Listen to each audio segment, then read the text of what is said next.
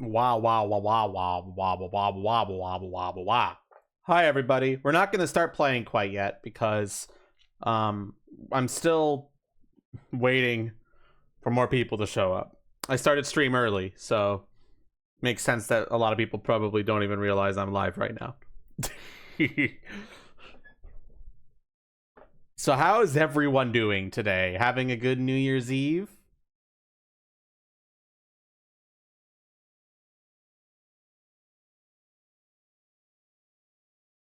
For some reason my hands look weird. One sec. Like the hand tracking is like not right. One second. Let's see if we can adjust that. Leave motion settings.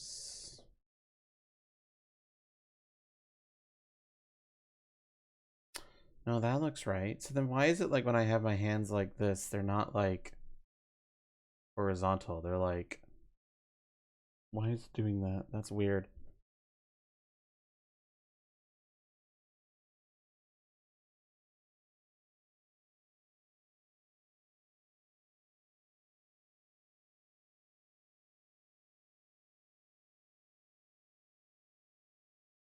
Like I know the thumb is fucked up. Don't worry about that.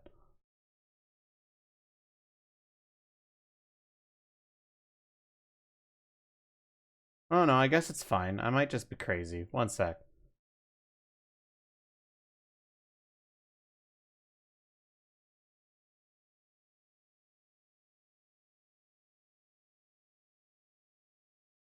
It's fine.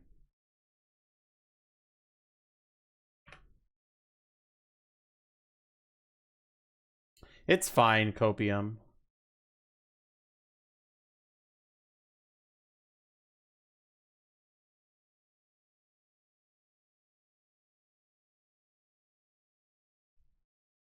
Hello, Vel. How ya doing? Hello, drinking deuteronium, if I pronounced that right.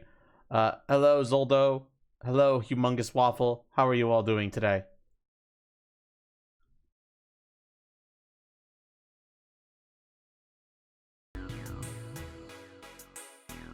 You all having a grand old time? Wonderful, that's great. New Year's for me soon. It's still 2025 for me, but it won't be soon. Now there is something that I need to do right when the clock turns to 7 o'clock in a game, but that won't take me long. And then we're probably going to officially start just a short moment after that, as we have more people trickle in, especially people who might be more invested in the plot. Hi, Noise.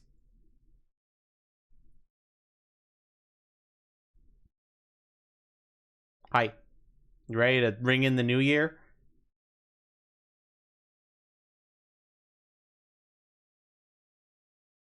"2026, baby!"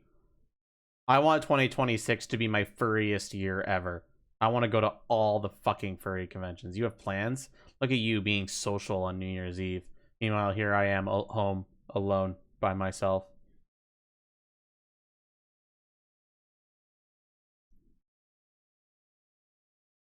I'm okay. I must preface that this is a joke and I am perfectly fine.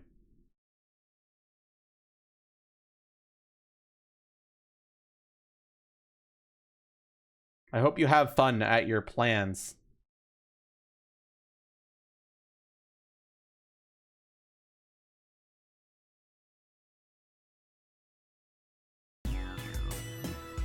We'll be starting soon.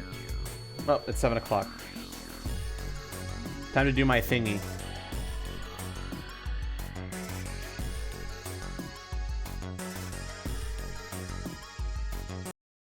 So we've got a puzzle room.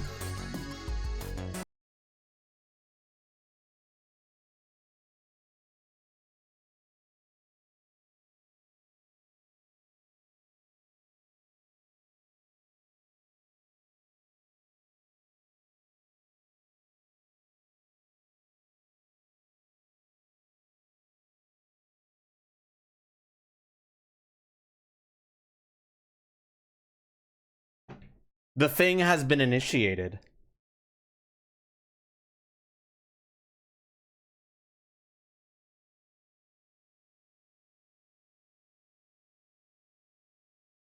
We certainly love our things in this household, don't we, chat?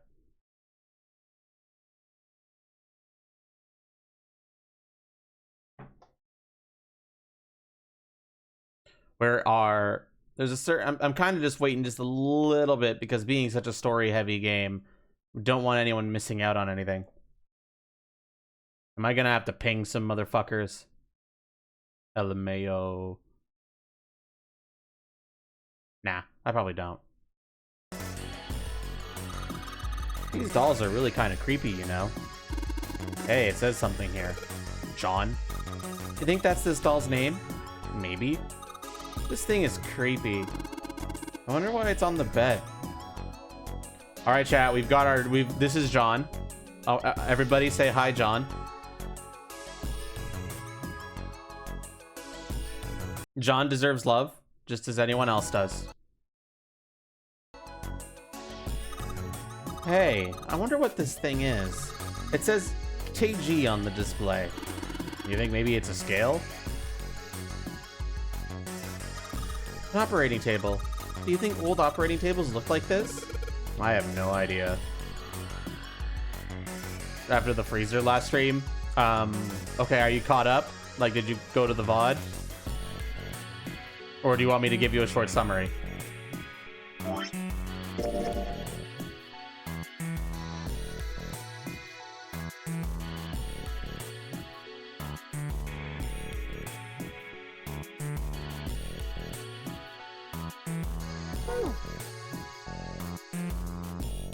Make it fast for everyone else's sake. Don't worry, Awaria. Not very many people are here yet.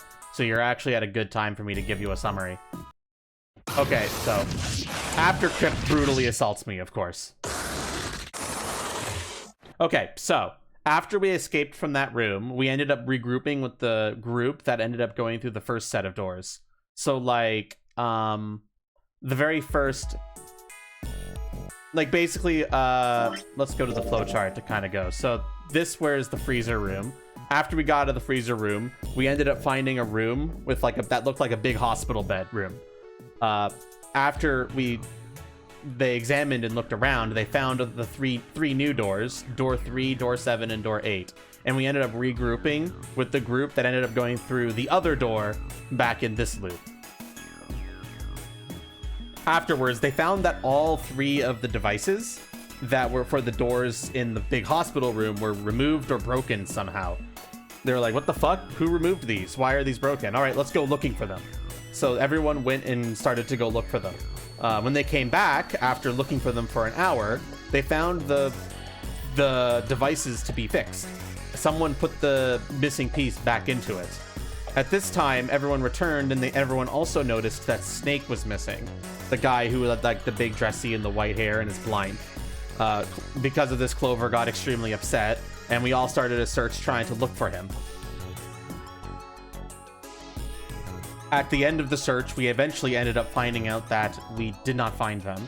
So when we went to the doors, we determined that, okay, somebody needs to be left behind in the hospital room. Because the only way that we can go through is by splitting into 2 groups of 3, with one group going through door 7 and the other group going through door 8. Ace, the old guy, volunteered to stay behind and sacrifice themselves. And in order to stop people from forcing him to go through, he injected himself with an anesthetic to put himself to sleep. So he went to sleep in the hospital room, so he's asleep in the hospital room right now. And we went through door 7, and everyone else went through door 8. In door 7 with us right now is Clover and 7. And the people who went through door 8 is Santa, Lotus, and... I'm trying to remember who the last person was. Santa, Lotus, and who was the last person to go through that door? June, or Akane, as her actual name is, but her code name is June. So that's the plot summary and where we are right now.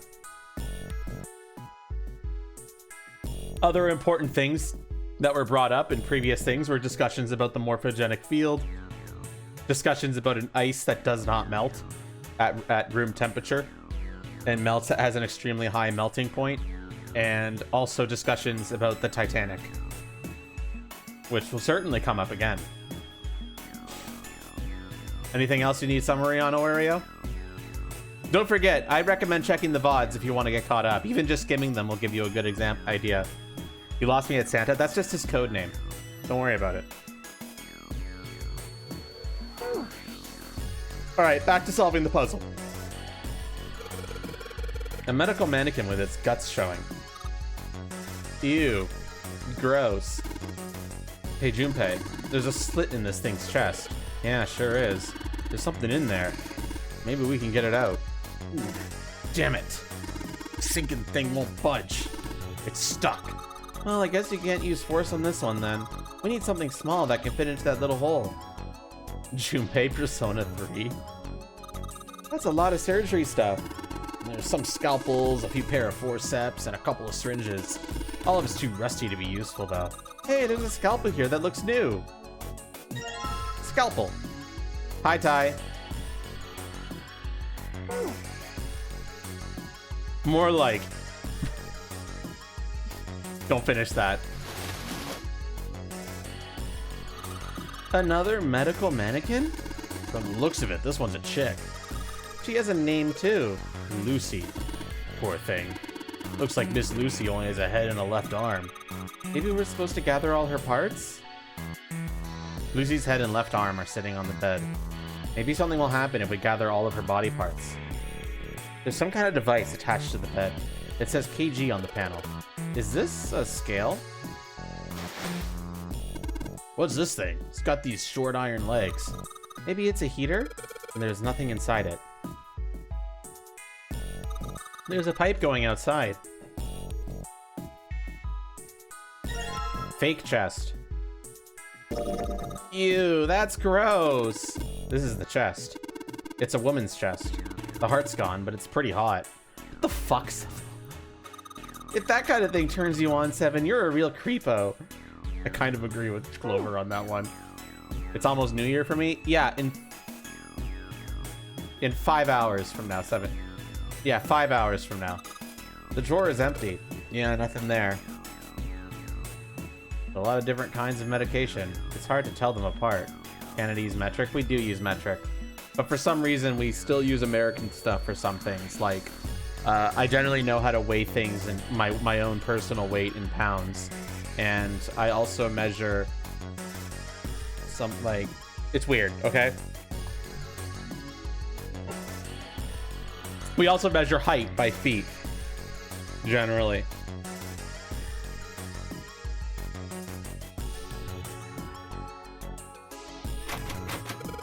It's locked. We could probably find the key if we just look some more. Let's look somewhere else. Looks like it's locked. Guess we're gonna need a key for this one. Junpei, where are you going? That's the door we came through. The only thing out there is the numbered door. Pretty sure I don't need to tell you that numbered door is a one-way deal. So, you're saying there's no point in going back there, huh? And they're nodding. Awesome.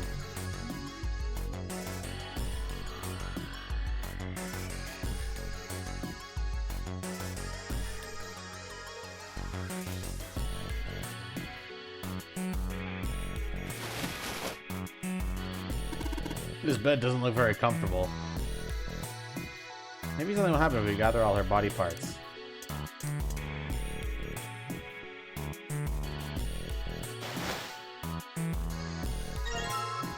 Kosher forceps. Are those scissors? They look kind of funny. No, that's probably a pair of kosher forceps. Kosher forceps or something like that.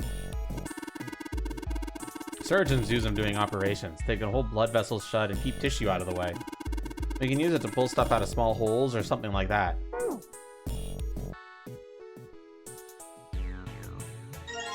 Fake organ. So we took the organ thingy out of the chest thingy. It's a lung, not an organ thingy. Lucy has bigger things to worry about than how comfortable the bed is. So true. Huh? This part here on the back, it's all rubbery. You're right. So it's a fake organ. Of course it'd be. Wait, what's Seven grabbing it for? Hey, it feels like there's something in here. You think we can cut through the rubber part? Let's try cutting this organ with a scalpel.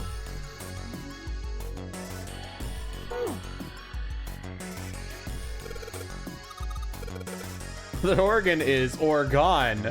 I expected more from you. Oh, like you can do better.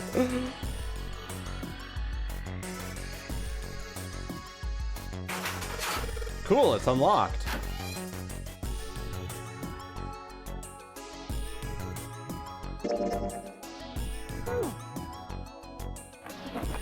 Let's see. A piece of paper. Something covered in middle school. Am I a kobold now? I'm a winter bold. I guess that's kind of the same thing. I don't know. What's this? Is this some kind of medical record? New material has been added to the file screen. A medical record found in the preparation room. It has records for the 2 mannequins. There's a male mannequin named John and a female named Lucy.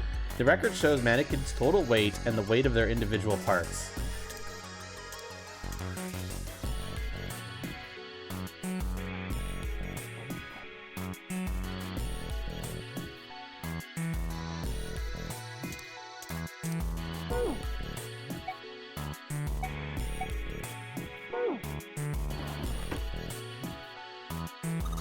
I found a beaker. The white light on the top is glowing. Yeah, but the red, blue, and purple ones still aren't lit. There's white light, and it's hitting the thing on the right.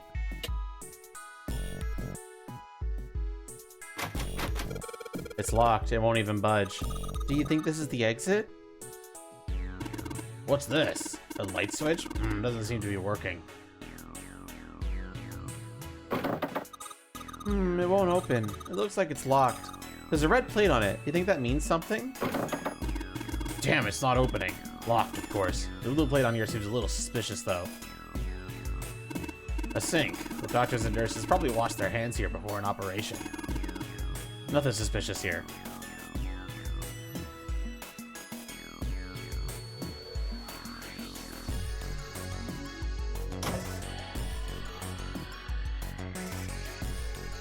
That's why it's a winter bold.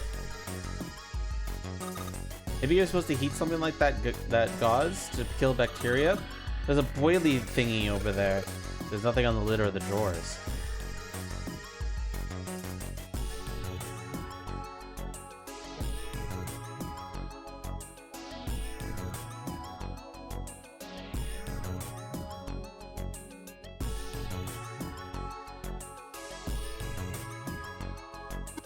Huh? There's something sort of lit on this thing. Why don't you try opening it? Can't. There's no handle. I can't get under it with my nails either. Okay. Well, what if we use the fake chest?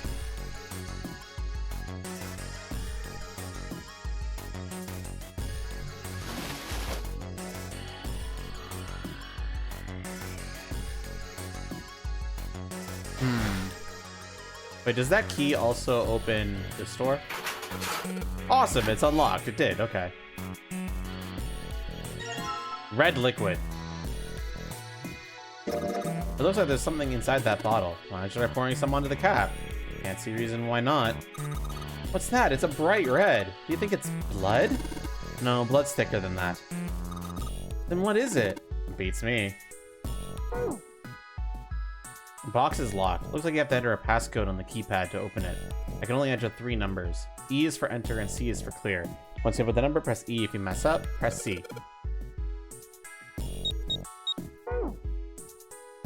Blue liquid. There's a note on top of the table. Iron equals 1, salt equals 2, water equals 3. Not yet, no, Bakiri. Carbon dioxide equals question. Ammonia equals question.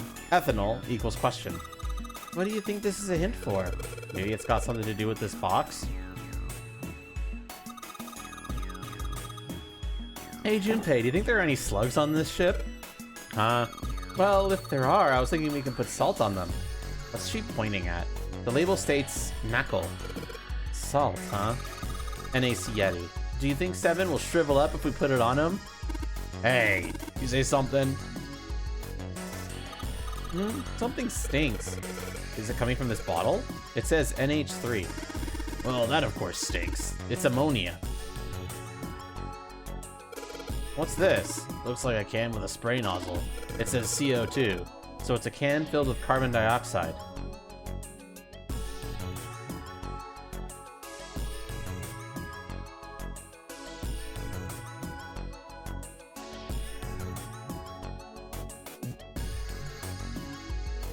Ammonia is NH3.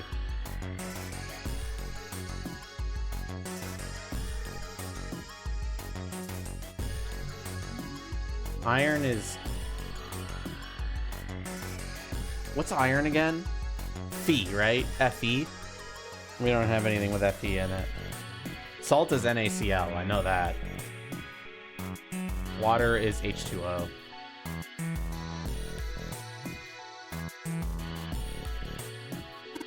Hey, Junpei, there's dihydrogen monoxide on the shelf. Why don't you just say water? Junpei, there's a bottle of iron powder on the shelf. How do you know it's iron? The label says Fe. Fe stands for iron, right? And H3. N is nitrogen and H is hydrogen. So in other words, ammonia is made of 1 nitrogen atom and 3 hydrogen atoms. Ooh, good stuff. Let's go for a drink. What are you talking about? I'm talking about the bottle. It says C2H5OH, right? It's ethanol. That's right. It's also known as ethyl alcohol. It's pretty much what booze is made of. So you're gonna drink it? Nah, I won't. It might say that's what it is on the label, but there could be anything in there.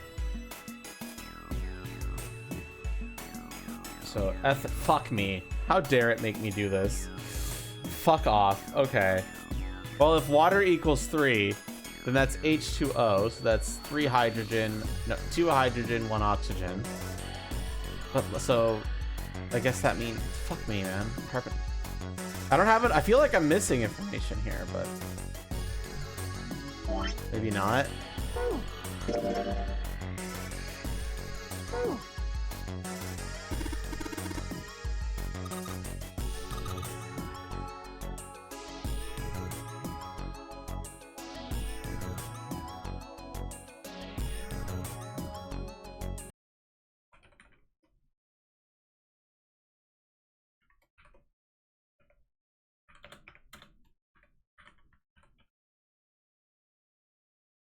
So we know that C2H5OH equals ethanol. NaCl equals salt, which equals 2, right?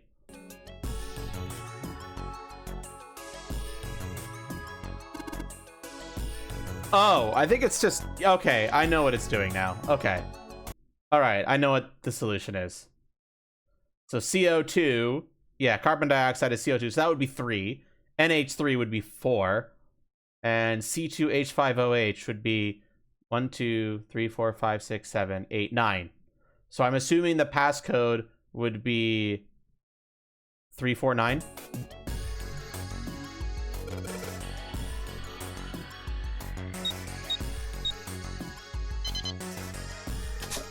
Hell yeah. It was the number of atoms.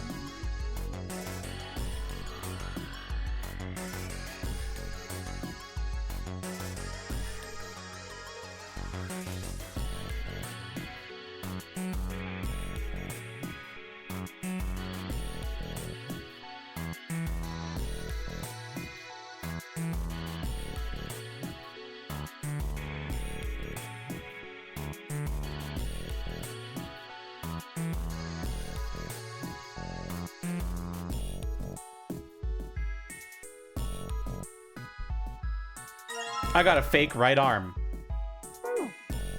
Careful, the box is armed. Shit.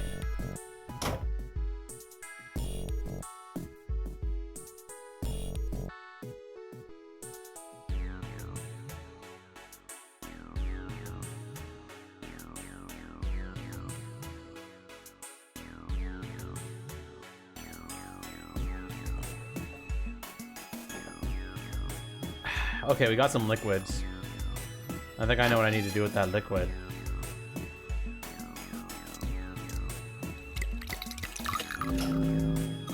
Hey, it turned red. Forget about that. Didn't you hear that just now?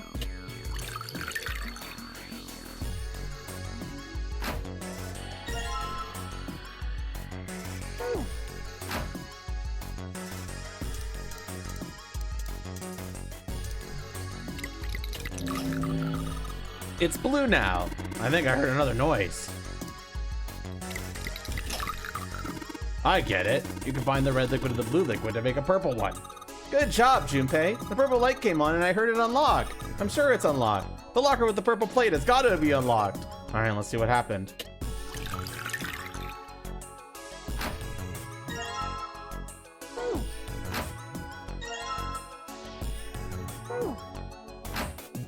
I got a lot of fake body parts.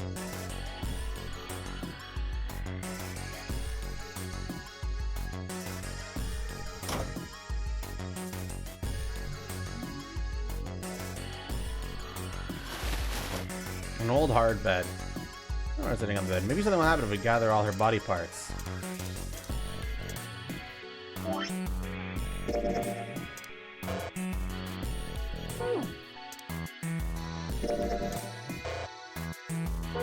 Well, I feel like I got... Oh, I'm missing one still.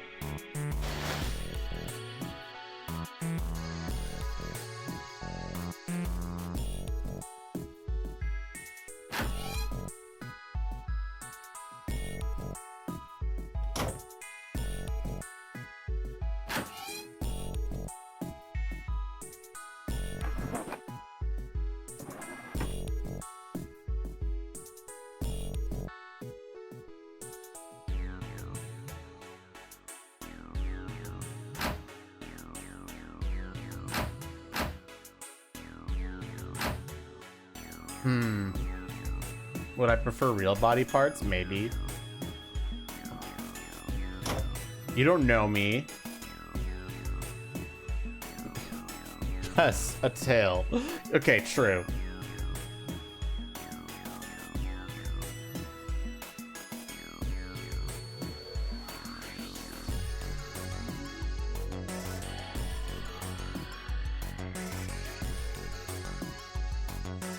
I think we all would, Ty.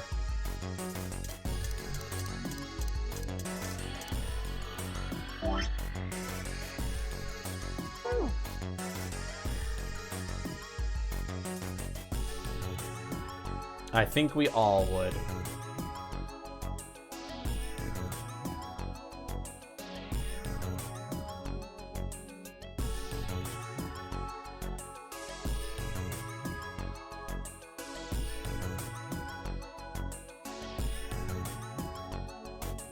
What am I missing here?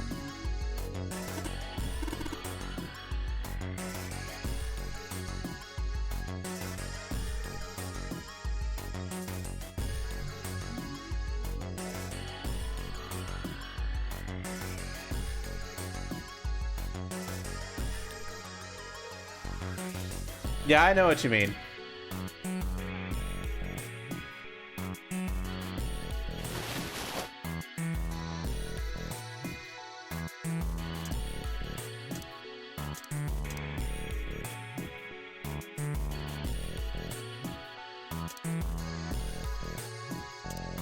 I've got the chest, I've got the stomach, I got the left leg, right arm.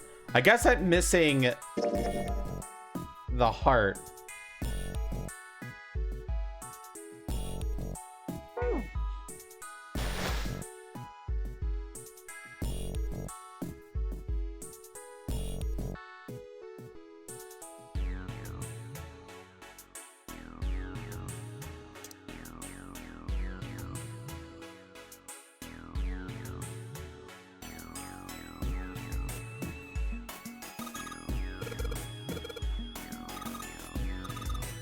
Are you like a flexible, like an octopus or something? Yes. You don't know me. Heart was in the keypad box. Was it actually? And I just fucking... Oh my god.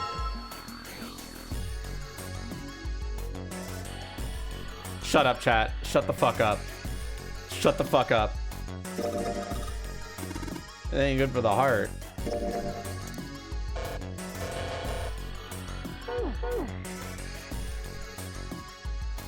Think we should go back? Yeah, I think that's probably best. Clover nodded and left. Junpei was about to follow her when he realized that Seven wasn't following suit. Hey, Seven, what's up? Oh, well, He looked up at Junpei distractedly and then back down at the brown bottle he held gulped in his large hands. Is that a medicine bottle? I got curious about it. Here. In response, Seven tossed the bottle gently to Junpei. He caught it and twisted it around to read the label. Ethylene diamine tartrate? Yeah, that's right. CDT. What kind of medicine is that? It's not medicine. I think it's an industrial strength detergent. Why would they have something like that here? Well, probably to clean stuff up. Clean what up? Fuck if I know. Still, looks like it's cleaned my brain up. Junpei looked up from the bottle. You remember something? Yeah. Seven nodded slowly and spoke. Well, I remember a story about EDT. Happened about 50 years ago. There was this factory somewhere in America making big old EDT crystals. They were making it to sell as an industrial strength cleaner, like I told you before. But a year after the factory started up, something strange started happening with the crystals they were building. Water molecules started attaching themselves to the EDT crystals. This made them into a sort of mutation of the original crystals, called a hydrate. Once the crystals turn into a hydrate, though, it's useless as a cleaner. The factory had to just dump the crystals. As a hydrate, they were useless. But it didn't end there. After that day, the same thing started happening in EDT factories everywhere, even ones nowhere near that first American factory. They'd been making crystals the same way, with the same materials and the same equipment and environment. But now, all of a sudden, every single crystal they formed turned into a hydrate. In fact, ever since that day, no factory anywhere has been able to make a pure EDT crystal. Even in EDT research done years before, they'd never gotten a hydrate. But after it happened at the first factory, it just spread. It was like, how do you say it? Hi, Angel.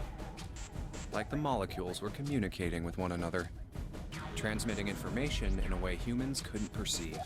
This phenomena spread throughout the world, right? Junpei looked up at Seven with a half smirk. Seven stared at him, dumbfounded. Yeah, that's it exactly. But how did you know? I heard another story, kind of like that one. When? In the freezer? What? A freezer? Yeah, June told me. Junpei told Seven the story he heard from June in the freezer in the kitchen.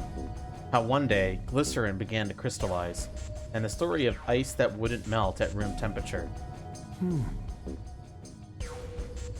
When Junpei was done, Seven looked thoughtful and absent-mindedly rubbed the scar on his chin. Ice that doesn't melt at room temperature, huh? That sounds familiar? Yeah, hold up.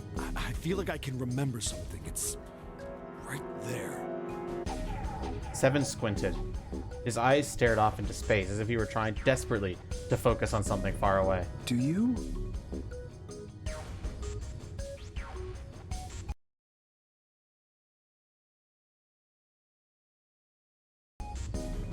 Do you know about Ice 9? Do you know about Ice 9? Ice 9? Ice 9. Ice 9. Ice. Suddenly, Seven eyes shot open. That's it. I remember now. That woman, she's on this boat. That woman? Alice! Who's Alice? Come on, the woman who won't melt at room temperature. Huh? It became clear to Seven that Junpei had no idea what he was talking about, as he ran his hand across his face and took a deep breath. You know how the Titanic sank on April 15th, 1912, right? Yeah, more than 1,500 people died. Worst maritime accident in history. What about it? Did you hear about the boat that was sent to collect the dead bodies? I think that was the RMS Carpathia, right? It was a cruise liner, just like the Titanic. No, that was the ship that picked up the survivors. The ship that collected the dead bodies was the CS McKay Bennett. The McKay Bennett showed up on April 17th, 2 days after the accident. It set out from Halifax, a port in Canada, and recovered 306 bodies. The Atlantic that far north was really cold. It would have to be for there to be icebergs and stuff. Anyway, the bodies they pulled out of the water were frozen solid. This isn't a very nice story. So, what happened next? Well, they say the McKay Bennett recovered something more than just dead bodies. There were various bits of stuff floating around in the water. things the drowned had carried with them, or stuff that dislodged as the Canada ship sank. mentioned. Yeah, Canada! One of the things they found was a coffin. A coffin? Yeah, a wooden one. The craftsman who made it must have been pretty skilled. It wasn't just a wooden coffin. It was all wood, no nails, no reinforcements, no gaps in the wood anywhere. The thing was airtight. The crew got pretty curious about what might be inside it and opened it up. They had to get a wedge and hammer it open. It was so well made.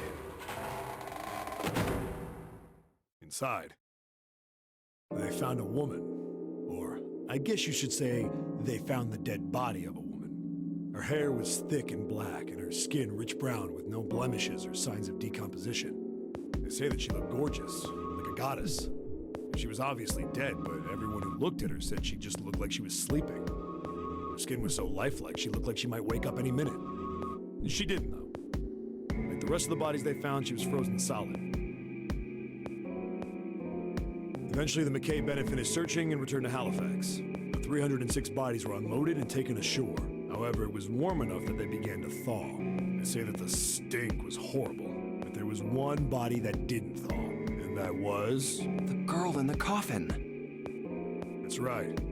Everybody thought for sure that she'd melt and start to rot like the rest of them eventually. But weeks passed and nothing happened. Then a month passed, and another. And it was summer, and she was still frozen solid. After a while, people started to say she was some sort of miracle. Rumors about her started to spread. People came to visit Halifax from all over. After a while, people started to call her All Ice. Alice. Of course, those rumors didn't last long. Why? Well, she up and disappeared. One day Alice was there, the next day she wasn't. They say someone snuck into where they were keeping her and stole the body. With the body gone, the rumors followed pretty quickly. And after a while, no one remembered her. You might be able to find something about her if you can find a newspaper from back then, but that's about it. Wait, you just said that she was on this boat. Yeah, I did. Alice has got to be somewhere on this ship. Now why the hell would you say something like that? Because I know. And just what is it you know? What happened to Alice after she was stolen? Junpei called. All right, tell me. What happened to Alice? Seven nodded slowly and took on the look of a man recalling something long buried. Well, around that time, the word was that there was a special black market in New York. All millionaires from all over the world. I've heard that Alice went up for auction there. The person who won the auction was Lord Dashiell Gordain. You've heard that name before, right? Lord Gordain. Oh, isn't he the guy who bought the Gigantic? The Titanic sister ship? Yeah, that's him. Although I guess he hadn't done that yet. What do you mean? Gordain bought Alice in 1912. 4 years later, in 1916, he bought the Gigantic. And he hid Alice somewhere on the Gigantic, but nobody knows where. He died in 1931, and apparently he died without ever telling anyone where Alice was hidden. However, what?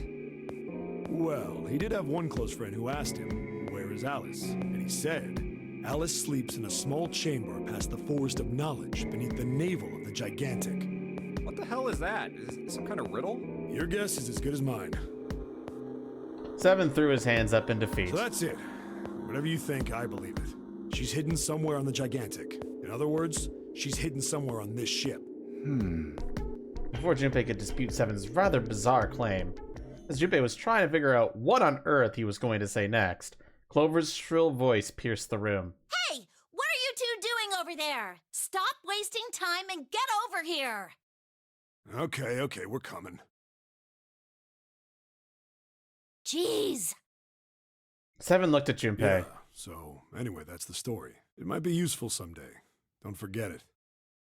With that cryptic remark, he turned and left the room. Alice. Huh.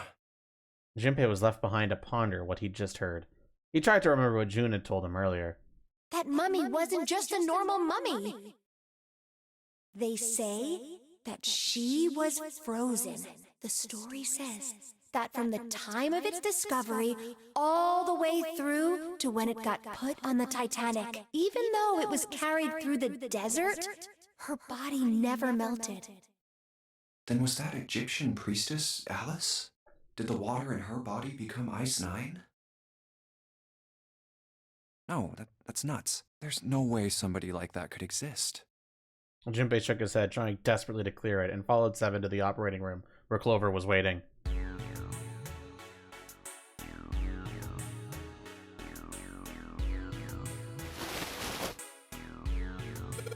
Okay, so we've collected the 6th part of the medical mannequin. So the ones we've got must be for Lucy, right?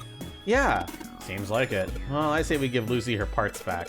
Any objections? Nope. Agreed. Alright, let's get started. Combine! Hey, nothing happened. That's odd. Maybe it's the wrong weight? Wait, yeah, well, you know how there's a scale on the side of the bed? Maybe we need to get the scale to a specific number. How are we gonna do that? I think we're supposed to swap her body parts with John's. Oh. Let's give it a shot. Operating instructions. The screen will display 2 medical mannequins. You can switch their body parts by selecting the part you want to switch out.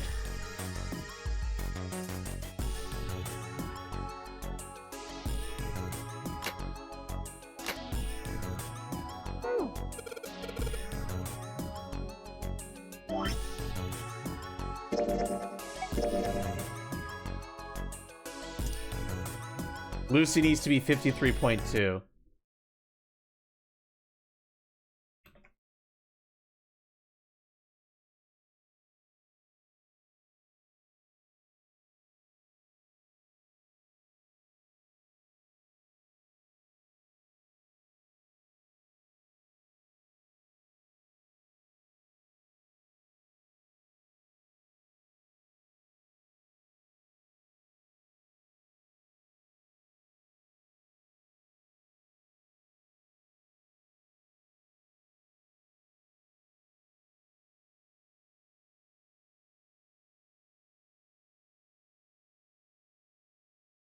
I'm just, okay, 1 second. 53.2. And John is 51.3.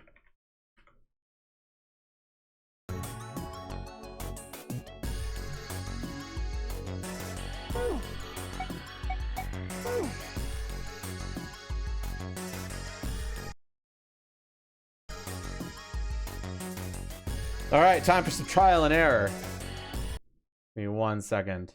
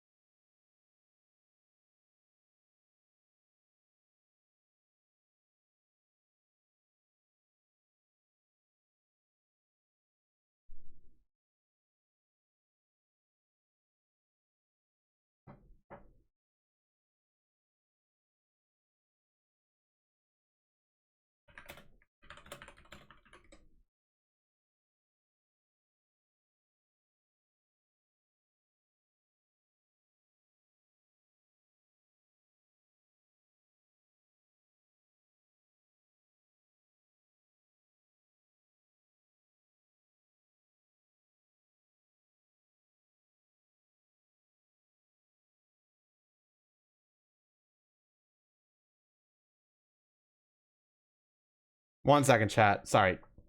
I'm not looking up the answer or anything like that. Just checking something very quickly in my video game. Okay.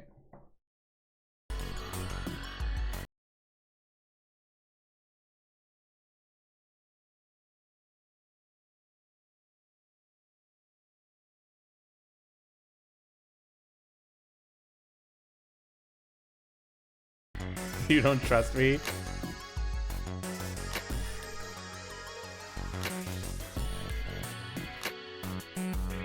No, that's too much.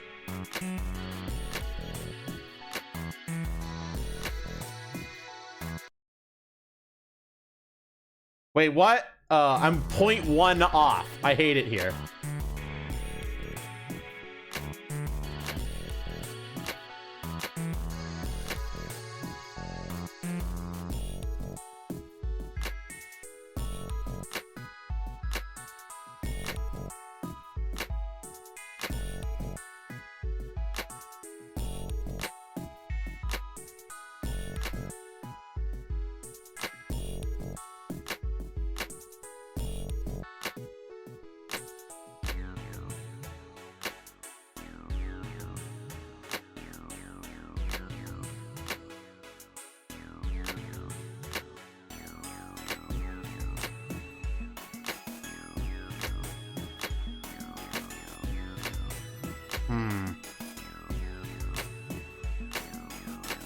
Oh, you can swap the hearts too.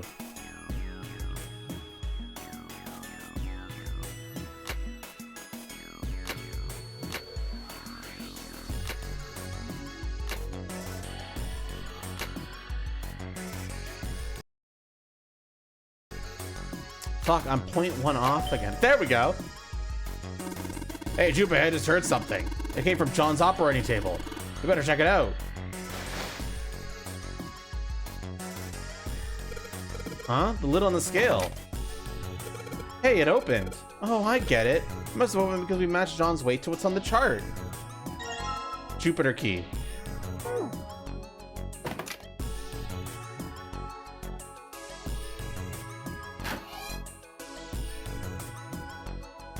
Hey, hold on. Junpei stopped, about to put the key in the door hob. Oh, what's up? Where's Clover? Huh? Junpei turned around. Clover was nowhere to be seen. Oh, god damn it. Where the hell did she go? Okay, just hold on a minute. I'll go get her. Sure thing. Junpei left Seven at the door and headed back to the operating room.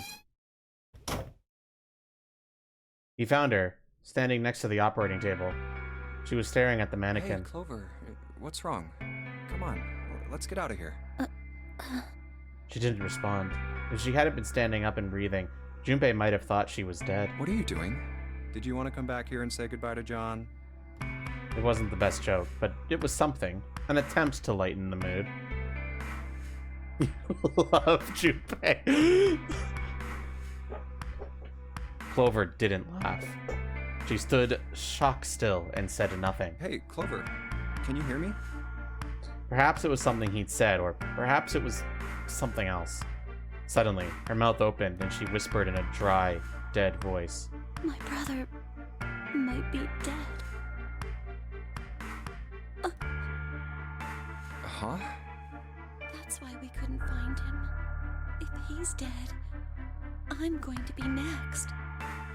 Suddenly, the operating room felt very, very cold. What are you talking about? What's wrong with you? He gave her a small shake, but she still didn't respond. The silence grew heavier. Junpei, what do you want to do? Do we tell Clover they need to leave? Or do we give her the 4-leaf clover bookmark?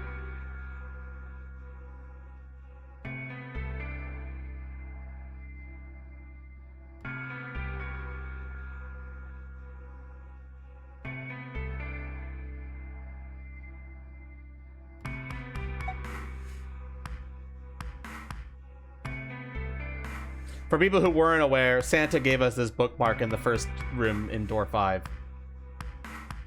Oh, yeah. He didn't know why, but suddenly Junpei remembered something he'd been given earlier. It's in my pocket somewhere. Here it is. He reached into his pocket and dug it out. A 4-leaf clover. Santa had given it to him in the second classroom. He held it out to Clover. Hey, did you know? Each leaf means something. Hope, faith, love, and luck. That's what a 4-leaf clover stands for. Take it. Use it as a good luck charm. He pressed the 4-leaf clover into her Listen hand. to me, Clover. No matter what happens, you can never lose hope. You have to remember what's most important, and that's to have faith and to have love. If you can remember all of those, that'll bring you good luck. Snake, I mean, your brother, he's not dead. He's alive, somewhere. I'm sure of it. You've just gotta believe in that. Clover stared at the 4-leaf clover in her hand. He could see tears start to form at the corner of her eyes. Thank you. Her voice was tiny and broken, and as she spoke, she started to cry. She tried to hide her tears by looking at the floor, but it did little good.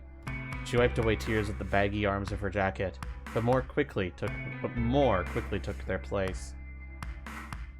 No matter how she tried, she couldn't stop crying. Her tears made small, wet circles on the floor. Thank you. She said it again. Then she looked up at Junpei and seemed to choke down the last of her grief. She did her best to smile. Junpei wiped the errant tear from her cheek with his thumb and gave her the best smile he could manage. Come on. Seven's waiting for us at the exit. But still, she didn't move. Wait, before we go, there's one thing I want to ask you. What's that? What do you think when you hear the word experiment? For a moment, his mind froze. Then he came back to his senses and realized the word meant nothing to him, aside from the dictionary definition. What? Oh, I guess it was just a coincidence then. I mean, that you knew about the four-leaf clover. Look, I'm sorry. I don't want to be a jerk, but you are making less than no sense right now. Oh, no. It's nothing. Just forget about it. Oh, don't give me that. You really think I could just drop this? What is this experiment you were talking about? Clover looked away. The four-leaf clover was still in her hand. She stared at it for a long moment and then finally spoke. You promise you won't tell anyone? Cross my heart. Really? Really? I can trust you, right? Of course you can. Clover slipped the four-leaf clover into her pocket.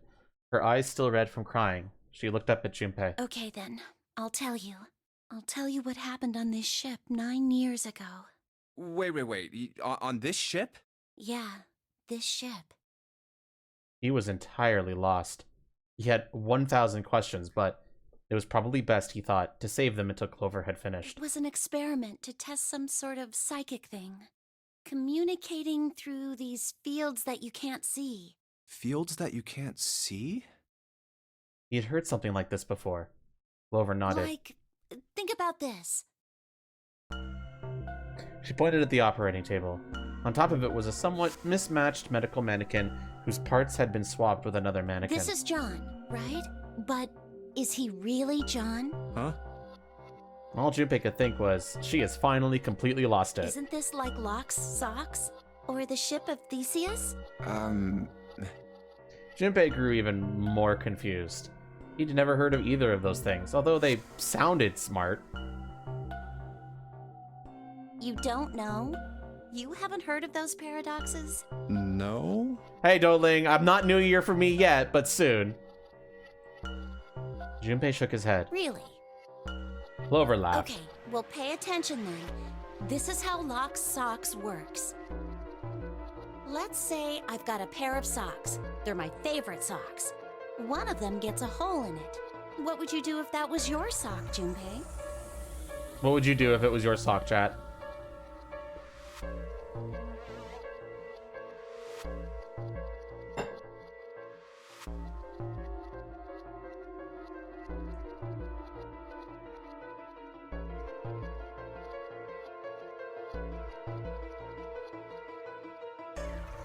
Toss it, unfortunately. I probably would toss it as well.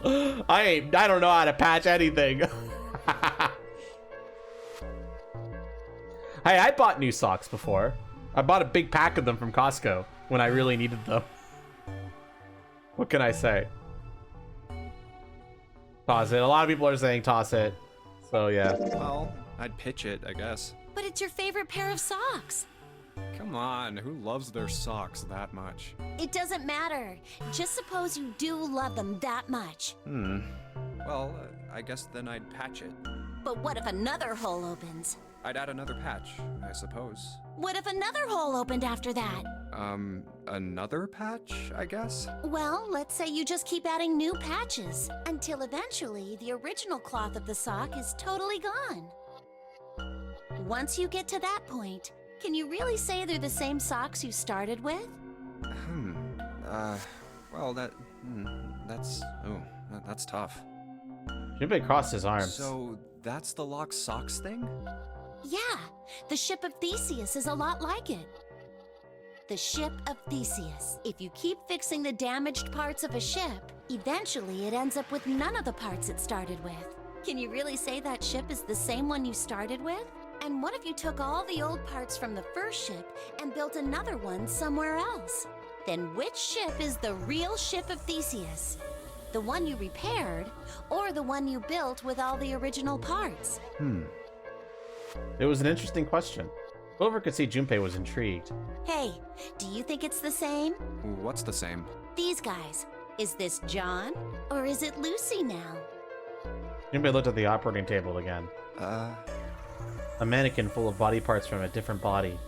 Clover had been right. It was just like Locke's socks and the ship of Theseus. Thesis.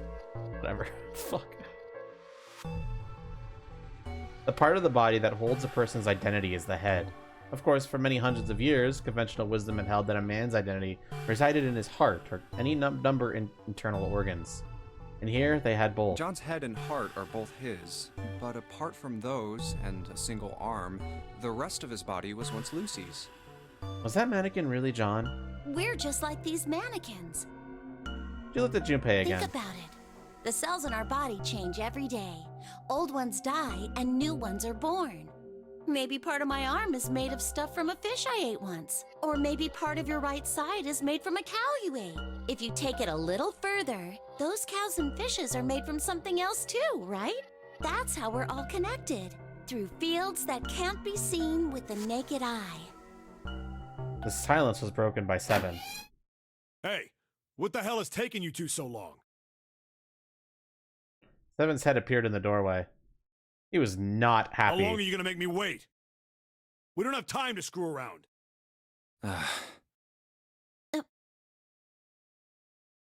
Junpei and Clover looked at each other. Clover looked at Junpei as if to say there was more she wanted to tell him. She shook her head. Whatever she had to tell him, she didn't want to tell him in front of Seven. Seven seemed to catch on. Oh? What were you two doing? Was this some sort of secret meeting? No, it wasn't. We were just Just... playing with the mannequins. Huh? Let's go, Junpei. Moving a little bit too fast to be entirely innocent, Clover headed towards the exit. Seven started after her, then turned to Junpei with an amused expression. Playing with mannequins, huh? Didn't know you were into that kind of thing, Junpei. You're a dick. Junpei dashed past him and traced Clover's path out the door. With a short laugh, Seven followed. They stood in front of the door. Junpei took out the Jupiter key. All right, I'm gonna open it now. Is that cool? You don't need to keep asking, just do it, alright? Fine then. He slid the key into the keyhole and turned it. He felt it unlock. The door opened with a soft, melancholy creak. It's a very interesting thought experiment, though. Aurelio. I'm not sure how I would answer it myself. Beyond it lay a simple white hallway. There was no fanfare or confetti. Obviously, there was no one there to applaud them. They simply walked through the door. That was All right, it. let's get going.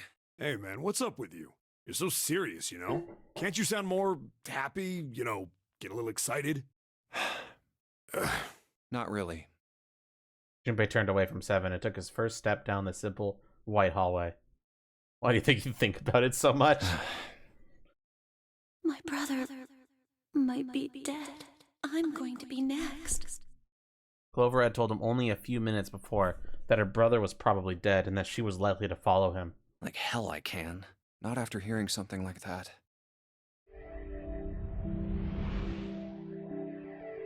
You found it. They left the operating room. The hallway took them around several corners and past several doors, but they were all locked. There too, huh? Every door in this place is locked up tight. How about that one? The final door was hidden in a corner of the hall. May as well give it a try. Junpei grabbed the handle, and as he made to push it open, a voice stopped him. The voice came from behind him and belonged to neither Seven nor Clover. Jumpy! Huh? He spun around. He saw someone running towards him from the other end of the hallway. There were 3 people coming towards Junpei and his companions. June? And Santa! And Lotus too! They pulled up short in front of Junpei, breathing hard. Whoa! What the hell is this? What are you doing here? What? But we didn't... Before he could finish, Clover spoke. Hey guys, could you come take a look at this? She was standing near the end of the small hallway that branched off to the right. The rest of them ran over to her, curious as to what she Look on found. the wall here. There was something on the wall at the end of the hallway. A map of the ship's interior? It says C deck. So it's the map for this floor then? Door 7. And Door 8. Yep, they both eventually end up at this hallway. In fact, Yeah, isn't that what I said? We aren't going to be split up permanently till we find door 9. We might get separated for a little while, but we'll see each other again. Otherwise, we won't be able to open door 9. And that's how the nonary game works. I see. Jimmy looked at the map of the ship's interior again. Wait a sec. Hey, could this lead to... As he looked more closely, his surprise and excitement gave way to weariness. Oh, You've got to be kidding me. One by one, the others saw what he'd seen. We may as well go. yeah. They moved as one for the door. Almost forgot. We should keep this. He pulled the map of the ship's interior off the wall, put it in his pocket, and followed the others. The 6 of them stood in front of the door, arrayed in a semicircle. Santa stepped forward. He took hold of the door and spoke without looking back at the other 5. Ready? I'm gonna open it. Slowly, all 5 nodded in their silent assent. With a deep breath, Santa threw open the door. Oh no, this is a room we've been in before. Remember that medical room I talked about earlier, Awario? They poured through the doorway and into the room. Even without looking around, each one of them knew where they were. I knew it. They were just where the map had said they would be. We're back. The medical room. In the hospital room. I see. I believe I understand what you're saying. The 6 of you split into 2 teams and went through doors 7 and 8. You solved the puzzles in the operating room and the laboratory, and then met one another in the hallway after opening your respective locked doors. It was the room with the numbered doors that they went through where they had to split into 2 teams, and Ace was like, I'll sacrifice myself so that you guys can go through. And then we ended up looping back into this room anyway where Ace was falling asleep. So... He looked like anyone might, after only just waking up, but it seemed that his brain was working as well as ever. He had managed to grasp, summarize, and understand each team's report. At any rate, I feel a bit silly for my little show of altruism. I know I said I was sure you'd come back for me. I didn't think it would happen so soon, though. Ace shook his head with a rueful smile. Well, we saw each other again and we ain't dead, so I say that's good enough. 7 smiled. Anyway, I say we get out of this creepy old place. We found the key we need. The key? Ain't that what I just said? I'm talking about the Jupiter key. We found it in the operating room. Is that the right word? Why are you saying I'm kissable? Right, Junpei? Yeah. Junpei nodded. The solar system keys. Actually, we found one in the laboratory too. Here, the Earth key. Lotus dug out a still warm key with an Earth symbol on it. I might lose it. It's probably better if you hold on to it. That way it won't be my fault if it gets lost. Yeah. On it. And with that, she pressed it into Junpei's hand. He felt slightly less than Now honored. we have 3 keys that we haven't used yet. Yeah. The Jupiter key that we found in the operating room. The Saturn key card we found in the kitchen. And the Earth key Lotus just gave me. Junpei tucked the new keys into his pocket. June spoke up. The Jupiter key is supposed to be for the door at the end of that long, straight hallway, right? Yeah. If the map's right, then it connects to the central staircase. Then, next to the stairs... Wait! They were the first words anyone had heard out of Clover in quite some time. Her face suggested that they weren't going to be very happy words. What about door 3? Look, you saw the map, right? It's the same as 7 and 8. Just lead us back to the big hospital room. There's no point to seeing what's on the other side of that door. There is a point. At least there is for me. There were tears in her eyes, but she glared at 7 as hard as she could, just the same. She looked very much like a frightened puppy. There was a man alive who could have resisted those eyes. Or is it like a route thing? I don't remember, Bakiri. We'll find out, right? 7 looked everywhere in the room except at Clover and muttered and coughed apologies under his breath. Yeah, you're right, I'm sorry. Snake might be on the other side of door 3. Clover nodded once. The next person to speak was Ace. Very well. I'll be coming with you then. I've had a nice long rest. I think it's time I was up and about again. So 7, you'll help me, won't you? Huh? Me? Junpei did the calculations quickly in his head. 4 plus 1 plus 7 equals 12, and 1 plus 2 equals 3. It looked like 7 was doing them too. At last, he gave up. Damn. Well, I guess that's how it's gotta be. So I'm going with you, huh? Yes, you are. All right, let's get moving. And so it was decided that Clover, Ace, and Seven would discover what lay beyond door 3. Okay, we're heading out. Be careful. Whoa. Didn't think I'd be hearing that from you, Lotus. Don't let it go to your head. I'd be in trouble if the 3 of you bought it. The rest of us can't open the 9 door. Ah, the truth comes out. Seven nodded as if the answer made much more sense and pulled the lever on the red.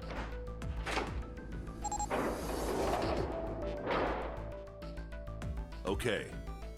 The door opened and Ace, Clover, and Seven jumped through it. 6, 7, 8. After exactly 9 seconds, the door closed noisily. All right, we should get moving too. Huh? Get moving. Where are we going? Everyone except Lotus seemed rather Well, it would be confused. a waste of time to just sit around, wouldn't it? Let me explain. Oh, I get it. We're gonna see if we can get anywhere interesting with the Jupiter key. Yes. If we're lucky, we might find Snake. They were at the end of the hallway lined by individual hospital rooms. And here's the Jupiter symbol on the keyhole. All right, Junpei, open it if you please. Yeah, on it. Junpei pulled the Jupiter key out of his pocket and slid it into the keyhole. He twisted.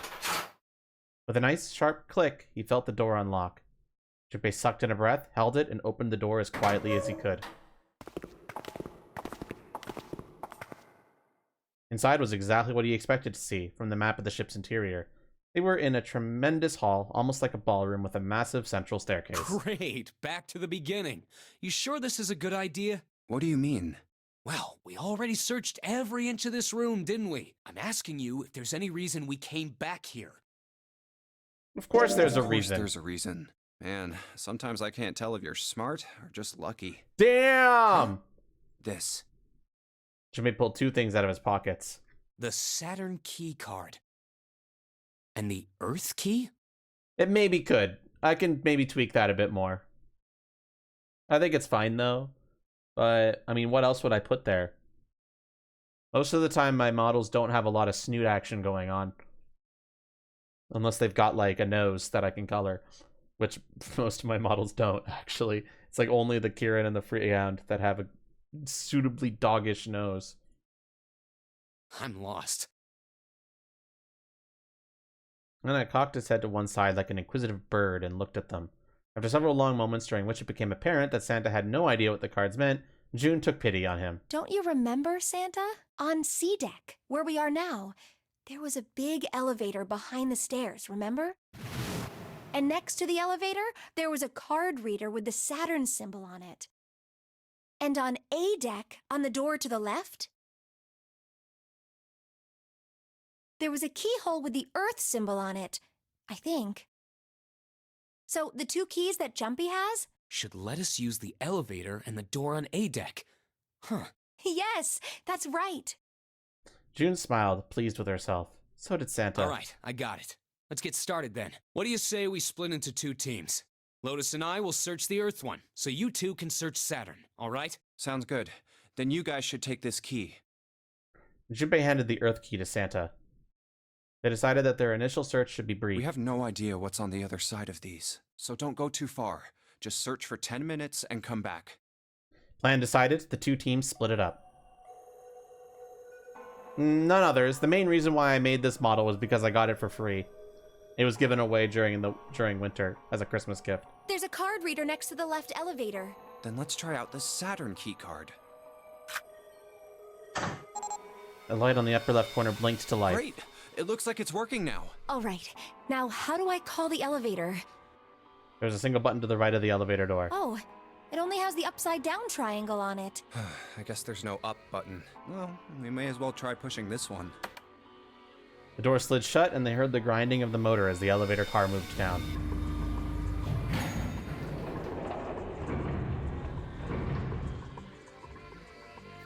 It opened! Look, Jumpy! June's voice was excited, but Junpei could hear a tinge of anxiety. Sweet! It opened! Let's get going. He grinned at June and stepped towards the open door. As he was about to set foot in it, he felt a hand on his arm. Wait! What? I'm not really, I just, oh gosh. Junpei was at something of a loss. What could she possibly be so frightened of? June was probably afraid of... What is June afraid of, chat?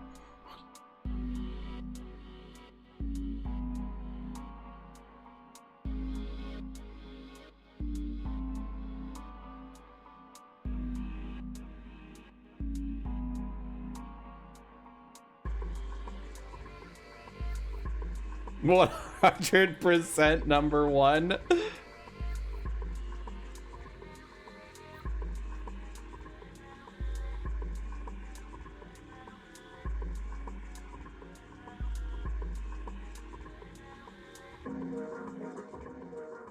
Any other opinions?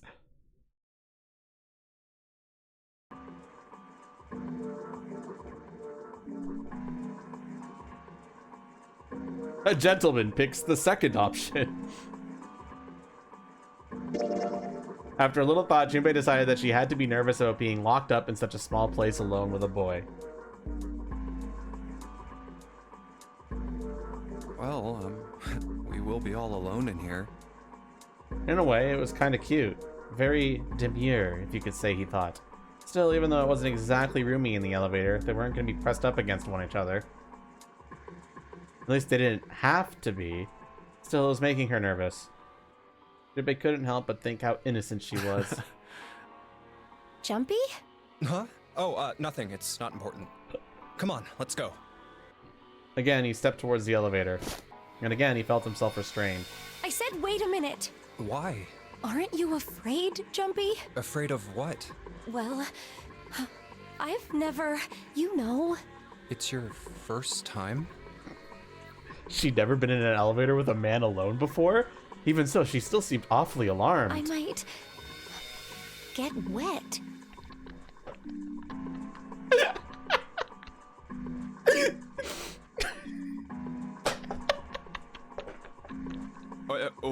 What? Down there. I'd get soaking wet. Well, I mean, of course you would. That's the way it works.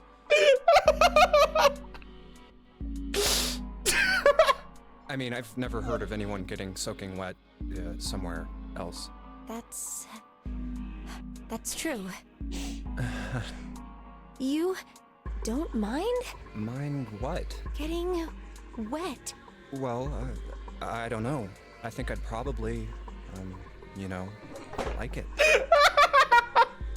Gosh, Jumpy, you're so brave. Really? I mean, I kind of think any guy would do the same thing, you know? What happens, happens, right? I mean, if you get the chance, you've just got to go for it. That's what a man is supposed to do, I guess. You're so cool, Jumpy. I really admire you. That doesn't really seem like the sort of thing you ought to admire someone for. I'm really scared. Yeah, I mean, like you said, you've never done it before. Yes. So, I don't think I'll be able to last very long. And then It just keeps going. over. Over? Yes. I'll go to heaven. Heaven? Oh my god. Feels kind of like you're floating in space, and your mind gets all fuzzy, like when you pass out. At least that's what I've heard from people who have experienced it. Yes, I've heard that too. Oh no! Have you missed this? Pure comedy gold, Wario? Fuck! Although I don't think the same thing happens to guys. What? Huh?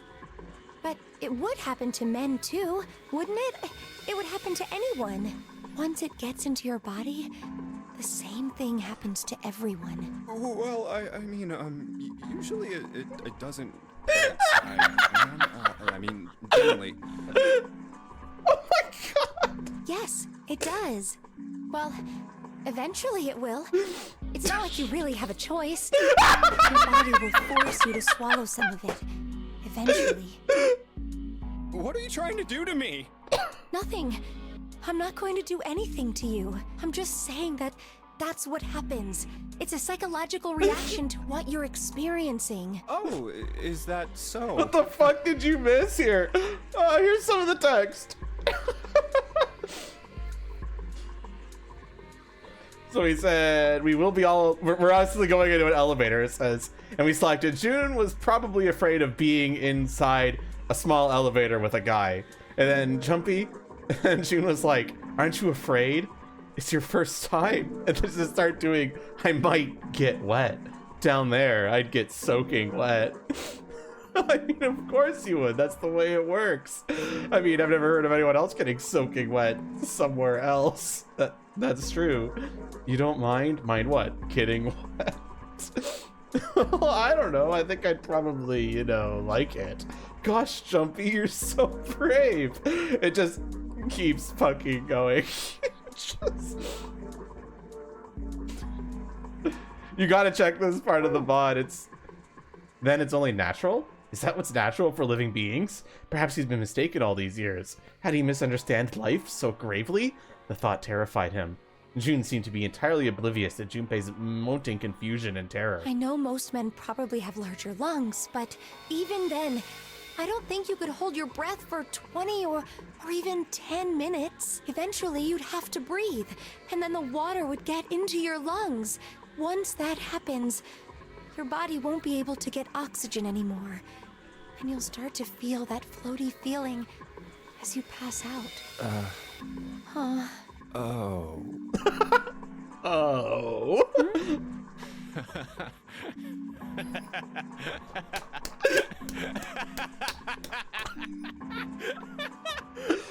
Finally, Junpei understood. He understood what June was trying to say and why she was so scared.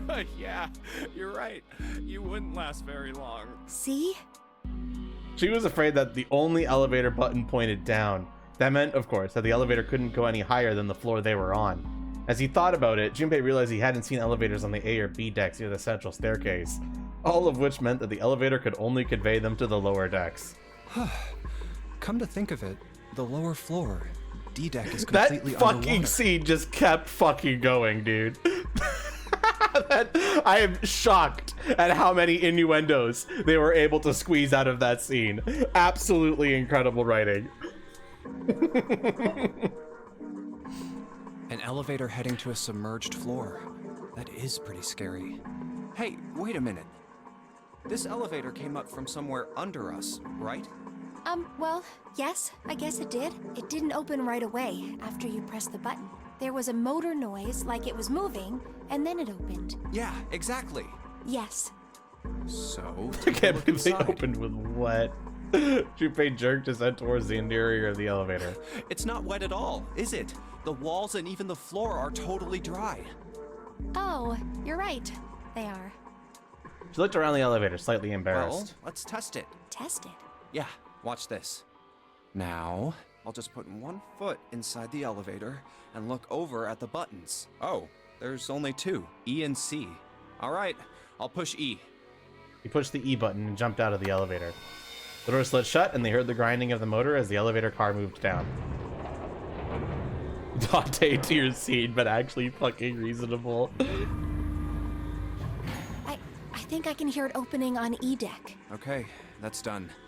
Now I'll just press the button again. Junpei will try to take that misunderstanding to his grave.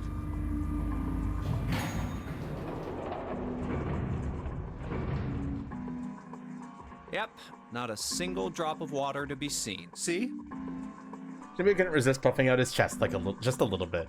June, however, still looked confused. What does that mean? How can E deck be safe if the D deck is full of water?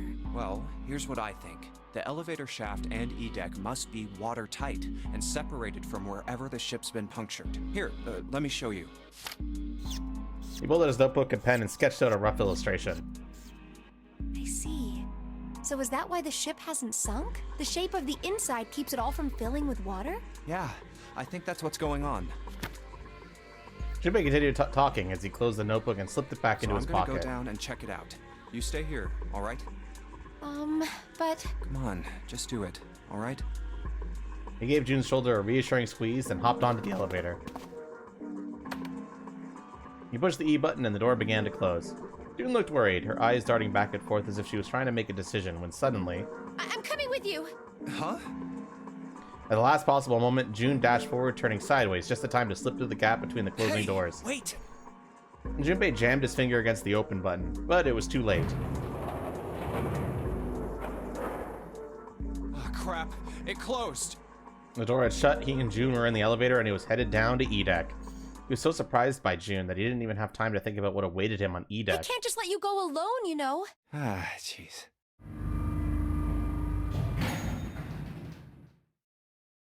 The elevator stopped and the door slid open. They tentatively stepped out and looked around. It looks normal. No fish going about their fishy business, or a jellyfish floating lazily through the water. There was, however, a blowfish, or at least something that looked very much like one. June's cheeks were puffed out and her mouth a tiny, intense frown. Oh, knock it off. It's just like I thought. This part hasn't flooded. Come on, just look around. There's no water here. June looked around nervously then. Exhale. You're right. It's not flooded at all. See? But there's a whole lot of water. Yeah, right on top of us. What's gonna happen if the ceiling breaks? Junpei thought about that for a moment. Well, we'd probably get really wet up there. Huh? At any rate, we should probably go back as soon as we can, once we're done looking around down here. Lotus and Santa might already be back. Okay, good idea. Now then. Junpei glanced around the room they found themselves in. The first thing he noticed was a set of thick iron bars. They ran the length of the room, separating the left elevator from the right Iron one. bars. Well, we can't go over there. By the way, if you're curious, here's where we are on the flowchart. Yay, flowchart. The green line shows the path we've taken. Which is going to be more relevant when we start getting to the other question marks. Right. Then maybe... In the corner of the room that housed the elevators, Junpei found an opening. Well, He walked up to it and stuck his head around the corner. it looks like there's a long straight hallway down this way. Something's written on the door at the end. Wait, is that... Let's check. Junpei and June set off down the hallway at a brisk clip, somewhere between a run and a jog. Before long, they found themselves in front of the door. Or on it was a number written in bright red paint. 6. I knew it! This is a numbered door. And indeed, there was a red bolted to the wall next to the door. But we can't do anything with only the two of us. We better head back and let everyone know. Yes. Junpei and June turned and headed back to C-Deck. Wait, what's this? On their way back, Junpei noticed a map on the wall. Is this the map for E-Deck? I should take it with me. Huh, so you guys found door 1.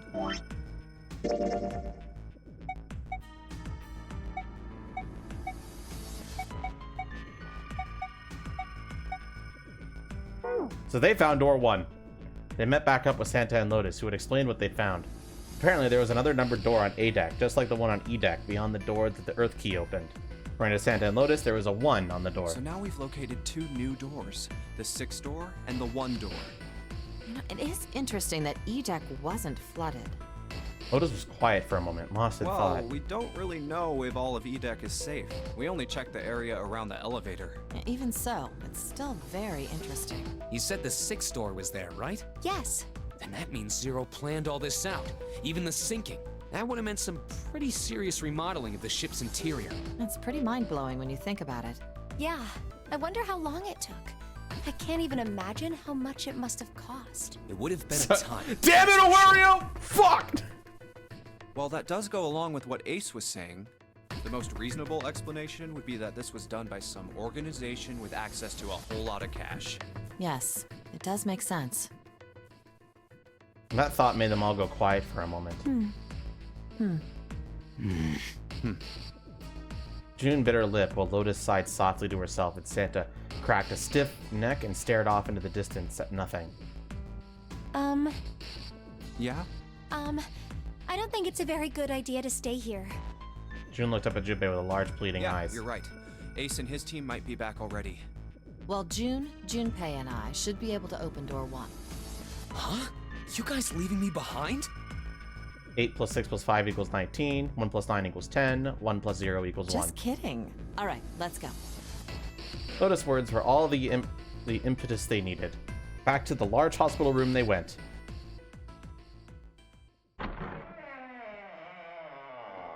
I'm doing good. The moment they stepped inside, a tremendous voice echoed across the room. Hey! Where the hell did you guys go? It was Seven. Seven?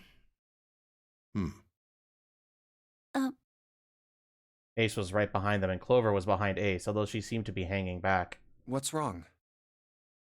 It looked as though there was something strange about them. Seven had the look of a man who had seen a ghost. Ace was just as pale, and Clover looked as though she was only moments from passing out entirely.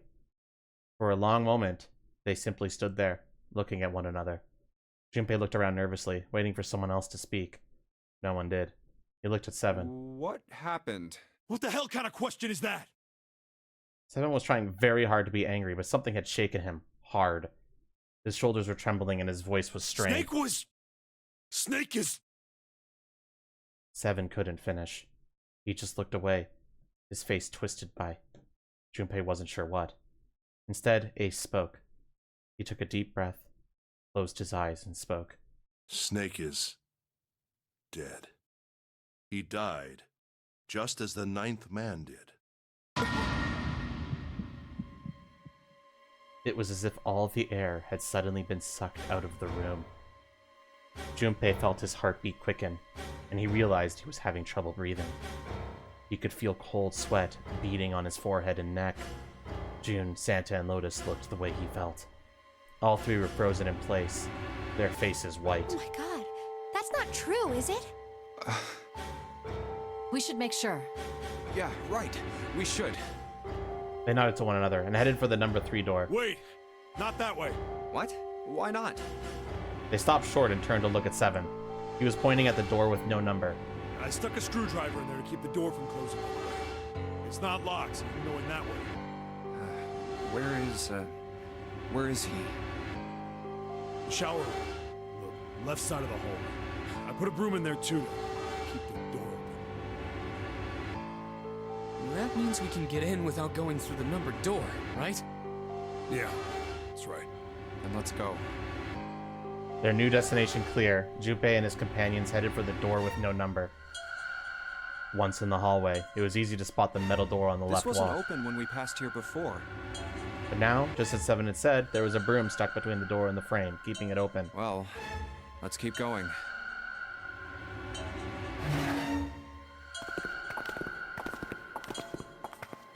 They looked at it for a moment, then stepped inside. Oh, it smells horrible. Lotus wrinkled her nose and covered her mouth in disgust. Even Santa pitched his nose shut. Ugh, yeah, this is pretty awful. I feel like I'm gonna puke. It was just as bad as they said, perhaps worse. A hideous smell filled the air, so thick they could almost taste it. It was sour, and smelled of fish, feces, and burnt meat. It worked its way through Junpei's nose and down his throat, to pound against the entrance to his stomach. He put his hands over to his mouth and struggled to keep what little was in his stomach where it belonged. Where is he? Where's Snake? They didn't have to wonder where the body was. There. There was blood everywhere, a few arms of the splatter reaching towards them as they walked in through the door. All one had to do was follow the many radial arms to their source. The body itself was hidden behind a divider. June, you should stay here. But... Please, just do me a favor, okay? Alright? He didn't give her a chance to say no. He put his hand on her shoulder, as if to shove her into the ground like a tent pole, turned and walked towards the ends of the divider. I'm going in. It felt like it took an eternity for him to get there. Santa and Lotus followed, timid and nervous as a pair of children. Eventually, they reached the divider. They looked at one another and nodded, slowly. Jimmy put his hands on the divider and peered around the corner. For a moment, he forgot to breathe. He felt his heart collapse in his chest like an empty cigarette carton, and time froze. He knew, in that instant, that he would take the image before him to the grave.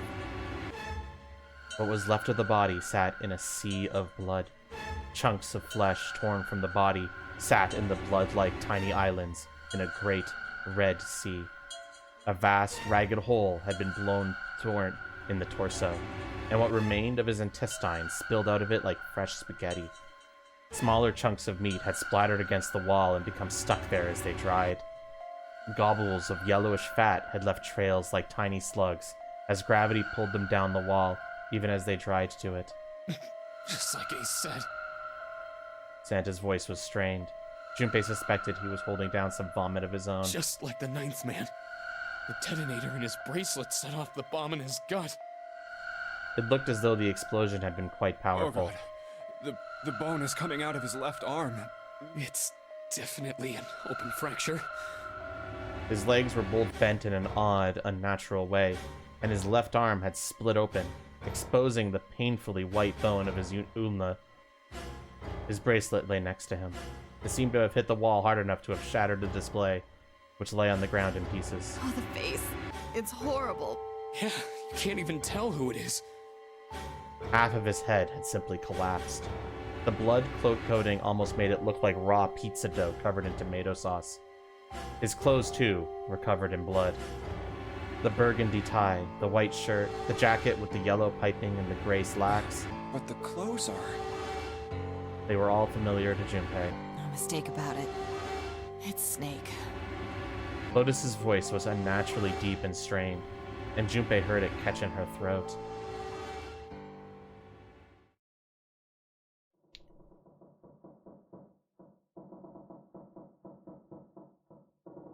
The squeal of tortured metal made Junpei's teeth curl. It sounded like the noise of a ghost would make. No matter how many times he heard it, he never got used to it. Every time, it put him on edge. It didn't help that there was a girl nearby who looked far more like a ghost than a living human should. It was Clover. She sat on the edge of the bed, her head drooping listlessly onto her chest. Her eyes were blank and stared across the room at nothing. Her breathing was slow and mechanical. Aside from the rise and fall of her chest, she didn't move. Junpei felt as if even a nudge might cause her to shatter into 1,000 pieces. Snake was probably murdered. Chances are he was killed the same way the ninth man was. Seven lowered his voice, likely in an effort to keep Clover from hearing what he had to say. There were 4 other people in the room with Junpei and Seven. Ace, Santa, June, and Lotus. Seven looked at each one of them in turn and continued. It's pretty straightforward. Not that hard to figure out how they did it. First, the killers got Snake to authenticate on the red to open door 3. Then they shoved him into it. Alone. And waited 9 seconds for the door to shut. Once that door was shut, it was all over for Snake. But he didn't give up. He probably knew it wouldn't do him any good, but he probably ran into the shower room looking for the dead. It was a small chance, but it wasn't like he had anything to lose. Unfortunately, it didn't work. The detonator is only deactivated if everybody who authenticated when they went in uses the dead. Snake was the only one who went through the door, and then 81 seconds after he was shoved in, that happened. I see. So that's what you meant by killers. It's all an automated system, Doomadet. You need at least 3 people to open one of the numbered doors, including Snake. It wouldn't open for Snake and a single killer. Yeah, that means we're looking at multiple perps here. Junpei crossed his arms and grunted. Well, just in case, I want to make sure. Let's say you're right. When do you think Snake was killed? When we all split up to look for the parts for the Reds, I think. Right after that was when we noticed he was gone. Then that means none of us have alibis. We were all off searching the rooms we'd been assigned, looking for those parts. Yeah, that means anybody could be a killer. Wait a minute. What are you talking about? June seemed shocked. Can you say that so casually? You're implying that one of us is a killer. Well, not just one of us. If I'm right, then at least 2 of us are murderers. Why don't you calm down a bit, Seven? What are you going to gain by being so suspicious? That's what Zero wants, you know? What Zero wants? Exactly. This game was set up by Zero, wasn't it? Any game has a winner and loser. Whoever makes it through door 9 is a winner, and those who don't are the losers. Zero is trying to make us fight against one another for that victory. Then you're saying that Zero is trying to split us up by making us fight each other? Yes. That is why we can't let ourselves fall prey to suspicion. We have to trust one another and form a strong bond of friendship. Otherwise, we'll end up ensnared by Zero's manipulations. Then does that mean that the person who killed Snake... Yes, almost certainly Zero himself. If there's anyone we should doubt, it should be Zero. He masterminded this game and kidnapped all of us. Doesn't it seem reasonable that he would have killed Snake as well? Good question. Junpei hadn't really considered that. If Zero killed Snake, then Zero is on the ship with us. Junpei, was Zero still on the ship with them?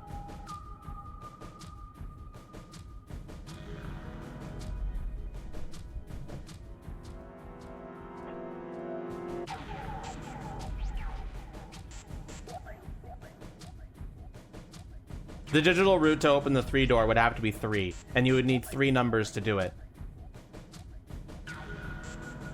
2 bracelet authentications isn't enough. That's why 7 was saying there's multiple killers. So basically you would need a number that adds to 12. Or something else that adds to 3. So chat, what's the answer to this one?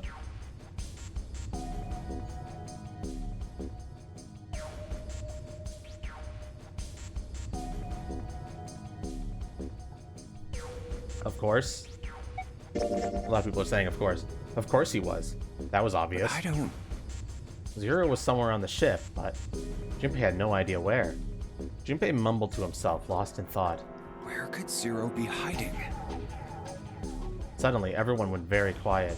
The silence was cold and clammy, and Junpei could feel it crawling across his back and around his throat.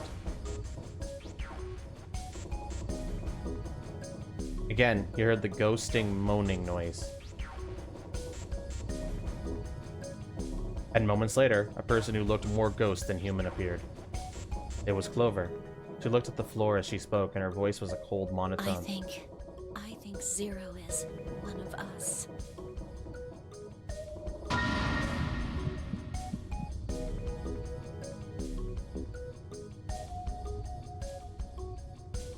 Every human body in the room froze. The only sound was the muffled rustling of breath. Eyes darted from face to face. One of those faces was the face of their jailer. But who? Was he one of them?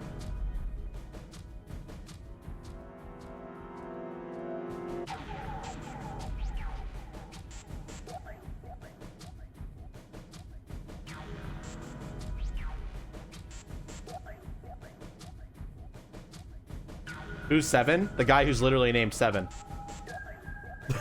The big guy. His name is 7 because his number is 7.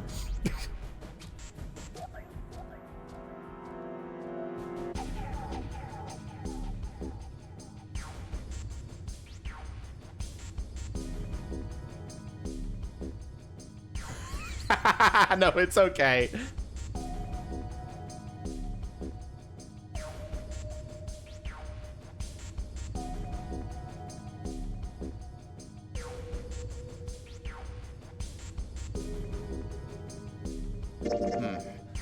Well, that's possible. Huh? Like Clover said, Zero might be one of us. What are you saying, Jumpy? Didn't you hear what Ace said? Exactly. I said we shouldn't suspect one another for no reason. No reason. I've got a great reason. And what's that? The bracelets. He held out his left Why arm. are the bombs in our bodies connected to the bracelets? You're all thinking Zero's hiding somewhere watching us, right? If he's doing that, then he could just detonate the bombs by remote control if someone did something they weren't supposed to. It would be a lot more precise and a lot easier. But if that's the case, then why is the bomb set off by the detonator in the bracelet? Is 4 bracelets possible? You got Yes, a point. it's 3 to 5.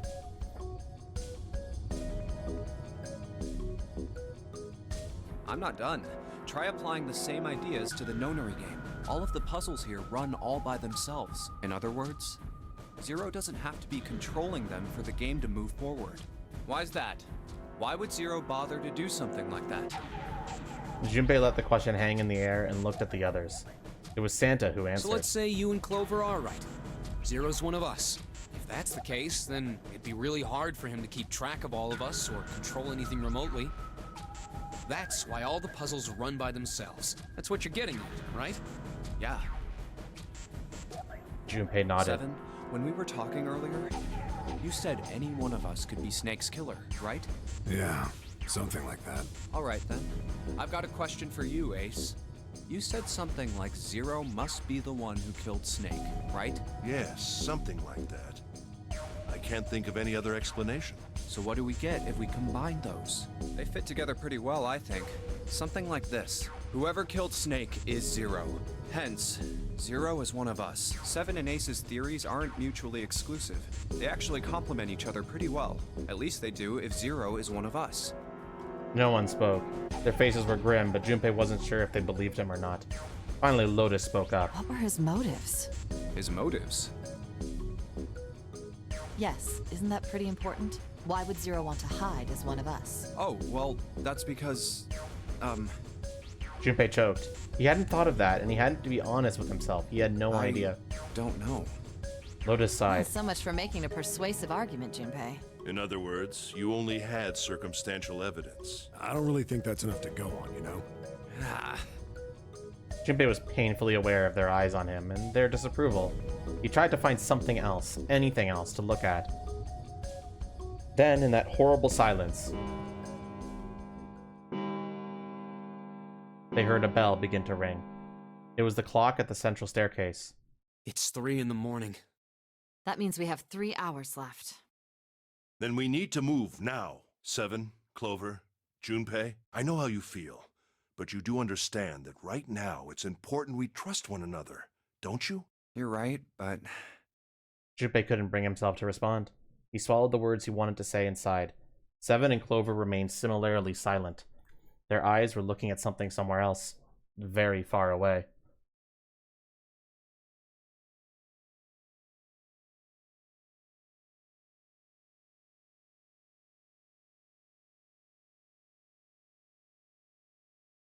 We must go. We have very little time left.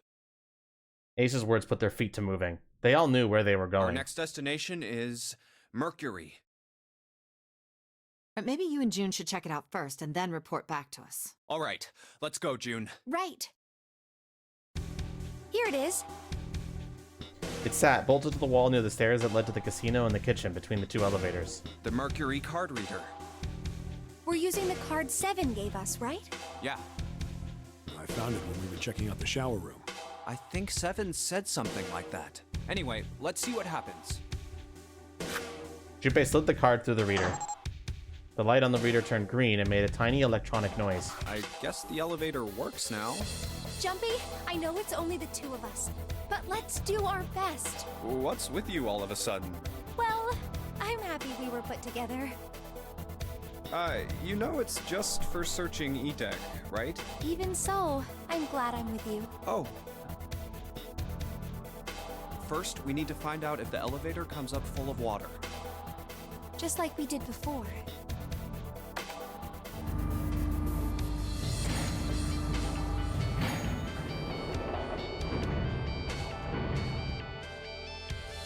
Oh, here it is. I knew it. It's not wet at all. Let's go. Yes. Once that had been checked for water, Junpei and June stepped into the elevator. Look! Nearly all of the buttons are destroyed. Yeah, only the seat and bottom button can be pushed. We're on C deck right now, so the only one we can choose is bottom. Yeah. Well, let's try it out. Junpei hit the bottom button. The door closed.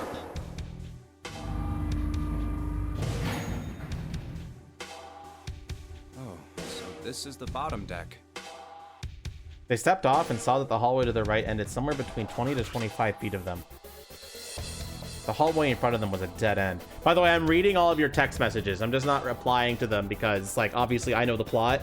I don't want to, like, say or accidentally confirm or deny anything. So, but the theories are super interesting. Keep them coming. But not a regular dead end. Over there.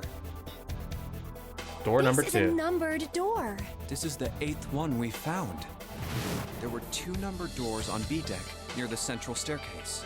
They were doors 4 and 5. 3 more in the large hospital room. Doors 3, 7, and 8. And the door we found on E deck, and the door Lotus and Santa found on A deck. It was a 6 on the door on E deck, and a 1 on the door on A deck. 4, 5, 3, 7, 8, 6, 1. And now door 2 stood in front of Junpei.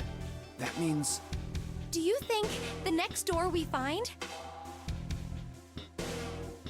yeah, I think so. The next one's gonna be door 9. Despite himself, Junpei felt excited.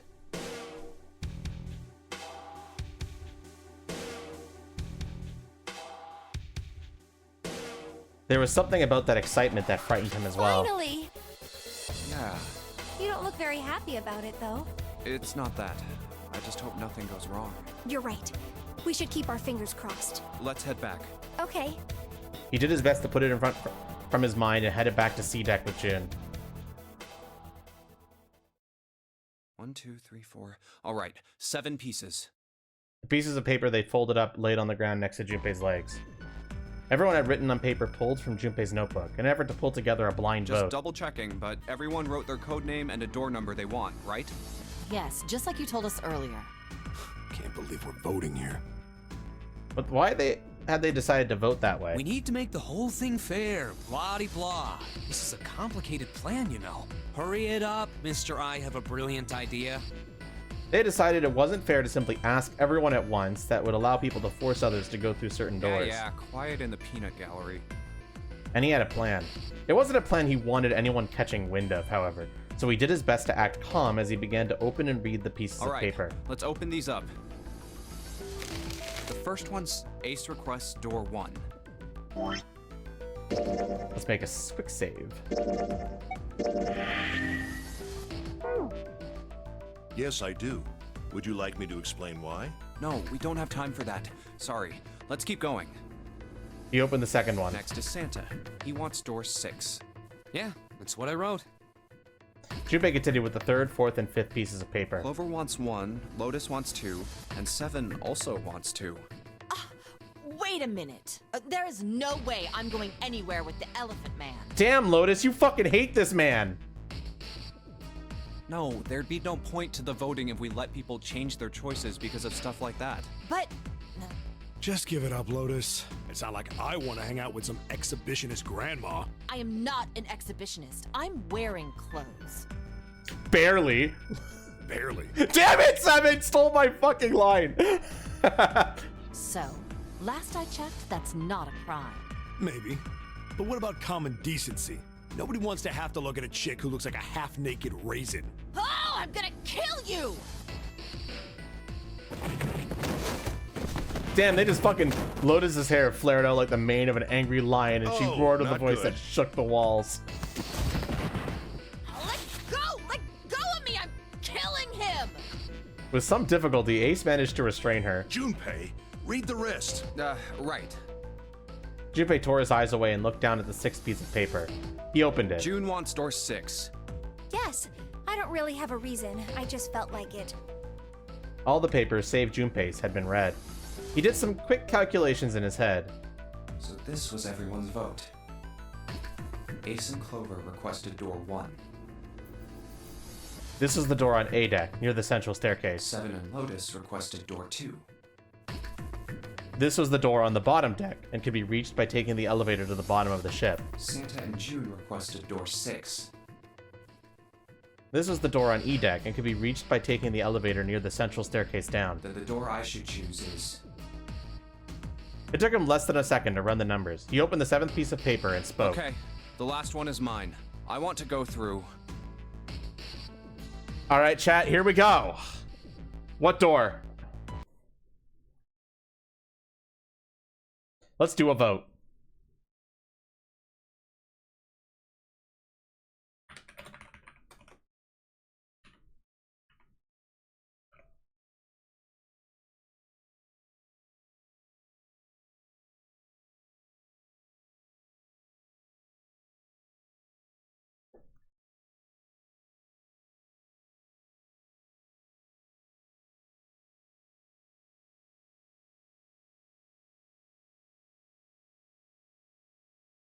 Vote, vote, vote. What door are we going through, bitch? Chat, we need math.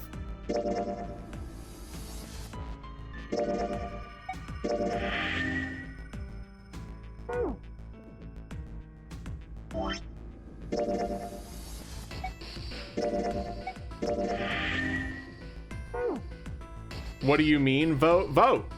We can go through all three of these.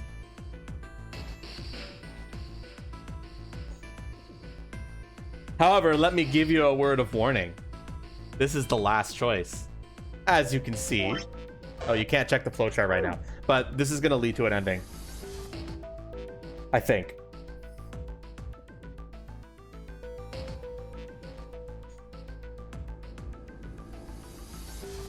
Y'all got 5 minutes to vote.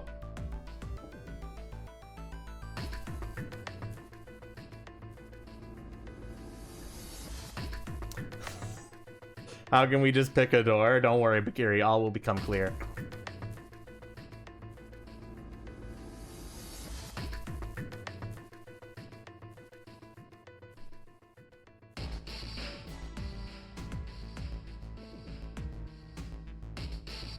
The first door we go through is the canon ending for chat.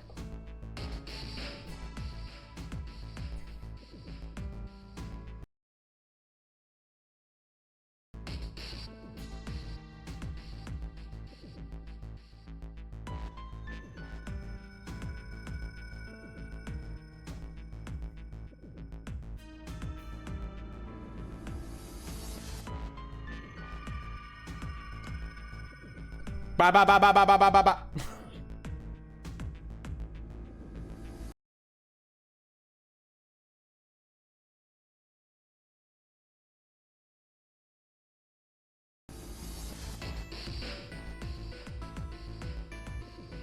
Now, I need to probably mention one thing about the way things work in this game and the routes work. It's not really important for this playthrough, but it will be important for subsequent playthroughs.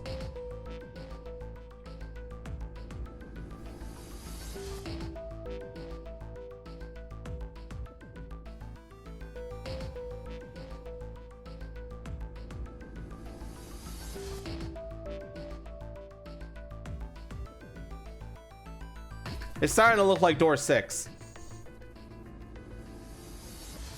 Go on. It'll make more sense. Don't mention it until credits roll. Oh, it's pretty obvious when you look at the flowchart. It's not like a spoiler or anything.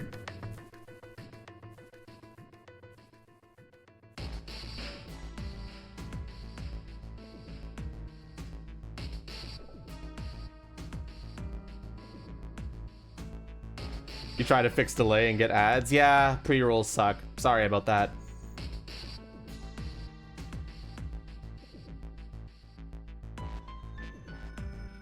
No, I've played this game before, Doom and Debt. I'm sharing this with chat. And also, it's been a very, very long time since I've played it, and I wanted to play it again, because it's a great game. So the route is done. I mean, it's nothing major. It's just, the choices you make later on, the ending can get affected by the choices you've made earlier on as well. That's it. Like, even though the flowchart, like, converges at certain points, which you look at this flowchart, the result will change if you've been through other doors first. It's not like a spoiler or anything. That's just kind of obvious.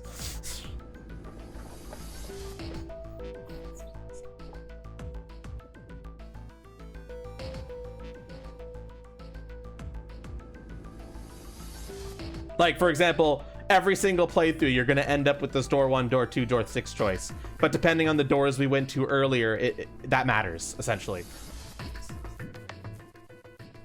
Because certain things happen with, and it's obvious. Like, I don't need to explain that.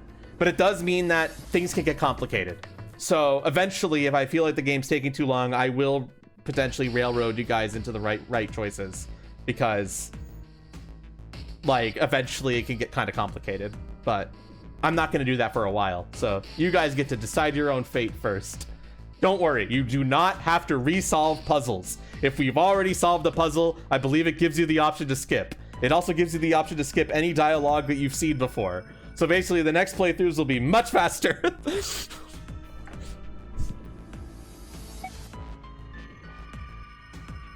They basically just remember your order. I want to go through door 6. So if you go through the flowchart, you can see this green line.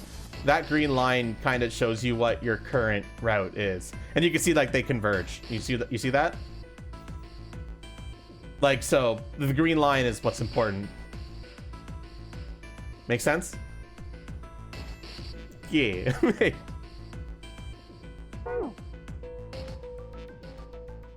You're not skipping the comedic bits, right? When it comes to skipping text, I think it just like it skips until you get to text you haven't seen before. I think that's how it works. Junpei flipped open the piece of paper. It read, Junpei, door 6. Of course it did. He'd written it, after all. That's a problem. June spoke barely above a whisper, but they all knew what she None said. of these teams will be able to go through the doors they want. Clover and I chose door 1. Lotus and I chose door 2. That's not enough people to open a numbered door, however. The digital routes don't match up either. We've got similar problems. Junpei and I want to go through door 6, but our digital route is 5. If we're gonna open that door, we need a 1. Damn, what are we gonna do now? What are we going to do? Junpei crossed his arms and did his best to put his thoughts in order. The others followed suit, but with little result. Eventually, Clover broke the silence. Why don't Seven and Lotus go through door 1 with me? Her face was cold and flat, as was her voice, but her logic was sound. Seven and Lotus looked at each other. 7 plus 8 plus 4 equals 19. 1 plus 9 equals 10. 10 plus 0 equals 1.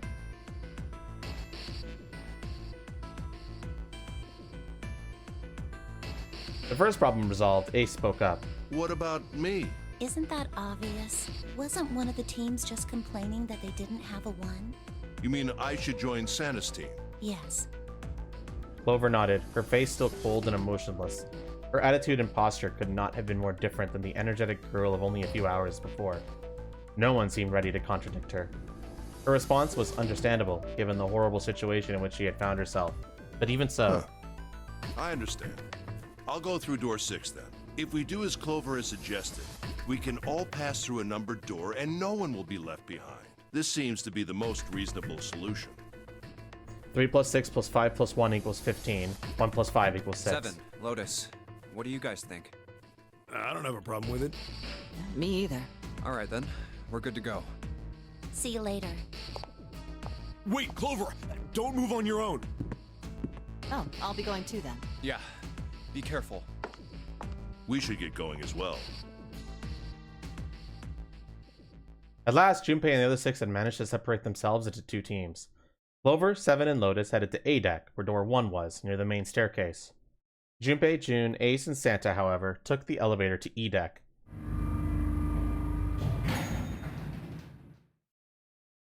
The door ride to E deck was a silent one. This is E deck. There should be a door at the end of the hall. All right, let's go. Santa's words jolted them to action, and they stepped out of the elevator into a long, straight hallway.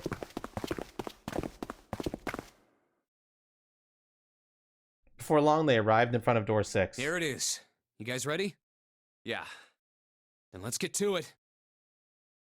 One by one, they put their palms over the red. With a soft electronic noise, it authenticated each of them.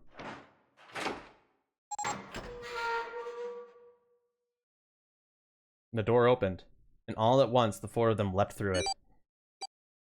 Hey, I found it. It's right there. Fortunately, the dead was located easy enough. This one had placed quite close to the door they'd entered through.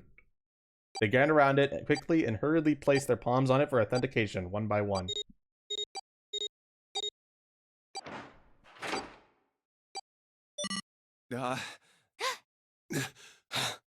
It stopped.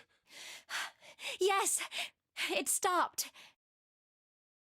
The countdown had ceased, but Junpei's heart was still pounding in his chest like a frantic, thunderous drum. It felt as though it might shake itself up and out of his throat. Ooh, I don't believe I'll ever get used to that. I'm not sure it's something I'd want to get used to. We should finish this game before imminent death becomes a normal thing. You got that right. Once I'm out of this hellhole, I'm taking a nice long vacation. I agree. With that, the doom and gloom from before was done, and the mood turned somewhat lighter. All right, let's go. With that attempt at good humor, Junpei took a deep breath and began to walk. He jogged down the stairs at the end of the hallway and found himself staring at a large door. This door looks heavy. But it's not locked. I'm opening it. He took hold of the bar that served as a doorknob and shoved it down. The room beyond stopped him in his tracks. It was gargantuan and made entirely of metal, none of the accents of wood or tile he'd seen in the rest of the ship. This room was purely functional, but utterly tremendous. Whoa, what the hell is this? Santa got out a few words before awe stole the rest of them.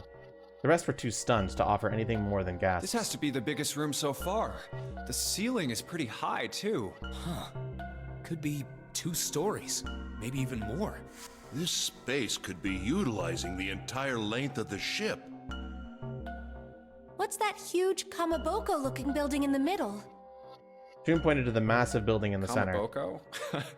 Well, I guess that's as good of a description of it as any. Junpei and the others were standing on scaffolding that crisscrossed the whole area. The proper term was catwalk, Junpei thought, although that didn't seem particularly I important. see stairs, so we may as well head over to them. Yeah, but this section's barely wide enough to fit one person. You're right. Nearby was a long iron staircase that made its way eventually to the floor beneath them. Whoa, you can't even tell the shape when you're this close. Let's check out the other side, too. They moved around towards the opposite side of the massive building, following the catwalk. They hadn't said much as they walked, but they approached the building. Ace suddenly spoke up. This looks to be the steam engine room. The steam engine room? Yes, that thing that looks like a cross-section of a mushroom is the boiler. You see the 3 round doors near the bottom? Coal is put into those and burned, which heats the water, producing steam. The same thing that drives a steam engine. This one is simply somewhat larger. I see. It doesn't appear to be running right now. The entire room was as silent as the grave. All right, let's split up. Then all of a sudden, Junpei heard noise behind him. He turned just in time to see June collapse to her knees. Hey, what's wrong? Are you all right? He dashed towards her and wrapped his arm around her shoulders to steady her. Hey, June. It was then that he noticed. Jumpy. You... Oh, you're really warm. Is your fever coming back? Yes. Yes. It probably is. But I'm fine. Please, don't worry about me. This is the first time you've seen this motherfucker. I just need to rest. And I'll be fine. Her voice was weak and forced as it said a great deal more than her words did. Okay, here, sit down, careful. Alex Yick hits the plaid. You got it. No, stop. Not everything plaid is Yick. This guy predates him.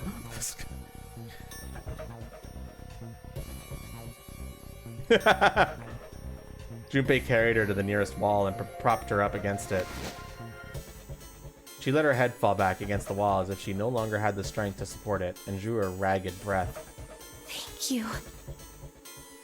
Her eyes were empty, as if she was having trouble focusing them, and even speaking seemed difficult for her. Junpei felt his hand ball itself into a fist and clench tight, his knuckles whitening. He had to find a way out, and quickly. He turned and looked at Ace and Santa in turn. Ace, Santa. Yes. Right. They might not have shared the depth of his emotion, but they certainly shared his concern. All right, let's get started. Hang in there, June. I'm gonna get you out of here real soon. She managed a small nod before leaning back to rest her head on the wall.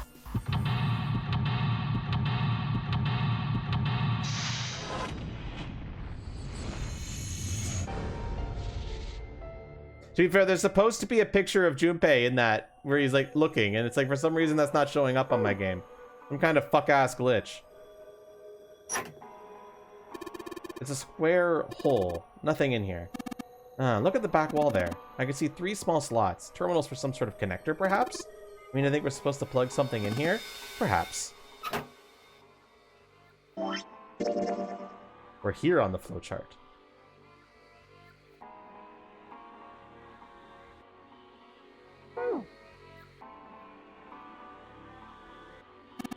I say this probably here to move coal from place to place. It probably comes from over there. And then the belt carries it down the tunnel and out here. So if the conveyor belt was moving, yes, the coal would almost certainly come out here. Man, this thing is huge. I guess if this big needs something like that to power it. True, but I doubt a single boiler of this size could actually move a ship like this at any reasonable speed. You need at least 3, no, 4 of these. I guess you know a lot about boats, huh? Well, not really. This is common sense, you know. There's a bunch of wooden boxes over here by the wall. I already looked through those. There's nothing there. There's a silver gear. Do you think it's made of pure silver? No way. Silver's way too soft to use for a gear. It's gotta be steel or iron gear that's been coated with silver. Ugh. Shouldn't have called it silver gear then. Shouldn't have got your hopes up. What do you think you'd hauling this thing back? Nah, but I think 7 could probably carry it, don't you? This gear is rusty, but looks like it's still pretty sturdy. This thing is a ploy to get Junpei and Akane to hook up. There's a pair of wooden boxes here. There's nothing in them. Look, Ace, it's some kind of snowman secret meeting. Those are just bags full of sand. Use them as a counterweight when you're lifting something with a pulley system. Man, you're too serious.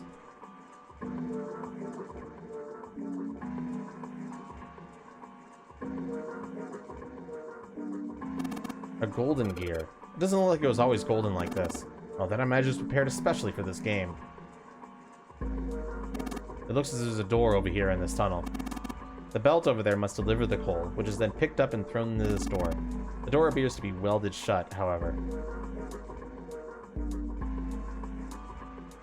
A tunnel goes all the way across the ship.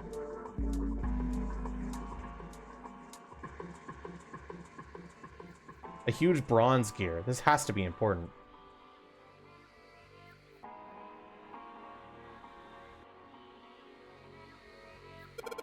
The 3 sliders on the left are down, but this one's up. There are a number of lines engraved in these. I suspect we were meant to do something rather specific with them. Anyway, why don't you move that slider down? Well, there's no harm in trying, I suppose. Nothing. Maybe it needs to be prepared somehow. You're saying if we did something somewhere else, it'd respond somehow? I suppose that's one way of putting it.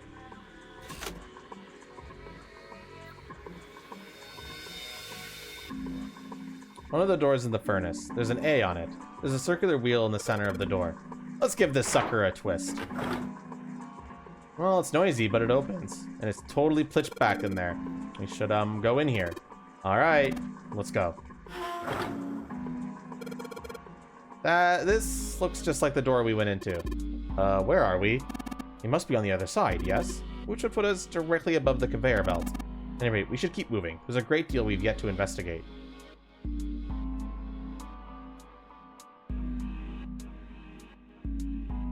Well, anyway, it looks like that's the pipe. Looks like the bottom connects to the conveyor belt. The coal must come out of this pipe onto the conveyor belt. In other words, there must be a great deal of coal in that pipe. There are a number of boxes on the catwalk. I don't think we can go over there.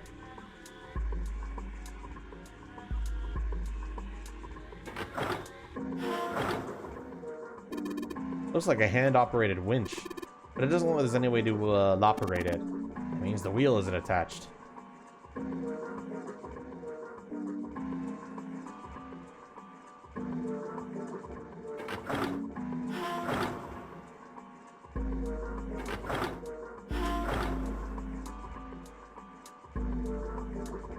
This winch looks like the other one we saw earlier, although this one has a wheel on it.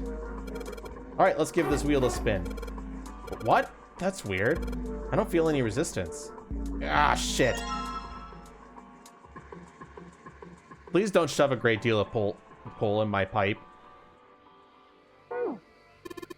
Good job, genius. You broke it. I didn't break it. It broke all by itself.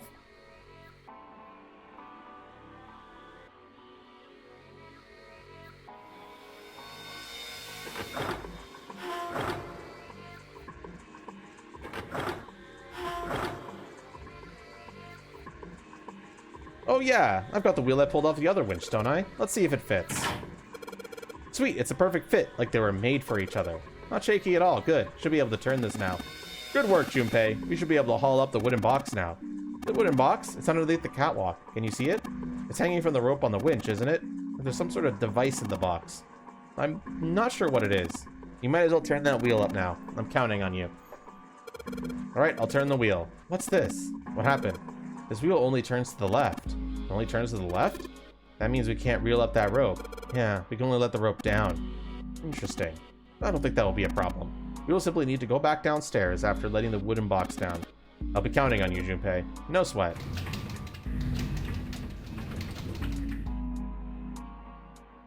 I believe the box has reached the floor. Yeah. He stuck his head out the side of the catwalk and looked down. The box that had only recently hung just below the catwalk now sat on the floor. It had come to rest near the end of the tunnel that covered the conveyor belt. June's down over by there. Junpei could see her, still leaning against the wall as if she barely had the strength to sit up. Even from so far away, it was not difficult to see that she had not improved. He almost thought he could see heat rising from her body. She doesn't seem to be improving. Ace's expression was inscrutable, but he'd said what they had all been thinking. Well, of course not. She's not gonna just get better right away, you know? It'll take time. He tried desperately to convince himself that what he'd said was true. What could be causing this, I wonder? Illness, perhaps? Nah, it's gotta be exhaustion. Santa's response was confident and certain. She gets dropped into some weird-ass ship, forced to play some messed-up game. If you think about it, it's a lot weirder that we aren't freaking out just like her, you know? So you're saying we're abnormal? Yeah. We're just running around this room, solving all these puzzles like it's just business as usual. How the hell could you call that normal? We're just guinea pigs. Santa snorted in A disgust. guinea pig? You mean like a lab rat? You mean we're being used for some sort of experiment? Is that what you're saying? Dunno. But it does seem like a possibility, you know? They stood there for a few more minutes, no one speaking until Santa turned and walked away from the winch. Junpei and Ace followed him.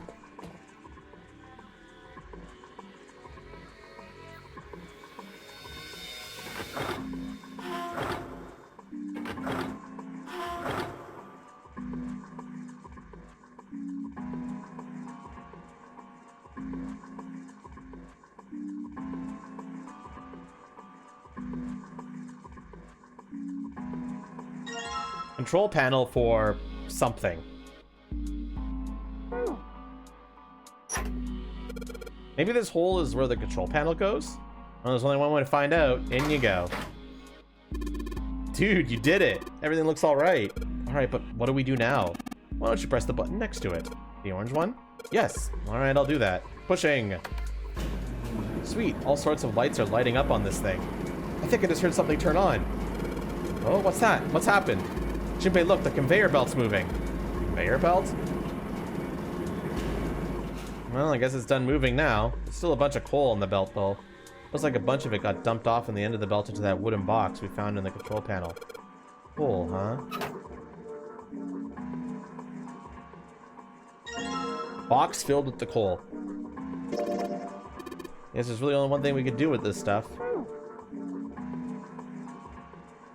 It's shiny, black, and cold-like. Thank you, game.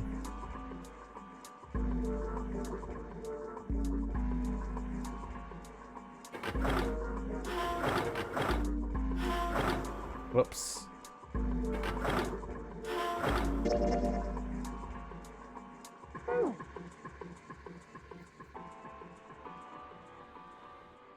It's an entire box of rocks in our inventory. We did indeed.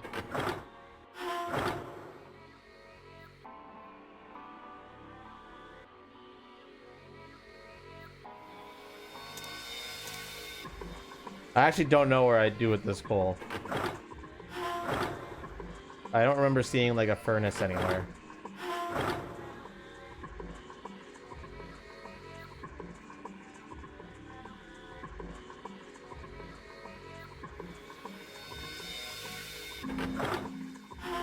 I probably just haven't clicked on it. Morning, Yuya.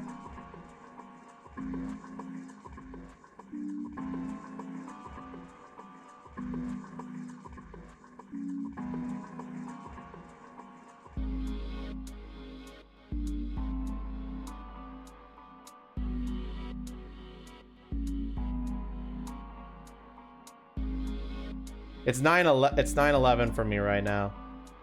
Like time, not like,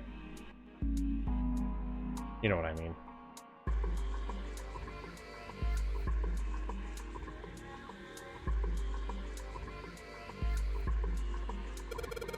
What is this? Given its placement, this must unlock the door to the left. There's a weird indentation on the top of this thing. You think that means you have to insert something here? Yes, I'd imagine so.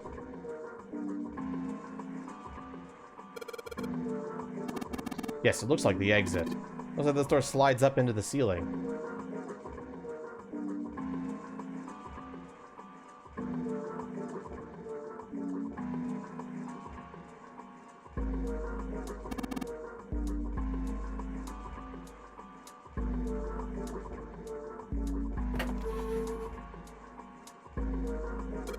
Alright, let's do it. Alright, that's the last of it. No coal left in the wooden box. And nothing. Great. I guess I should have expected that. Why would just throwing coal in a cold furnace do anything? Man can dream. Junpei, explain it to me again. You're planning to stoke the furnace with coal, which will heat the water stored up there and make steam, which will then drive something else? Am I correct? In other words, you want to generate enough pressure with the steam to power the turbine and drive the steam engine, right? Yeah, I guess that's the gist of it. Well, in that case, this isn't enough coal. The furnace is enormous, so we're gonna need a whole hell of a lot more coal than this. So together, we should manage to fill it much faster. I want to help too. Man, I totally didn't even see her walk up. Are you feeling up to that? Yes. Yeah, right. You look like you're one stiff breeze away from falling over, June. I think you better rest some more, alright? But no arguing. You need your rest, so you just stay there. We'll handle this. Okay. I understand. Alright, time for some manly work. Let's get this coal in those furnaces.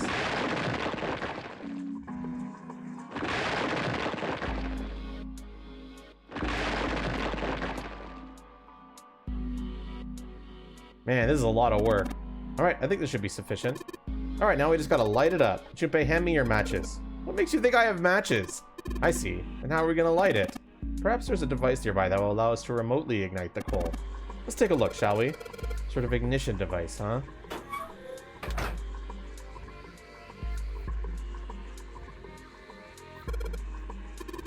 I think it might be. It probably is. I think this is how we might ignite the furnace. That means if we move that thing down, let's do it. Here we go. Hey, so look at this. There's big gears turning under the boiler here.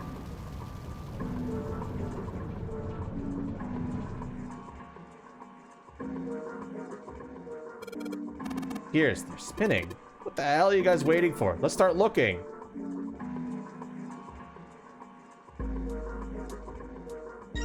Gold disc.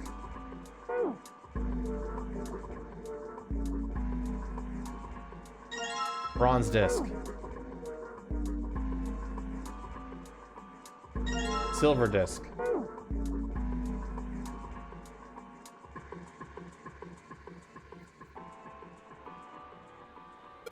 Maybe we put these 3 discs we found into this thing. And one way to find out, let's stick them in. Huh? That's odd. Nothing's happening. Maybe you're, I don't know, putting them in the wrong places? Perhaps you have them facing the wrong directions. Perhaps you should rotate the discs to make some of the lines connect to one another? Well, no harm in trying. The disc is clicked, it'll rotate a certain amount. When the white arrow is clicked, the discs are switched. Please note when the discs are switched, the angles for the discs are reset.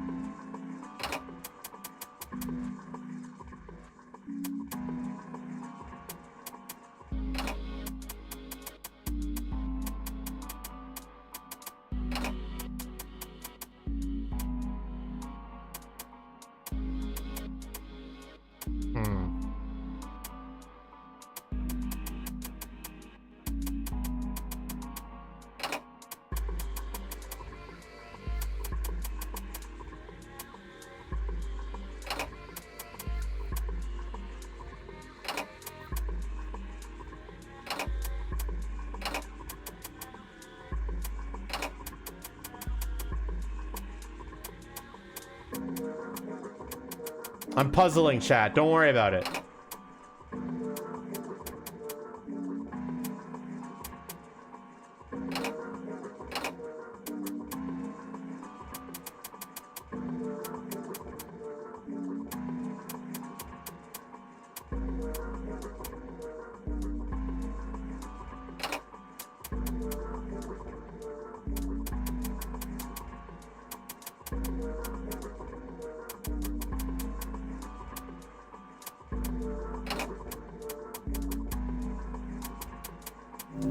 There we go. Red lines on these discs. I think maybe I could make a star polygon with these. I'm so smart, chat. You found it!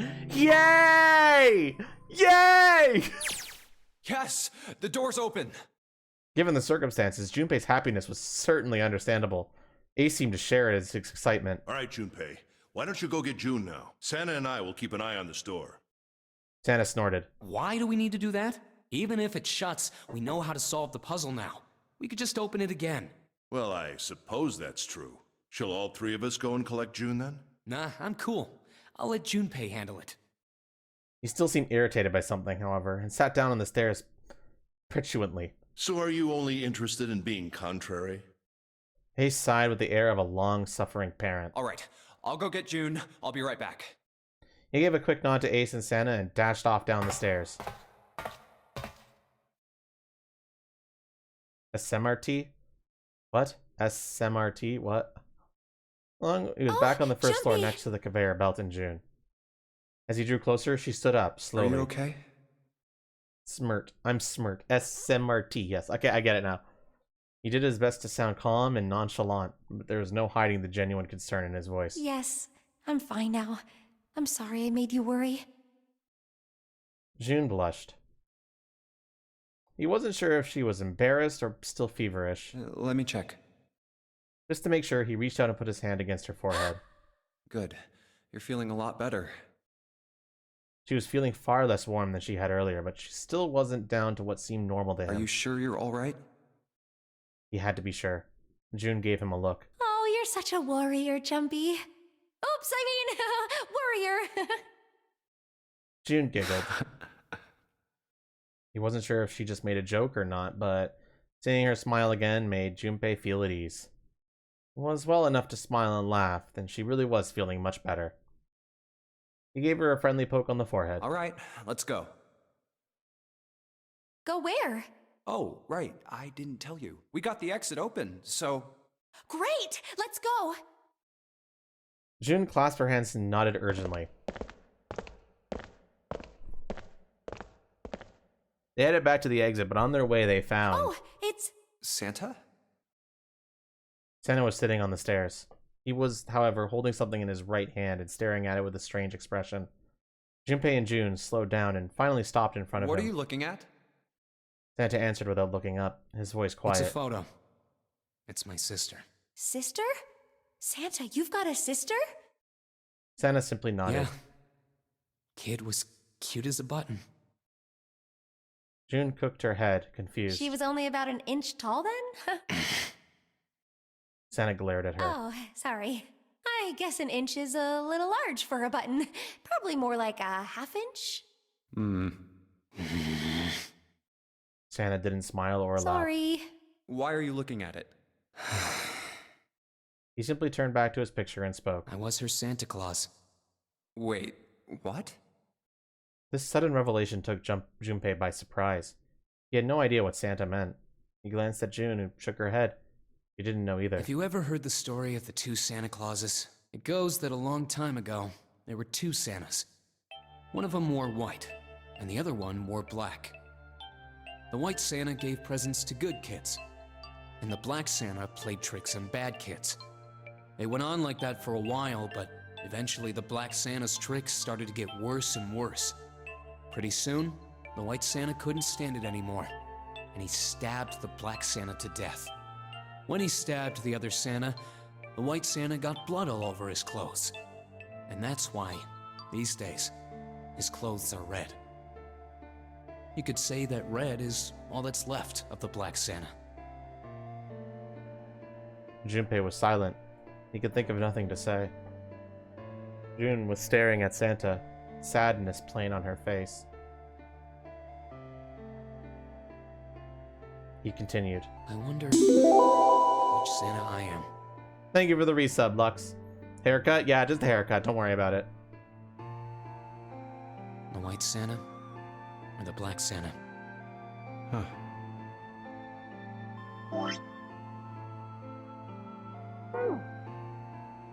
Oh. Uh, All right, let's go. Santa stood up suddenly, his downcast demeanor gone. He shoved the picture back in his pocket and headed back up the stairs, taking them 2 at a time. Huh? Junpei and June looked at one another.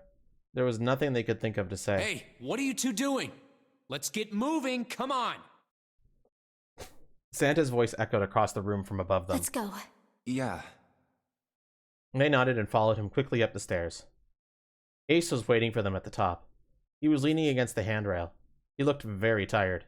Oh, you're finally back. The door had shut, but it wasn't cause for concern. Sorry we took so long. Junpei quickly solved the disc puzzle a second time, and the door opened once again. Let's go. In a single file, they walked through. After walking for nearly 15 feet, they found themselves in front of a metal door. It opened, easy enough, and they passed through as well. A new room stretched out before them. Huh. Is this a warehouse? No, I believe this is the cargo room. This must be where they store all of this vessel's freight. There are wooden crates everywhere. I wonder how old they are. Junpei, Ace, and June had stopped unconsciously, pausing to take in their new surroundings. Santa's voice broke through their momentary trance. Well, we probably ought to start with finding the exit, right? Let's get going.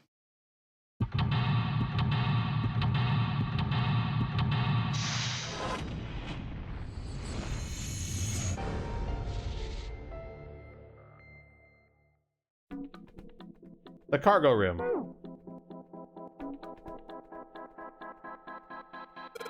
There are a bunch of bags here. I wonder what's in them. Card with a headshot.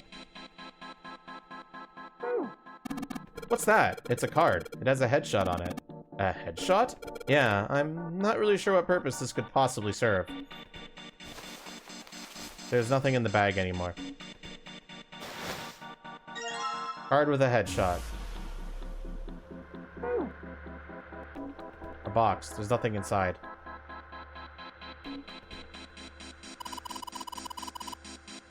No sleep for no sleep. Yeah, pretty much. I mean, it's made by the same guys, I think, so why wouldn't they, right? This is the only area with a fence around it. Junpei, think you could go take a look at that? Sorry, but no thanks. Why? I've got a bad feeling about it. Pussy. Okay, fine. I'll go. Please be careful, Santa. Yeah, but just in case. Wait, what's he doing with that screw? I don't see what throwing a screw at a fence is. Holy shit! This... Oh, man. There's electricity running through that fence. Looks like it. Then we can't get to the other side. Well, we could jump off those crates, but we wouldn't be able to get back.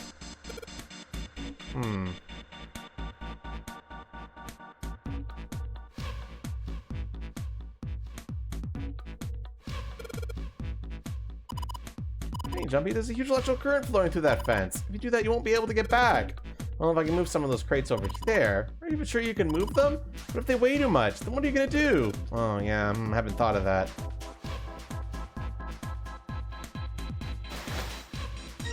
Card with a headshot. Card with a headshot.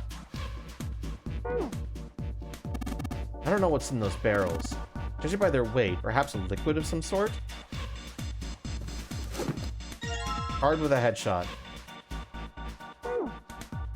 There's no card in this box. Card with a headshot. We searched all the boxes. There's nothing in them. Card with a headshot. Card with a headshot. Some sort of liquid in these barrels. I'm not sure what it is, however.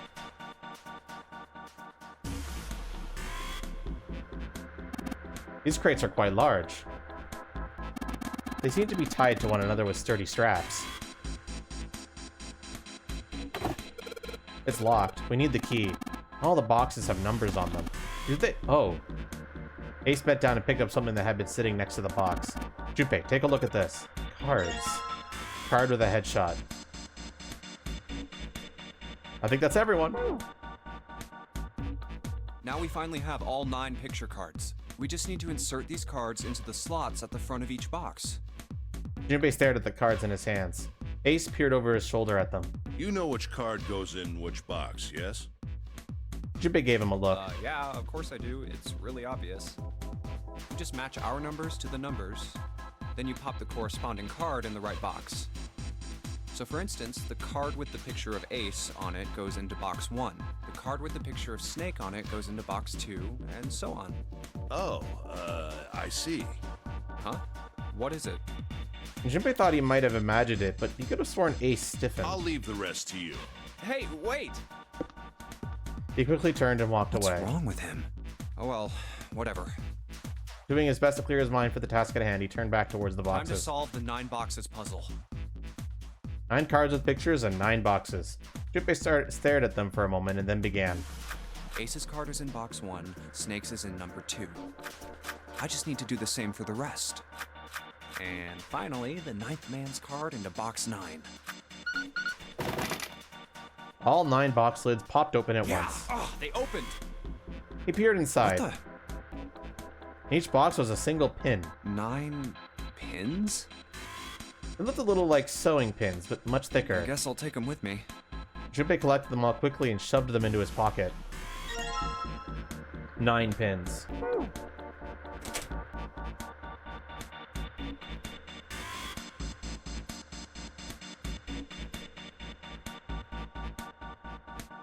He will remain unnamed because nobody likes him.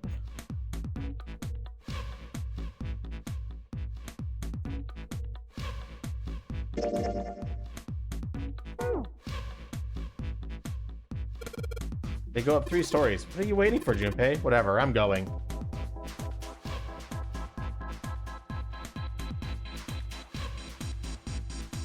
It's some sort of boxy device. There are 6 holes here, and it looks like the pins I found would be a perfect fit for them. 9th man is his name, yeah. The ones you found in the 9 boxes, right? Well, why don't you try it? Alright, let's see what happens. I think 2, 4, and 6 should go here on the top part, and 3, 5, and 7 on the bottom part. Well, some of them lit up. Yeah, 3 and 6. I wonder if there's some kind of rule that determines which lights go on. Well, I put the 2, 4, and 6 pins at the top part, and the 3, 5, and 7 pins at the bottom. You think maybe it's the digital root? Digital root. 2 plus 4 plus 6 equals 12. The digital root of 12 is 3. Therefore, light 3 turns on. 3 plus 5 plus 7 is 15. The digital root of 15 is 6. Therefore, light 6 turns on. Makes sense, right? I see. The lights that match the digital root of the pins inserted on the top and lower parts will light up. So that's how it works. Oh, there's one other thing I'd like to check.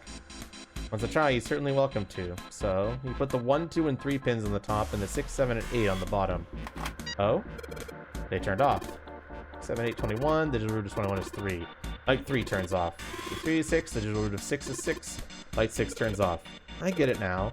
Didn't you insert it the same as the number of the lights that are lit? Those lights turn off. Looks like that's the trick.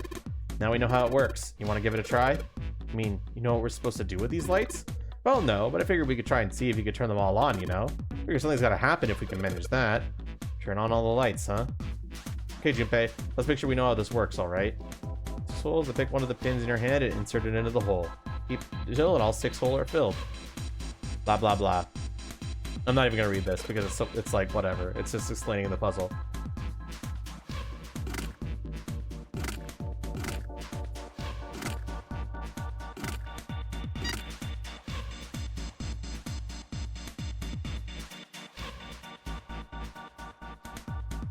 Oh, that was stupid. Well, that's 6. Yeah, I just made 6 and 6. So let's try 6, 7, 8 then. There we go. We got 6 and 3. Now, if we want to make 1 with 3 pins...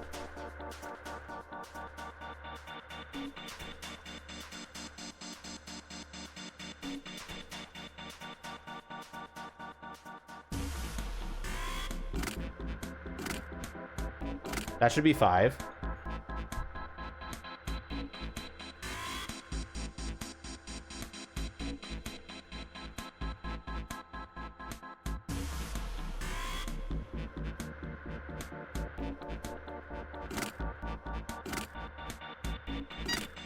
Okay. Now, how do I make 1? I need to make 10.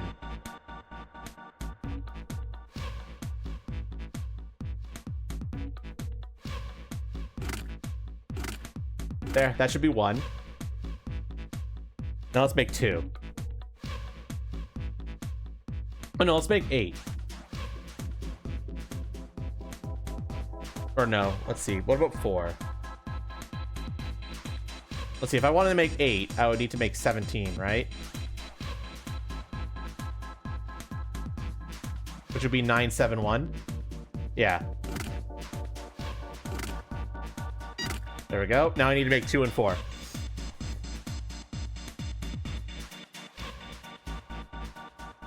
To make 2, I need to make 11.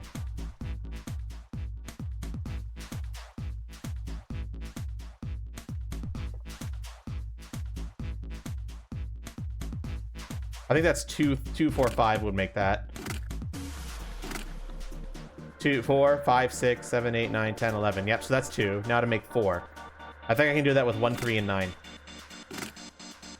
Yay. F! All the lights are on and the shutters opened up. Hey, does that mean... Man, we gotta do it again.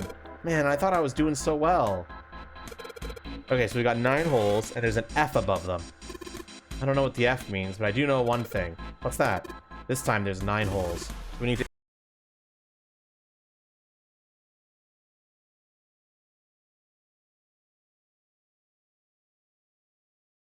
Fuck. My headset got disconnected. Well, why don't we just try it, alright? Unfortunately, that fucks the audio.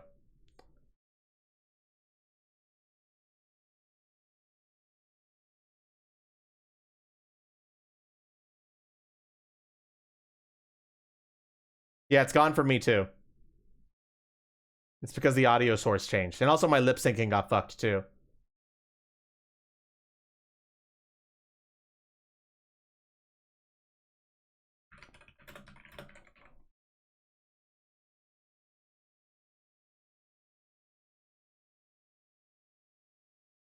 Okay, I'm gonna reset Sammy. Not Sammy. Oh, I gotta restart Sammy too anyway, so. I gotta restart literally everything. Worst day of my life. On God.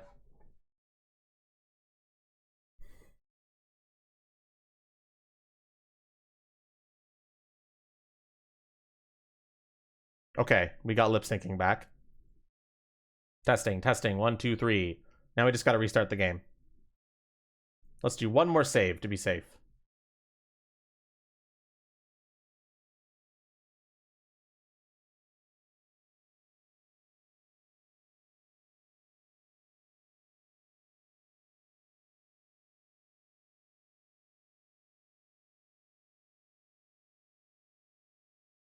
I was thinking hexadecimal stuff too, yes.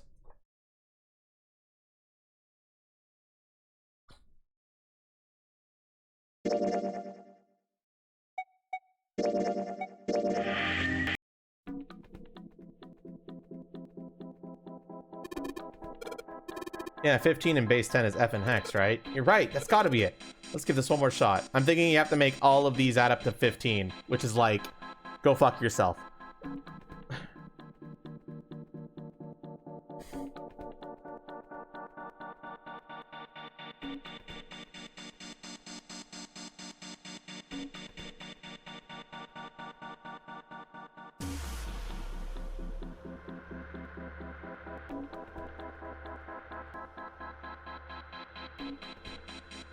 The middle is a simple one. I'm not good at magic squares. It's not a Sudoku, it's a magic square. 5 in the middle. I guess that makes sense. Then we just have to make everything add up to 10.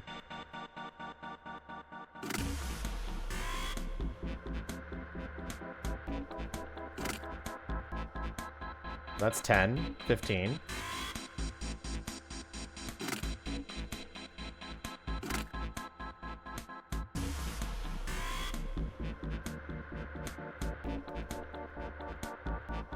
Nine, 10, 11, 12, 13, 14, 15, 16, 17. Oh, that's not right.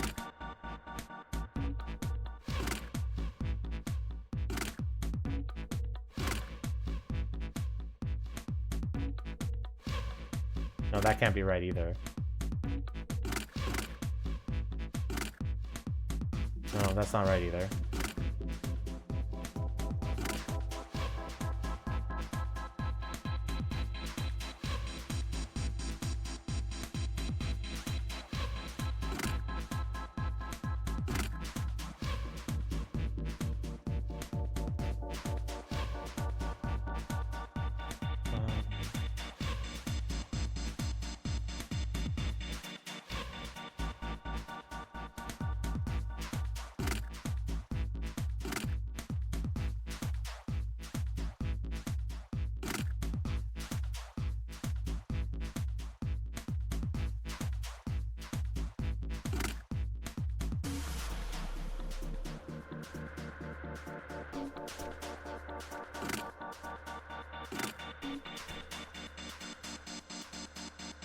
I was very close, but that's not it. Like, this all works. This works. This works. This works. This works. This works. It's just literally just this top row that's not working. That equals 12. Everything else works except that one row. Fuck.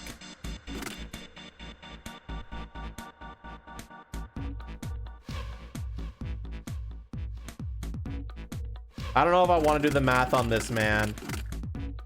I'm stupid. Magic squares suck.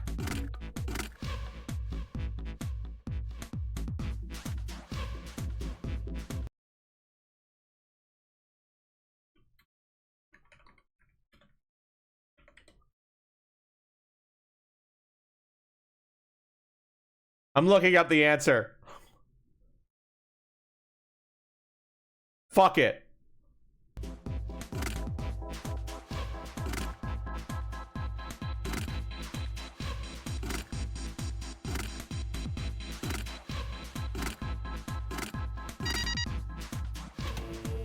Fuck it. I'm not mathing. We did it. The power's on now. It looks like there's electricity going to the monitor on top now. All right, let's see if we can activate the device on top. I'm sorry, I just don't like math. Green button, a red button, and a lever. I wonder what these do. I think it might help. Wait, what the hell is this? Where did you find this? What is that? Where'd you find it? I found it when you were messing around with the pinholes. Looks like instructions for this thing. According to what it says here, this thing's a remote control for that. That? Yeah, that. What's he pointing? Oh, that machine over there. Apparently it's called the Pushmaster 5000. Are you serious? Whatever. So what are we supposed to do with the Pushmaster 5000? See the coffin over at the top of the crates? Yeah. Don't you want to know what the deal is with it? I do. You want to check it out? Yeah.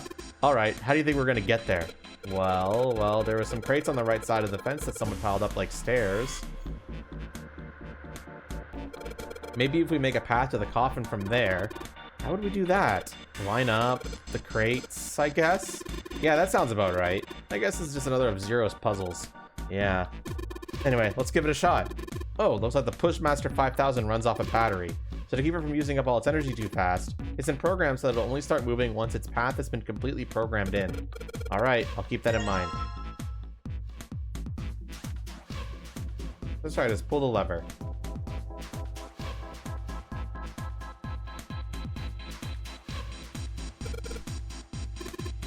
Just keep in mind there's a limit on the battery, alright? Dies after 50 moves. At least that's what it says in the manual. 150 moves, huh? Keep in mind that the Pushmaster 5000 can't move the heavy metal crates, okay? Got it. When a square adjacent to the Pushmaster 5000 is clicked, the Pushmaster 5000 will move to that square. If there's a crate in the way, the Pushmaster 5000 will push up into a single crate. Move the crates appropriately and effectively, and fill the yellow areas.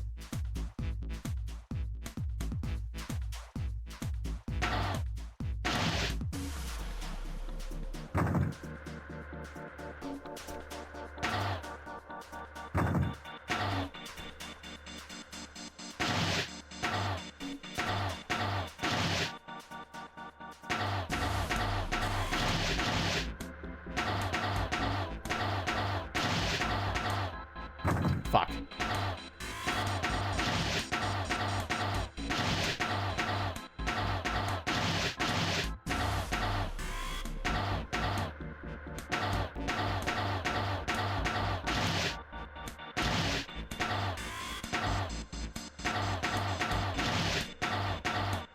No, can't push that way.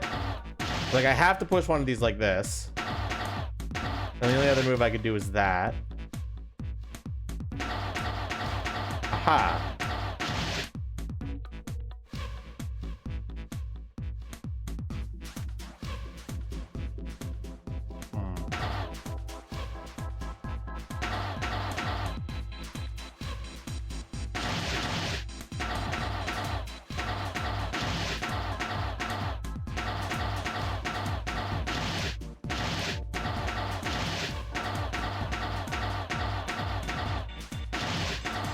I'm out of moves. Fuck.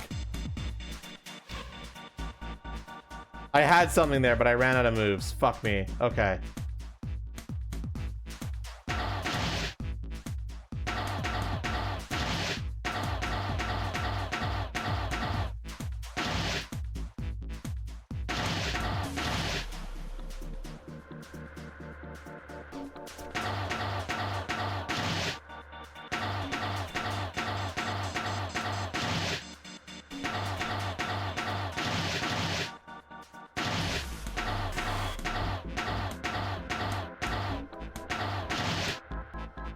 Fuck!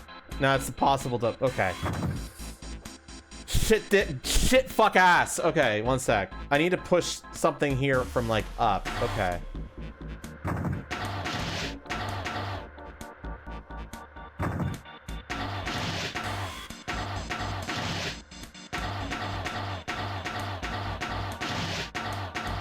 Like that.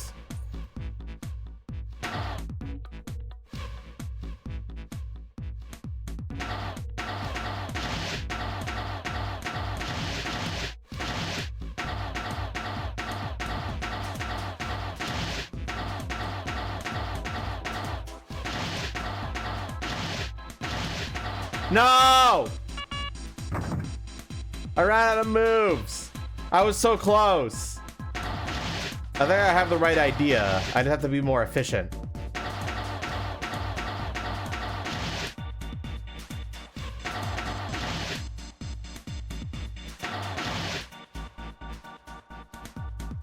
No, I don't think that's right.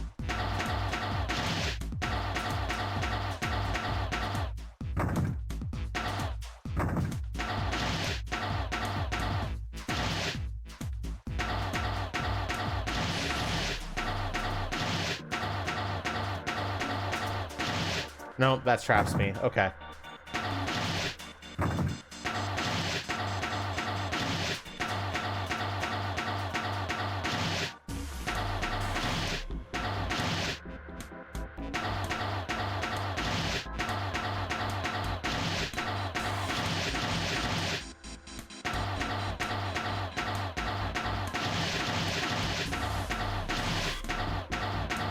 Once again, I'm just short of moves. How can I be more efficient at this?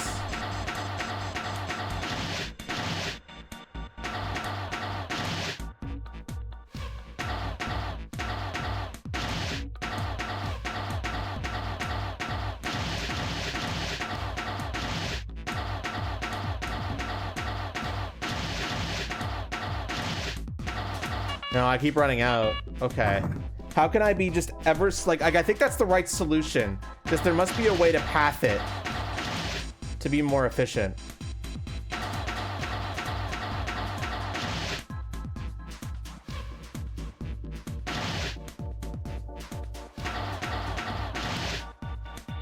Fuck me.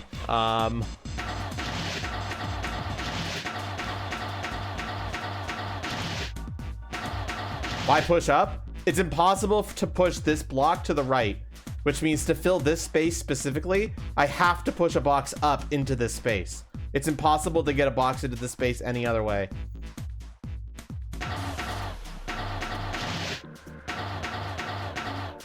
I guess I could do this. Wait, I think I got it.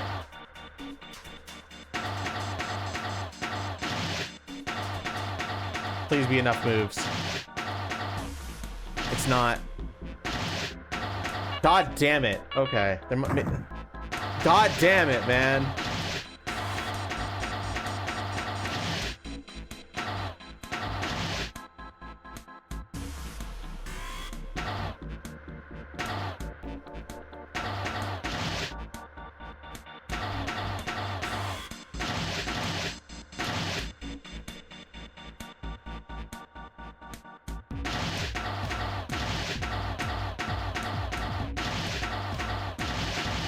Got it! Okay, I'm done putting in the program. What do I do next? Just be quiet and watch. See? It's moving already.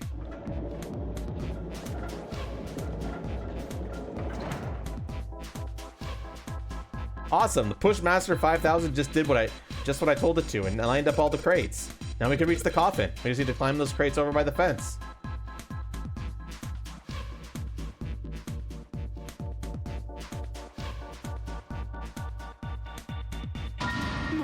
Mummy!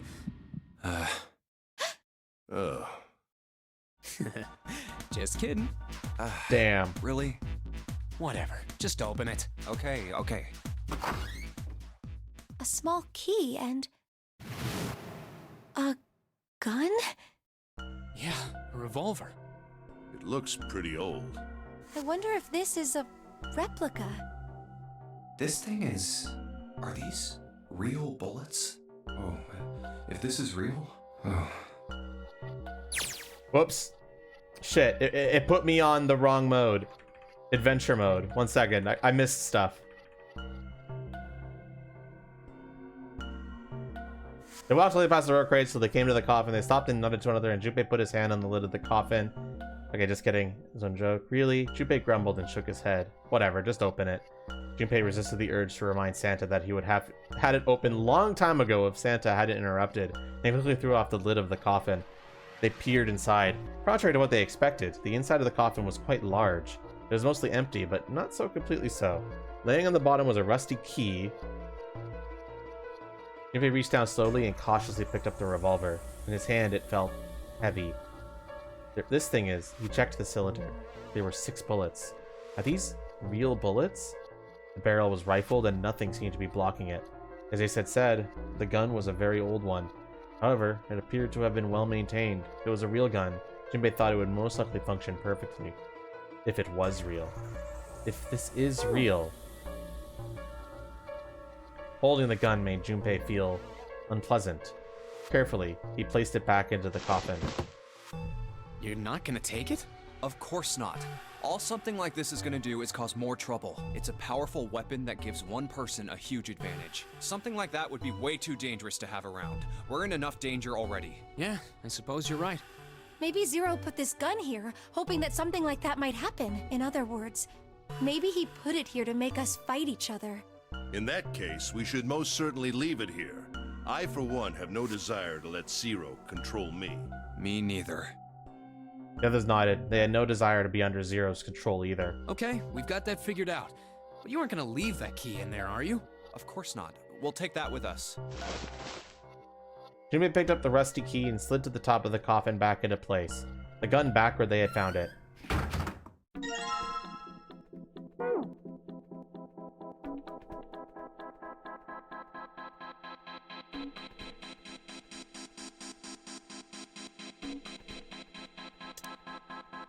That's with the key here. It sounds like that did it. Yay! Looks like it's open, Jumpy. This key should open this door. What are you waiting for? Let's go.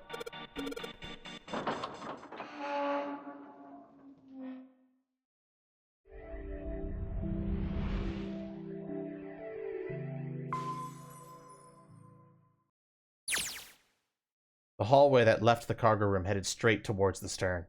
A long hallway, huh? Let's check it out. Junpei and the other three proceeded down it, silently. Some distance along it, a large room opened up on the left-hand side. It looked familiar. An iron grate covered each of the elevators. Junpei and his companions drew to a stop and began to discuss what their next move should be. We've seen this elevator before. We got off the one on the left just a little while ago. Then we went through the number 6 door, and that took us to the engine room. Yes, and after that we passed through the cargo room. And now we're back here. In other words, we made a loop. We're back where we started. Junpei approached the elevator. We needed a card to get to this point. I don't see a card reader here. Perhaps we aren't able to activate it from this location. Why don't you just try pushing the button? Yeah. Gently, he pushed the triangular button on the wall. A moment passed.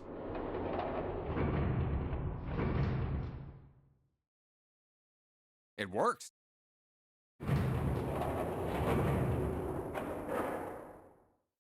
The elevator door opened and then eventually shut again. I think so. Pushing the button had apparently restored power to the elevator. Good. Now we can go back if we need to. What do we do? Should we return to C deck? No, this hallway keeps going. Even if we do end up going back, I think we should see what's down there first. I agree. Let's go. The decision made, Junpei and his companions left the elevators behind and continued down the hallway. Sometime later, Looks like it ends here. Santa, who had been walking several paces in front of the rearrest, suddenly stopped. Only one door. They searched around just in case. There isn't anything else. It's the only way to go. It was the door or nothing. All right, let's open it. Junpei took a deep breath, readied himself, then grabbed the doorknob and pulled the door open. He paused for a moment, then stepped through into the room. And there he saw the number that had hung over their heads since they'd woken up. 9. The 9 door. Like the numbers on every other door, this one too was a rough shape made of red paint. Its door was set into the back wall of the room. Junpei leapt towards it with a sudden burst of hopeful energy. It was a large double door, heavy and full of solemn importance. He grabbed the door handle and shook. Of course it wouldn't be that easy. The red sat on the wall next to the door, displayed on it. Huh. We finally found it. Junpei felt himself overwhelmed by a torrent of emotion. At last, they found the exit, but cold gripped his heart. He knew all too well why. As he stood frozen, unsure what to think or feel, Jumpy! Huh? Look! Behind you! he spun around and couldn't believe what he saw. What? A 9 door. There's another one. Why? Junpei's voice was barely audible even to himself. He stumbled towards the second door as if someone was somehow compelled. It was a small, single door. It sat in the starboard corner of the room, on the same wall as the door they'd entered from, but in the opposite corner. It's 9, no matter how you look at it. The red is there too. So this is a real one?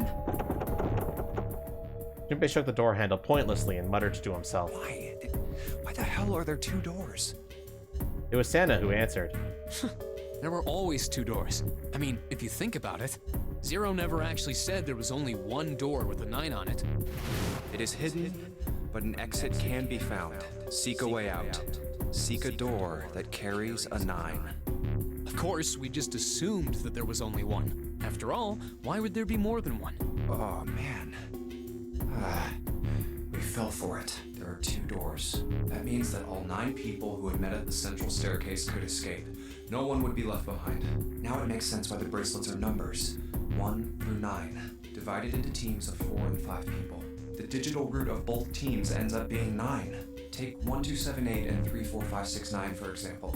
The digital root for both teams would be 9, or 2349 and 15678. There are a bunch of combinations that work and they all end up the same way. If one team has the digital root of 9, so would the other one. What does that mean? The answer's simple. From the very beginning, the Nonary game was designed to save all 9 people. That's how it was meant to be. He never said there'd be only one 9 door, but anyone who'd found themselves in the game would have assumed that was the case. Fights would have broken out. One team would likely betray or deceive the other. Someone might be hurt. Someone might get killed. But eventually, they'd reach this very same room and realize how pointless all their infighting was. There were 2 doors. There was no need to kill each other. They'd understand and be appalled, overwhelmed with guilt at what they've This done. game was designed for that purpose. This no-memory game. We were all arguing and fighting over doors at the beginning. But if there had been one slip-up, one tiny mistake that led to more, everything could have been so much worse now. The thought of it sent a chill down his spine. So, what are we going to do, Junpei? Voice broke through the Junpei's frantic thoughts. Santa's voice. Oh, right. Hey, keep it together, man. Sorry. Jeez. So what do we do? What do you... We need to think about our next step. Our numbers are 1, 3, 5, and 6. That's a digital root of 6. The 4 of us can't open the number 9 door. The 4. Wait, don't tell me. Yep. There's one combination that'll let 3 of us open the 9 door. That's why I'm asking, what now? What now? It took him no time at all to determine the answer. There was only one combination of 3 people that would give a digital root of 9. 1 plus 3 plus 5 equals 9. That would mean... No, we gotta go back. That wasn't a possibility he was willing to consider. Santa and Ace agreed. I agree. We cannot leave June behind.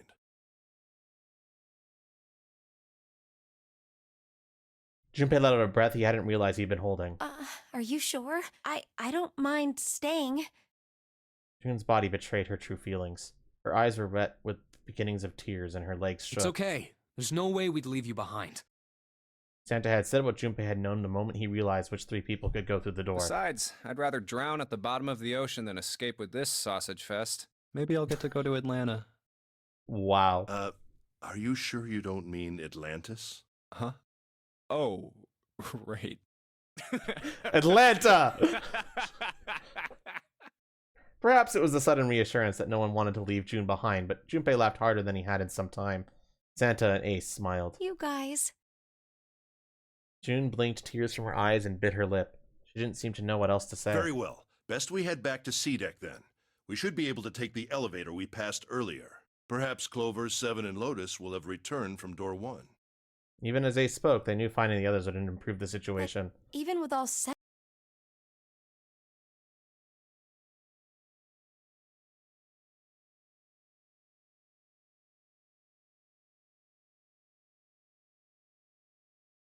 Yes, I'm aware the audio fucked again, bruh.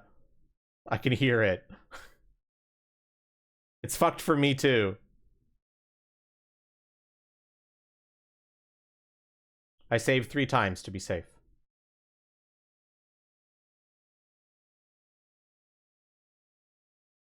And my lip syncing got fucked too.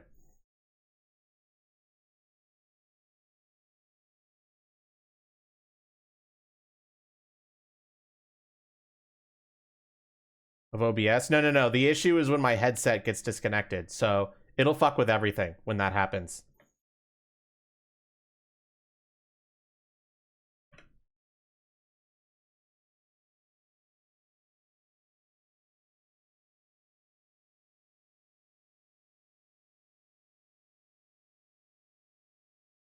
My headset's just fucked. I might have to buy a new one. It's mostly just the USB connection, too. Very well. Best we head back to C-Deck then. We should be able to take the elevator we passed earlier. Perhaps Clover, 7, and Lotus will have returned from door 1. Even as I spoke, they knew finding the others wouldn't improve the situation. Even with all 7 of us... Ace knew it. They all knew it. Standing around here isn't going to accomplish anything, don't you agree? Let's find the other 3 first, and then search for another solution. I guess you're right. All right, let's go. Ace looked at all 3 of them, then turned and headed through the door. Yeah. Okay. Santa and June followed. Huh. Junpei started towards the door, then Come stopped. to think of it, what is this room? It didn't seem terribly important now, but what exactly We were was it? so focused on the doors, we didn't even look around. A red carpet ran between 2 columns of wooden benches that ran the length of the room. Huh. It looks like it's set up for some kind of ceremony.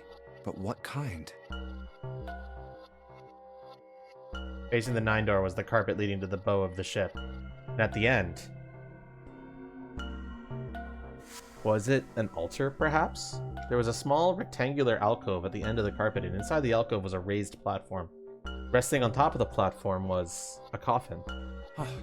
A coffin? What on earth is a coffin doing in a place like this? And before Junpei had time to answer that question, Hey, Junpei, the hell are you doing? Let's move! Santa's voice echoed from the hall outside. Right, okay. I'll be right there. Junpei turned on his heel and left the quiet, somber room.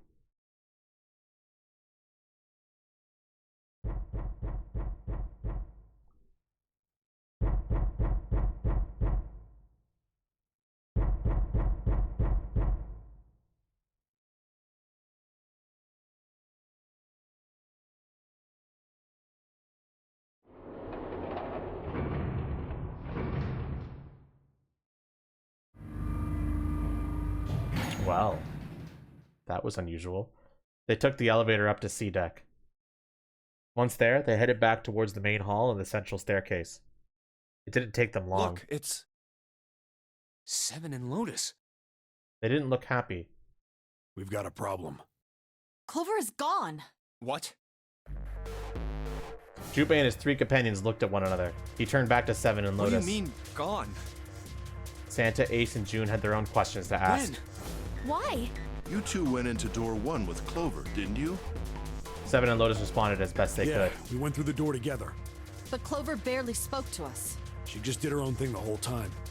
There were 4 rooms on the other side of door 1. She wouldn't let us into the 4th room. She just said, I'll take care of this one.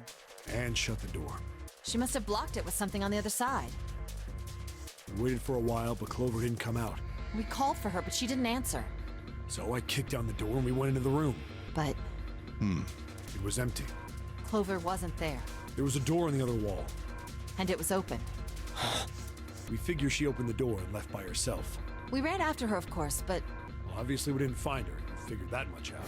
Clover's gone. Junpei thought for a When moment. did this happen? We got here just before you. You certainly have excellent timing. So you haven't searched anywhere other than near the staircase? No, we haven't. Finally, Ace spoke. His voice had an edge of resolve and concern. Very well then. We'd best separate and look for Clover. We haven't much time left. Let's begin. Yeah. There were quick nods all around, and the 6 remaining players spread out. Junpei and June ran into the central hospital room and looked around. She's not here. No, she isn't. They searched a little longer, but with no luck. They couldn't find Clover. There's no sign of her. Let's go. Finally, they gave up and left the central hospital room. Slowly, they made their way back to the hallway. At last, they reached the stairs and Junpei spoke. All right, I'm thinking we should probably split up. I'll head back to the stairs and take the elevator down to E deck. June, you can take the stairs up to B deck. All right, that sounds good. But, What? could you stop calling me by that code name when we're alone? Huh? Sure, right. I'll do that. There was a reason Junpei persisted in calling her June even when they were alone, although perhaps not the best reason. He was embarrassed to call her by the nickname he'd used when they were children. Canny. 9 years ago, it came naturally, after all. They were children. But now that they were adults, it felt strange. Regardless of what he might hope for, to call the woman he wasn't dating by such a childish nickname felt odd to him. Of course, to call her Miss Kurashiki would be even more awkward, and simply Kurashiki would seem a little brisk. And although he couldn't put his finger on why, it felt somewhat forward to call her Akane when they hadn't seen another for so long. In short, it was simply easier for him to call her June and leave it at that. Chubby. No, it's nothing. All right, I'm going then. Yeah, be careful, Kane. June, or perhaps more importantly Connie, blushed and You smiled. be careful too, Jumpy. Yeah, got it. Take care. Junpei looked after her for a moment as she ran up the stairs, then turned around and took off for the hallway.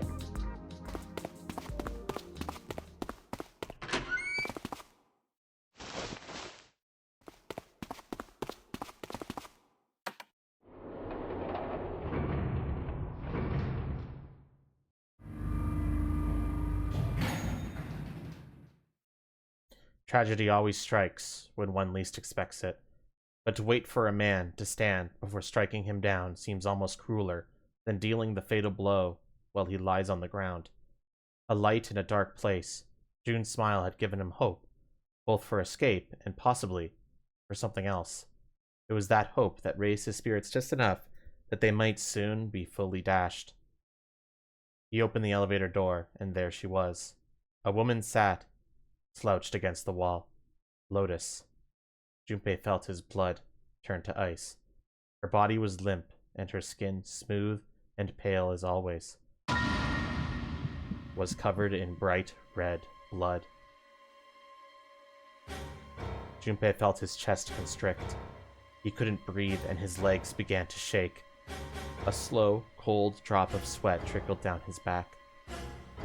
He felt his stomach somersault.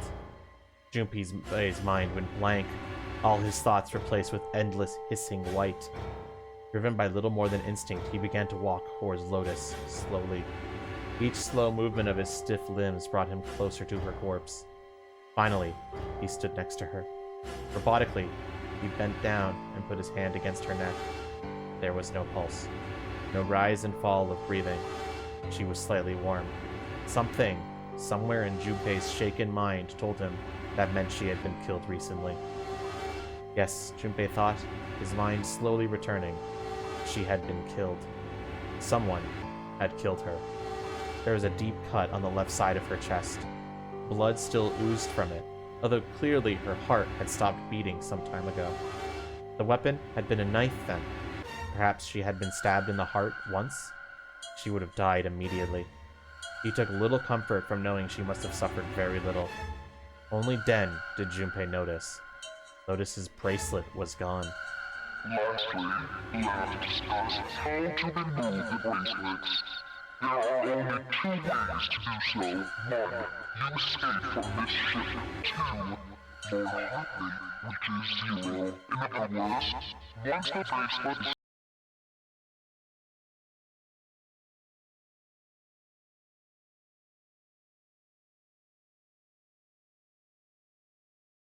Fuck off. I'm getting so fucking pissed off, dude.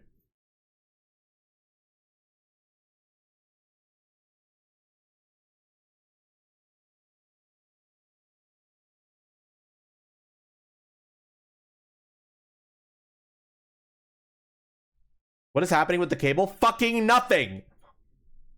Literally nothing. I'm not jerking it. I'm not moving it. Literally fucking nothing. And it just disconnects. I don't fucking get it.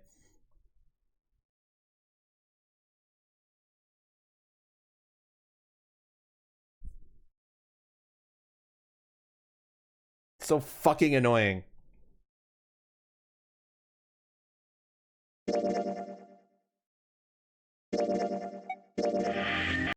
lastly, one, two, in other words. Was that why the killer had ended Lotus's life? So that they might have the number 8 bracelet? If that was true, then the killer was whoever wanted the number 8 bracelet. Or perhaps more accurately, the person who would gain the most by obtaining bracelet number 8. Who is that? Who would benefit the most from the number 8 bracelet? The thought had only just entered Junpei's mind when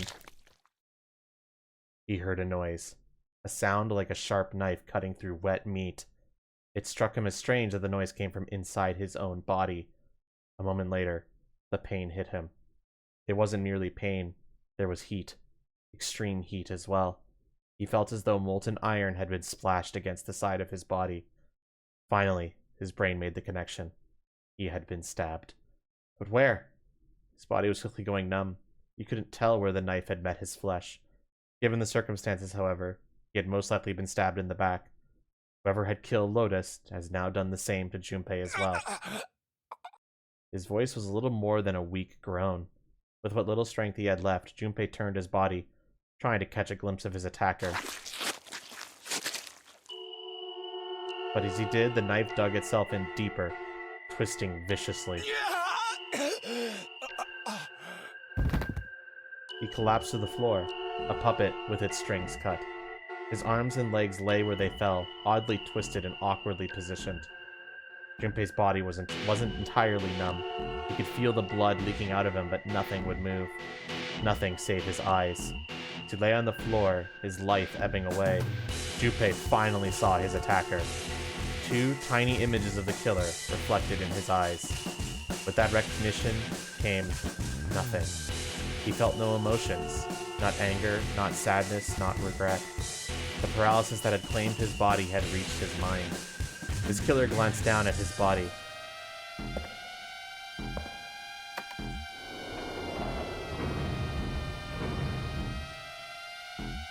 Then, without a word, climbed into the elevator and was gone. His eyesight began to fade. The world grew blurry and began to dissolve into an empty white fog.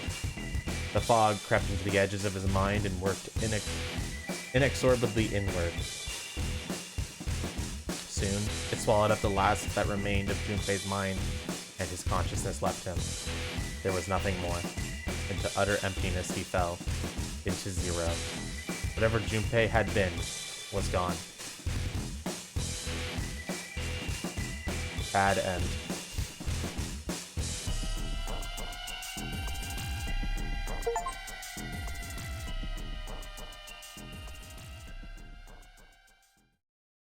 You have reached one ending.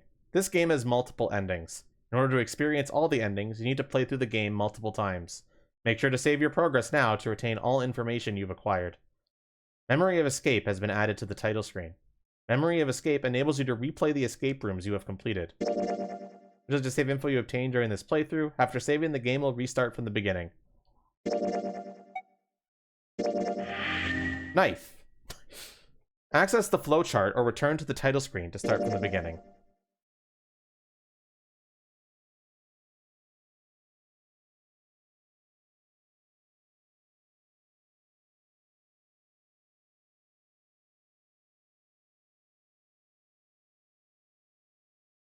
All right, chat, where do you want to go now? If you're wondering, these little locks, these things here, there's like, to help explain it better, you notice that there was no choice that led to this, right? If you want to get on the other branch, you need to have all of these keys. And we're missing some, is the best way to describe it. If you have all of the keys, this unlocks and we could go down the other path. So what do you want to do first, chat? We have options. We can either choose another door right here. We can either go through door number 1 or door number 2, which will lead us down either this path or this path.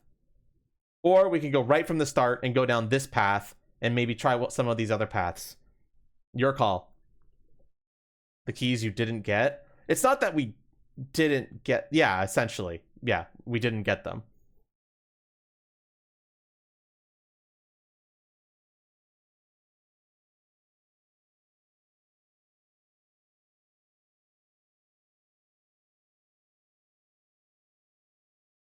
Yeah, and there's like, it's exactly, flags you didn't set, more or less. Yes, exactly. So, and we check you could check the flowchart and check it if you want to like go down this path. So this is a lock that goes here. Yeah, so that's the best way that I can explain it. There was no option to take the gun. Alternatively, we can also do one of these ones if you want to just get to a quick ending. If you want my personal opinion, I think it might be better off to explore one of these two paths and flesh out this part of it so that you have a better idea where you want to go when you start over from the very beginning. But that's just my choice.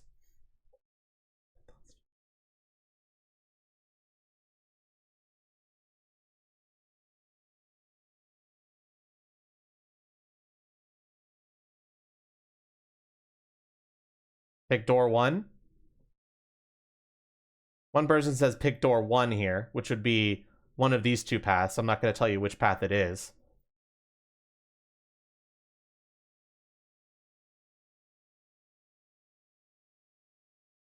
Everything that gets us here. This is the very first door choice. You either pick between door...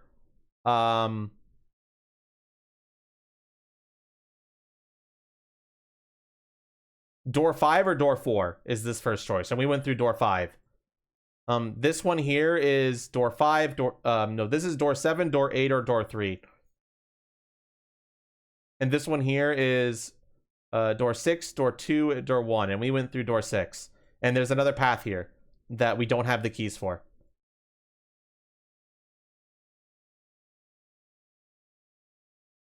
All right. I'm seeing more people. We chose door 4, didn't we? You're right. We did choose door 4. My apologies. So I'm seeing a lot of votes for going through door 1 here. Do you guys want to do that? Door 1 from the latest choice. I'm seeing a lot more people saying they want door 1.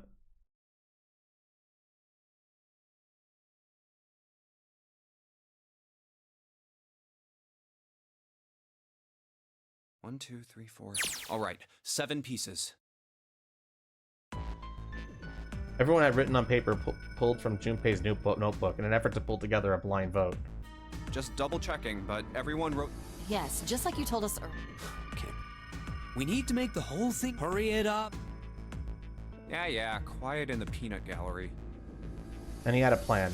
It wasn't a plan he wanted anyone catching wind of, however, so he did his best to act calm as he began to open and read the piece of paper.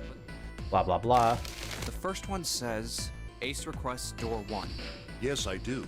Would you like... No, we don't have time for that. Sorry. Let's keep going. Next is Santa. He wants door 6. 1 second, I want to check something. Okay, good. It remembers the path still. The green line is our current path. Okay, I'm seeing how this flowchart works. Excellent. Yeah. Sorry, the original release of this game did not have a flowchart. You just had to play through the game right from the beginning. So I'm just trying to understand how they incorporated the flowchart in this so that I can guide you guys along as best as I can. You may continue with the 3rd, 4th, and 5th pieces of paper. Clover wants 1. Lotus wants 2.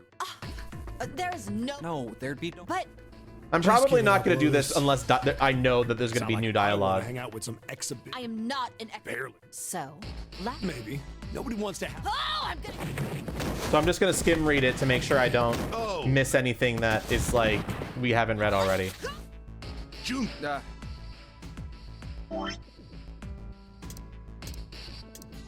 Oh, there is a... June wants. Yes, I don't really have a reason. I just felt like it. So this was everyone's vote. Ace and Clover requested door 1.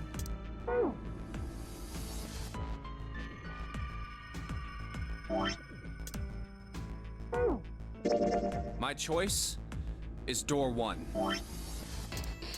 Yeah, okay, it doesn't let me skip anymore. Okay, cool. Santa was unconvinced. Hey, wait a minute there. You cheating? Cheating? I'm asking if you changed your number after you heard what doors we wanted. How could I do that? I wrote it down on the paper earlier. Let me see that. Sure, here. Junpei shrugged and handed it to him. Santa examined it furiously. The others peered as it did well. As they did, Junpei quickly slipped the piece of paper he'd been hiding into his pocket. Although he'd never know it now, Santa had been justified in his suspicion. Junpei had switched papers. I had 3 pieces of paper ready. For doors 1, 2, and 6. And I put the one with door 6 on it into the pot. He put a small mark on it so that he would know which one was his. I just needed to make sure I drew last. After I saw everyone else's result, I just chose whatever door I wanted. Nah, he did this exact same trick others. He just didn't need to explain it. If the number I'd already put in matched, then I didn't have to switch the paper out. Well, what does it say? He fought the urge to smirk. You got lucky. Santa snorted and tossed the paper aside, frustrated. Very well. We've decided who will go through door 1. It will be Clover, Junpei, and myself. 1 plus 4 plus 5 equals 10. 1 plus 0 equals Our 1. only problem is the 2 remaining teams. June and I want door 6. Lotus and I want door 2. That's not good. We can't open either of those doors with only 2 people. Aw. Fine. 7, we'll go through door 6. 3 plus 6 plus 7 plus 8 equals 24. With 2 plus 4 equals 6. Sure thing. I didn't really want to go through door 2 anyway. Besides, if we've got a younger girl with us, it'll lower the average age. Right, June? Well, I June was at a loss for words. Lotus was not. Pig. You just wait and see. Her eyes were the eyes of a woman prepared to kill. A shiver ran down Junpei's spine. Calling me old. This is why men are such a pain in the ass. They're about as subtle as a brick. And they're at it again. Even after they separated at the staircase, Lotus was still muttering angrily at herself. I'll see you later, June. Jumpy. Circumstances dictated that Junpei and June would have to part ways again, but this time it didn't sting quite so much. Don't make that face. It'll be like what Seven said. We aren't going to be split up permanently till we find door 9. We might get separated for a little while, but we'll see each other again. Otherwise, we won't be able to open door 9. And that's how the notary game works. Seven's words took the weight off Junpei's shoulders and felt much better. It'll be fine. I'll see you soon. All right. See you later. Lingering uneasy remained, but they were their separate directions without much trouble. Junpei, Ace, and Clover headed towards A Here's deck. A deck. It was the door on the left, right? That should be it, yes. Then here we go. It opened, and they walked through.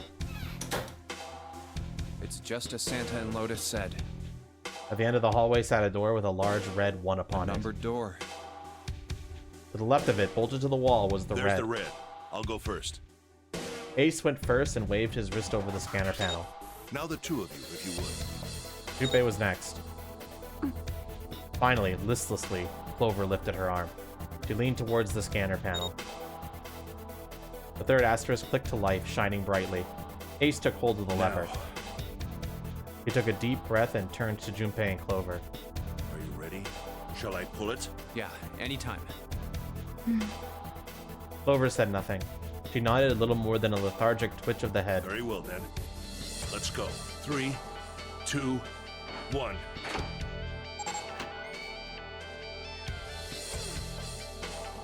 And it's open! Move it!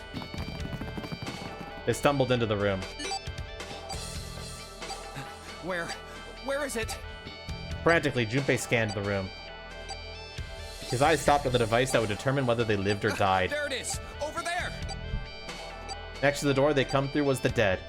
As one, they ran to it. They put their hands over it as if they were fighting for it.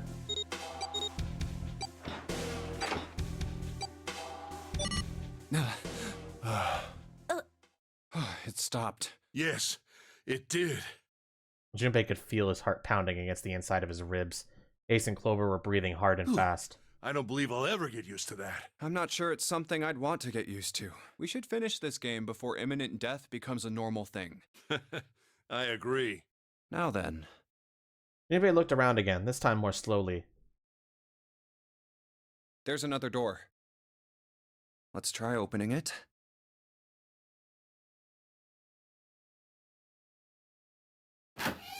So, this is the wheelhouse?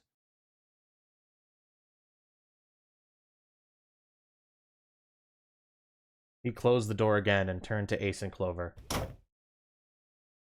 He fixed each in turn with a meaningful stare, then spoke. Ace, you investigate the wheelhouse next door. Very well. Clover, you're in charge of this room. Say something. Okay, I will. All right then, let's get started.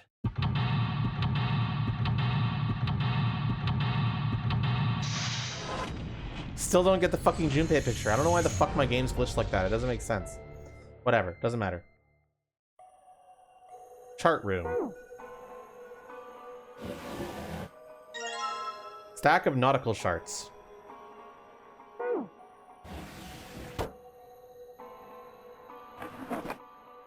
Pocket watch. A voice he hadn't expected startled Junpei from his examination of the pocket watch. Oh, pocket watch. Might I take a look at it? He spun around to find Ace standing in the doorway. Junpei shrugged and handed him the pocket watch. Hey, man. What are you doing over in this room? Oh, I just thought I'd come check up on the two of you. Is there a problem?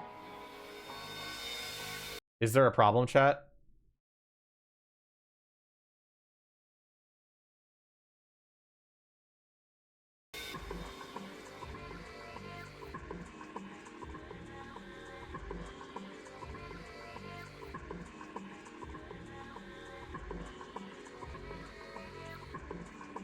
Yes, Ace smells bad. He needs to stay 20 feet away. Yeah, there is.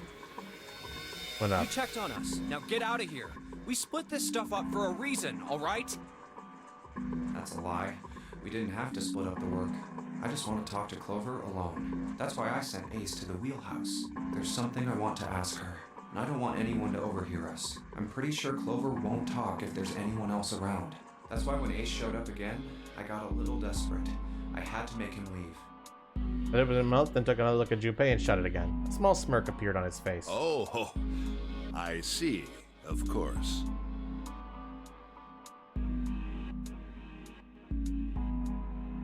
He looked Junpei over, then glanced at Clover. I apologize for the intrusion. Well, best of luck. Ace gave Junpei a knowing pat on the shoulder and left. Junpei let out a sigh and brushed a few drops of sweat from his forehead. He turned and found himself looking straight into Clover's eyes. He heard what Ace had said. She regarded Junpei with caution. What was that about? She was clearly suspicious and with good reason. Why are you looking at me like that? Junpei's eyes widened and he held up his hands in a gesture of innocence. No, it's not like that. What's it like then? I just wanted to hear the rest of that story. I didn't get a chance to ask you about it until now. What story? About the experiment, remember? The one you started to tell me in the operating room? You said something about an experiment that happened here 9 years ago. Clover bit her lip. She stared down at the floor for several long moments, and when she spoke, it was barely audible. I'm sorry, but I don't want to talk about that right now. I'm just not in the mood, okay? You understand, right? I keep thinking about my brother. I can't stop. I mean, who would do something like that to my brother? I can't forgive them. I'm not gonna let them get away with it. They're gonna pay for it. I promise. So... Her shoulders were shaking. Drops of blood had sprung up on her lips when she was biting them. She wiped it off and looked up at Junpei, her eyes fierce and angry. Junpei, who do you think did it? Her voice was cold and scarcely above a whisper. Junpei gulped. Well, if what Seven said was right, then there would have to be at least 2 of them. You need at least 3 people to open the numbered doors, and if you subtract Snake, that means there were at least 2 other people. You're right. So, what does that mean? Well, if we just look at the bracelet numbers, we should be able to figure it out. Who could have opened door 3 with Snake? Well, really, who and who, or who and who? You mean it could have been 4 people? Well, technically, it's possible. I don't know. That doesn't seem very likely. Why? I'll tell you later. Why don't we just assume it was only 2 other people for now? Okay, got it. Let's do that then. Then who do you think it could be? Junpei crossed his arms and thought. Snake's bracelet number was 2, which 2 bracelet numbers added to 2 would give a digital root of 3. Well, chat.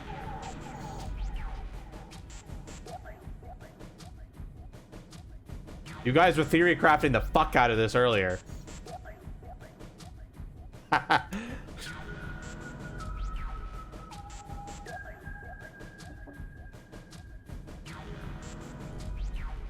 Not you, yeah, not you, but other people were.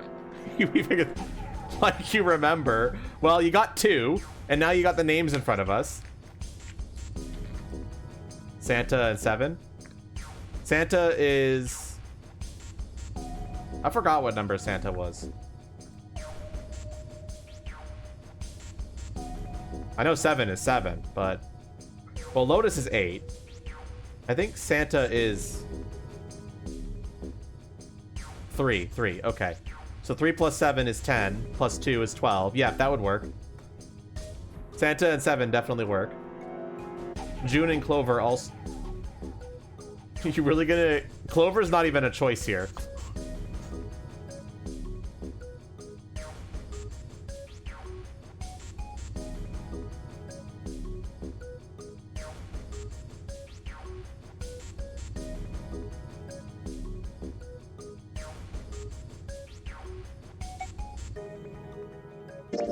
Would it be Santa and 7? 2 plus 3 plus 7 equals 12. 1 plus 2 equals 3. The digital root for Snake, Santa, and 7 is 3. Wait, hold on. Are Santa and 7 the killers? What's wrong? Clover looked at Junpei and he looked back at her. There's no point in hiding Well, it. I thought about it, and... He told her his conclusions. That's what I thought.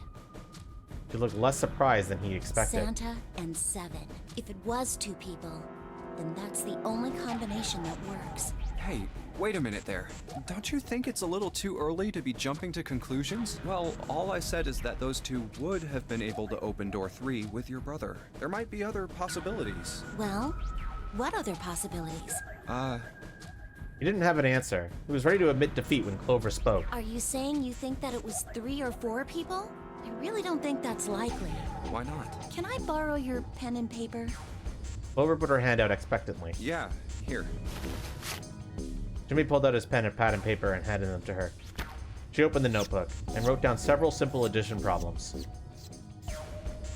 Eventually, she had 8, which provided a digital root of 3. A, 2 plus 1 plus 3 plus 6.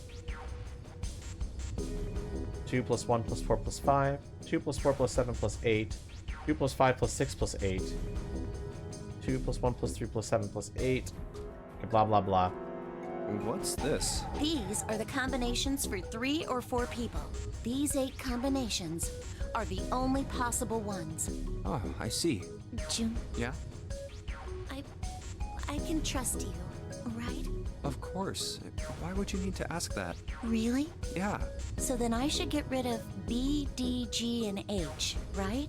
of course. Just cross them out. And you should take off yours too. The ones with 4. So, what does that leave? A and E. 2, 1, 3, 6 and 2, 1, 3, 7, 8. Wait, it can't be A. Why? Because June's in that one. There's no way in hell she'd do something like that. Are you sure? I bet my life on it. Okay then. I can cross off A too, right? Yeah. Well, what have we got left? E. 1, 3, 7, 8. Do you know what this means? Everyone besides me, you, and June would be working together. Do you think that's likely?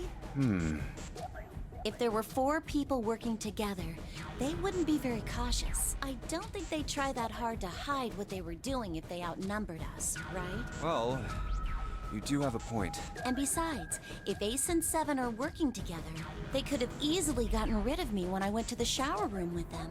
But they didn't. They didn't even try anything. If they were killers, why wouldn't they? Her voice was calm, but Junpei had only to look her in the eye to know it was a forced calm.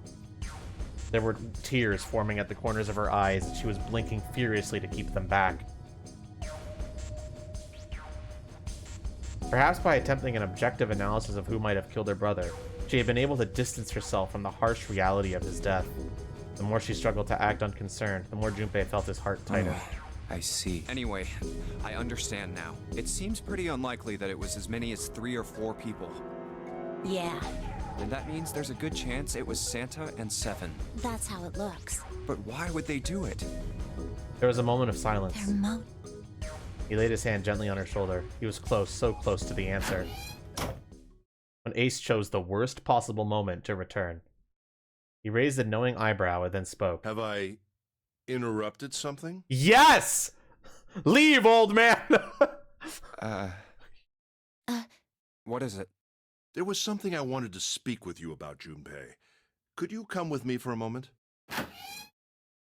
He turned on his heel and walked back towards the wheelhouse. Go ahead. Okay. Junpei looked over Clover. He gave her a short nod, hoped that she would be willing to talk to him again later, and followed Ace. What did you want to talk about? Ace looked at Junpei and smiled, perhaps more of a smirk than a There smile. was something I wanted to check. Yeah? What's that? If you'll excuse me.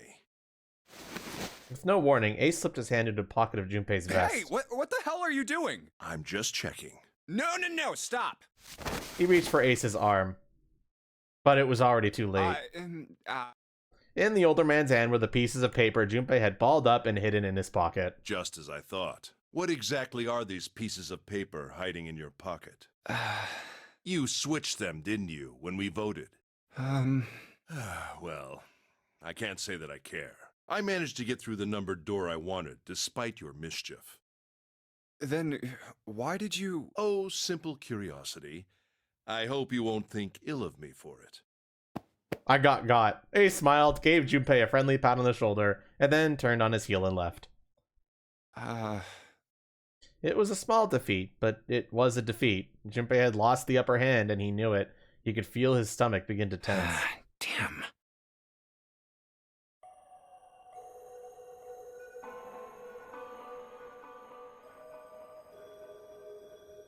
Looks like this is some sort of lock. It's got a weird shaped indentation on it. Huh, this shape. Maybe. It does look like the pocket watch would fit here. Nothing. I imagine the pocket watch is intended to go in there. However, we may need to do something with the watch first.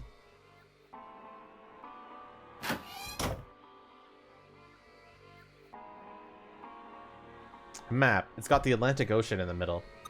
Hey, Junpei, what do you think these red things are? Yeah, they look like pins. What do you think they're for? Who knows? What do you mean, who knows?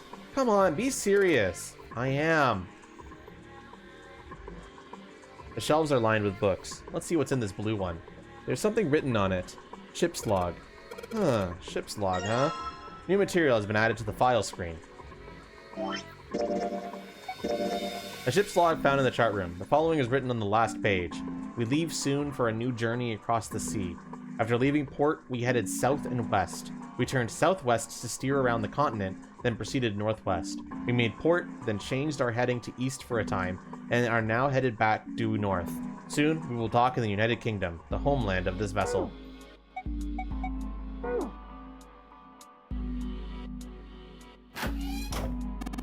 A compass. It appears to be broken, however. You see, the glass cover has been smashed to pieces. This isn't good. So many drawers, but nothing inside them. In the drawers? Nope. The helm. Well, steering wheel might be a more appropriate term.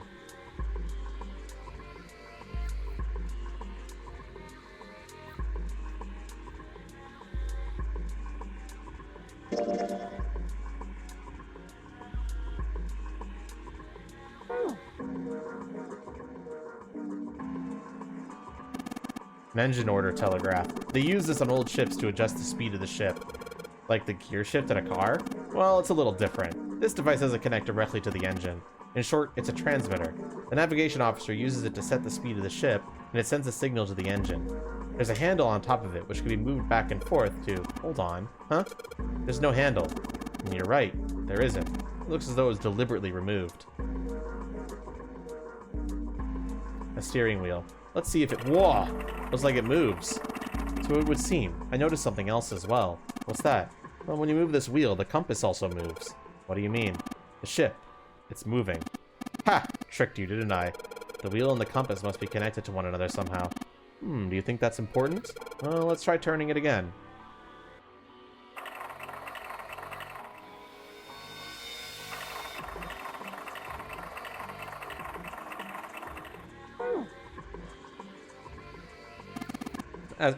Human hammer. They're often used to subdue large men like Seven. What? That was a joke, of course. Thank you, Captain Obvious. Ace, you really kind of suck at making jokes. That was rather cruel. A compass. Looks like it's connected to the helm.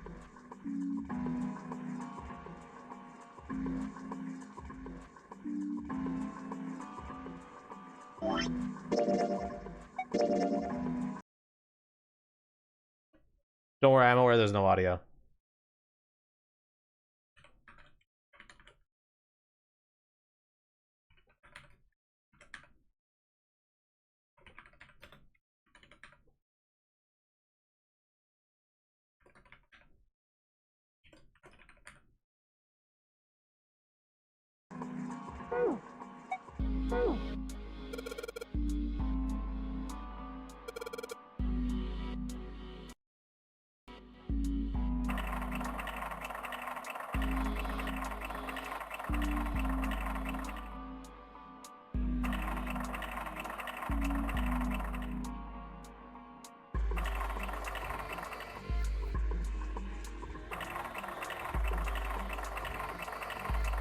Fuck, I missed it. God damn it.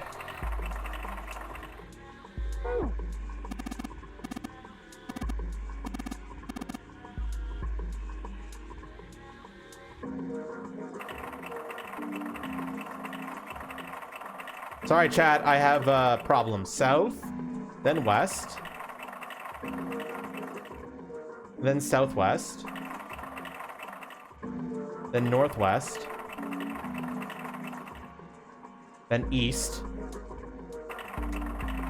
then north.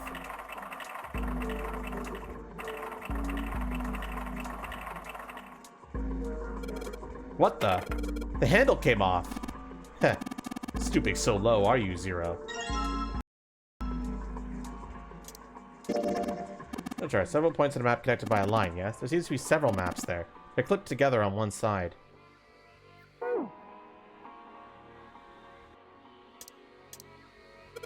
So, I sure hope this handle fits.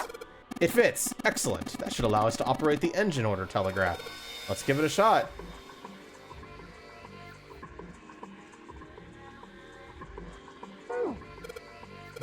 I have no idea what speed I'm supposed to set this to. This must be another one of Zero's puzzles. Man, I have no idea what I'm supposed to. Junpei, take a look at this. Look at the door to the chart room. There's something up above it.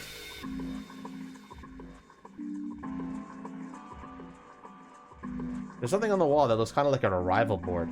There's only stuff displayed on the left side. What the hell is this? It's the name of the ports in the world. Imagine it's showing us the ship's route. You know, just like the ones you might see at an airport. Departing XX carrier XX flight XX at XXOO. Like that. Oh, I get it. It does look like those are the names of all the ports along the ship's route. There's only one line that shows the arrival time. Ah, this time at the bottom, right? 47 seconds and 25 minutes past 7 o'clock. Perhaps that's the arrival time?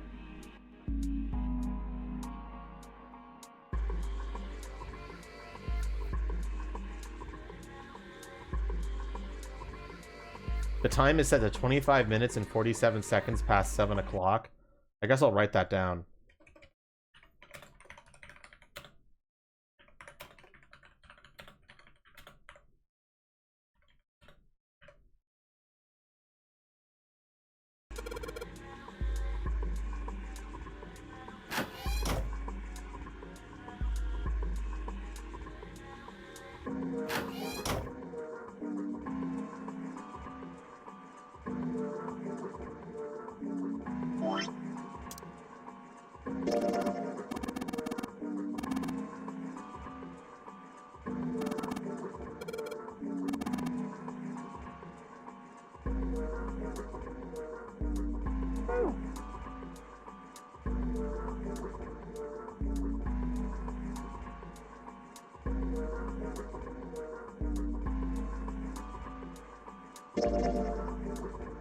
As a note, I remember disliking this puzzle.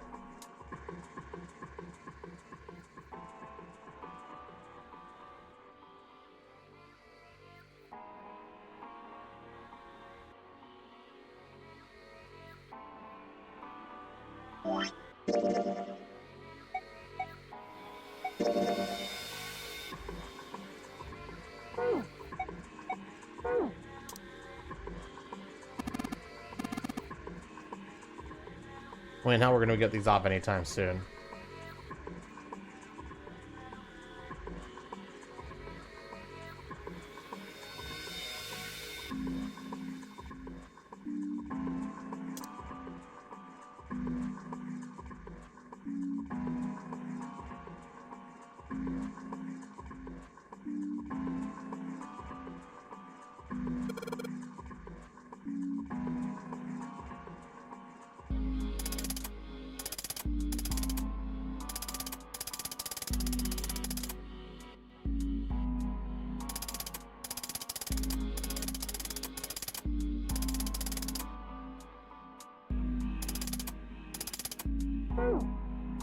Yeah, I have no idea. I feel like I'm missing something.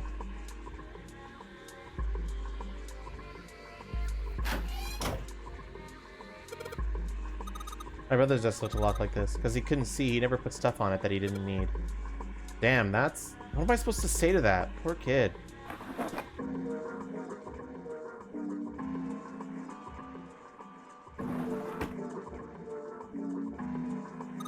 Red pins on a map of the world. I wonder what they mean. Junpei, you don't have anything, hints or clues or something? Yeah, let me see if they match up. Let's go to the center. There are a number of red pins in several locations. What do these red pins mean? Oh, the nautical charts I picked up earlier have a map like this one. Maybe one of them matches up to the pins or something. Well, what do you know? Looks like this one's a match to the pins. So we got 7 locations connected by straight lines. Each one has a world next to it. That's probably the speed.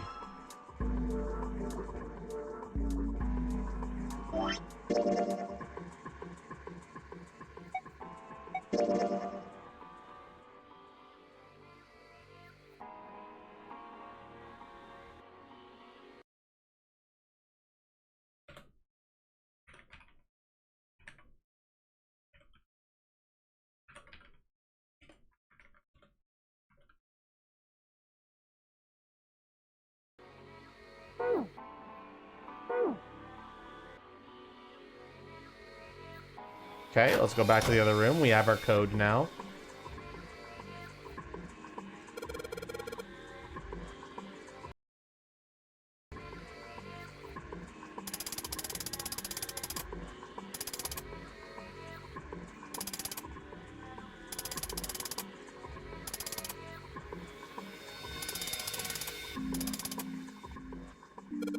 Huh? That's weird. I thought I put the right speed. Did I mess up? No, I don't think so. The same thing happened earlier, remember? There's been a change to the arrival board. Yeah, you're right. Let's check it out. The display's changed. Now it's showing an estimated time of arrival of 10 seconds past 3 o'clock.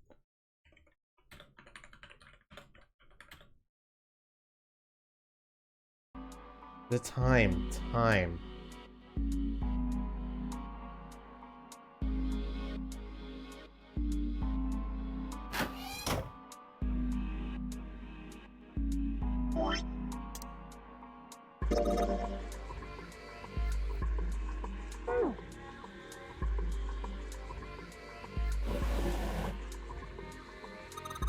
I guess this is probably for reading maps or something. Yeah, they probably spread the map out here and there to decide on the route. The time. Laura isn't talking much. Well, I guess that's understandable. I mean, she's been through a lot. It's more surprising that she's still together enough to talk at all.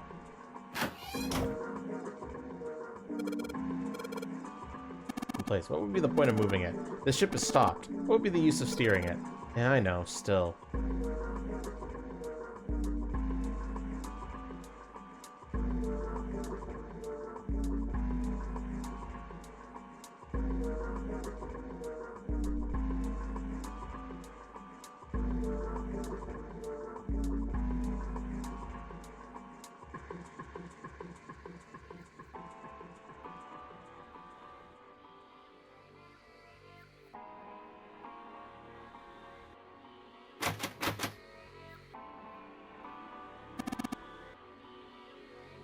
Fuck you, game.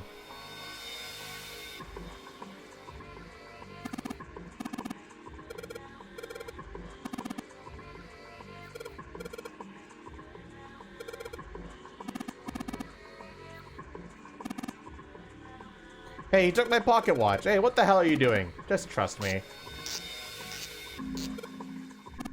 It should be fine now. Well, thanks for giving me the pocket watch back, but you don't need to look so smug about it.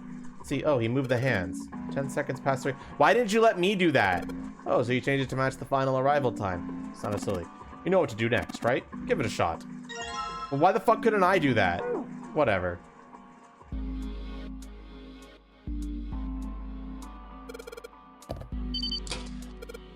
It says open now. Good work. It seems you were successful. Well done, Junpei. Hey, Clover. What? Look, we've unlocked the door. Now we can get out of this room. Oh, well, let's go then. Clover.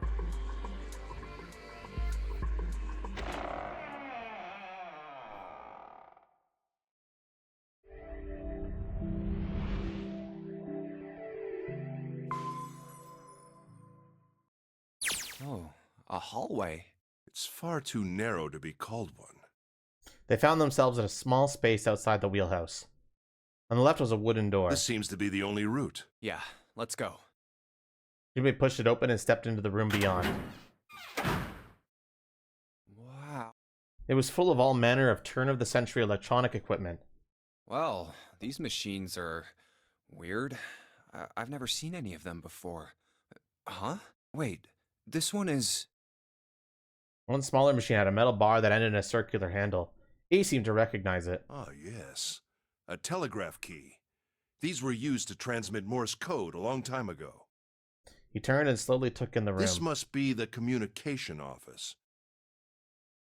Across the room from the door they've entered, there was another door. And that door? A metal plaque was nailed to it. It read, Captain's quarters. Huh. That's what it says. Then, do you think...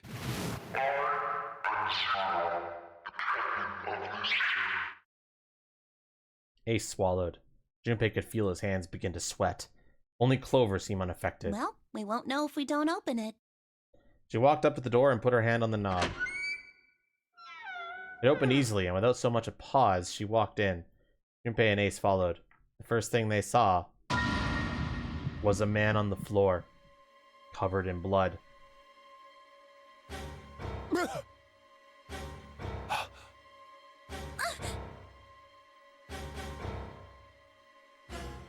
Junpei felt his body seize up. His mouth went dry and he felt very, very cold. The blood in his veins slowed to a crawl and his heart tightened like a fist. Not again. This was the third time he'd seen the horror of death laid out before him. He didn't think it was something he could stand to see much more of. Still, he had begun to accept that whatever it was he saw, whatever happened to him, was beyond his control. Whatever force he controlled him was driven by a determination that he could not hope to match. Damn. A sense of helplessness, of desperation washed over him. It left behind a feeling of utter emptiness that wormed its way through his body like acid. No, wait. We didn't check his pulse yet. Maybe he's still alive. Fueled by that spark of hope, Junpei ran to the man's body, and his heart fell. When he touched his hand to his neck, No pulse. his pupils had dilated, and he wasn't breathing. Well, he's dead. Damn. If only we knew how it happened. Junpei lifted the man's already stiff body. There was a deep red wound on his chest. These wounds. I wonder what killed him. Junpei did not have to wonder long. It must have been this. Lying next to the corpse was an axe. The entire blade of it was drenched in bright red blood. In the shape of the man's wound, there could be no doubt that it had been made by the axe. Junpei looked at the body again. A lake of blood stretched out around it. It was wearing the clothes of a ship's captain, although they were stained with blood. These clothes? A captain? Does that mean this guy was 0? On his left was a bracelet. The number on the bracelet was 0. Bracelet 0. It was only then that Junpei noticed the stench of blood that filled the room. He couldn't help but laugh. There was nothing else for him to say. It was too simple, too obvious, too straightforward.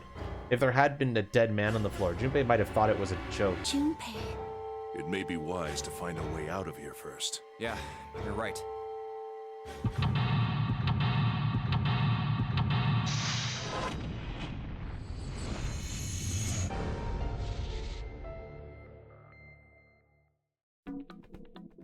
Captain's quarters. There's blood on the chair. Do you think this is the dead guys? Yeah, probably.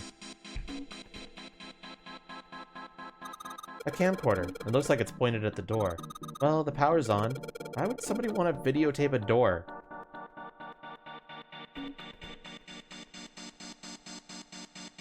The screen shows the big hospital room. There's just some random hallway on this one. This one shows the central staircase on C deck.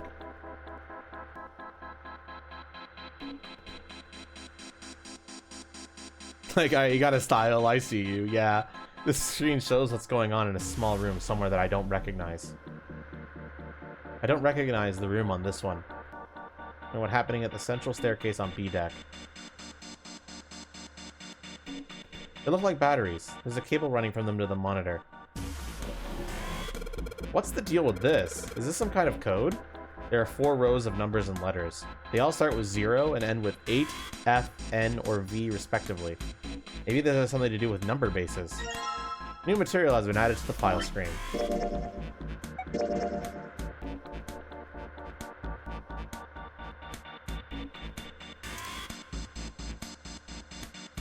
We love number systems! Yay!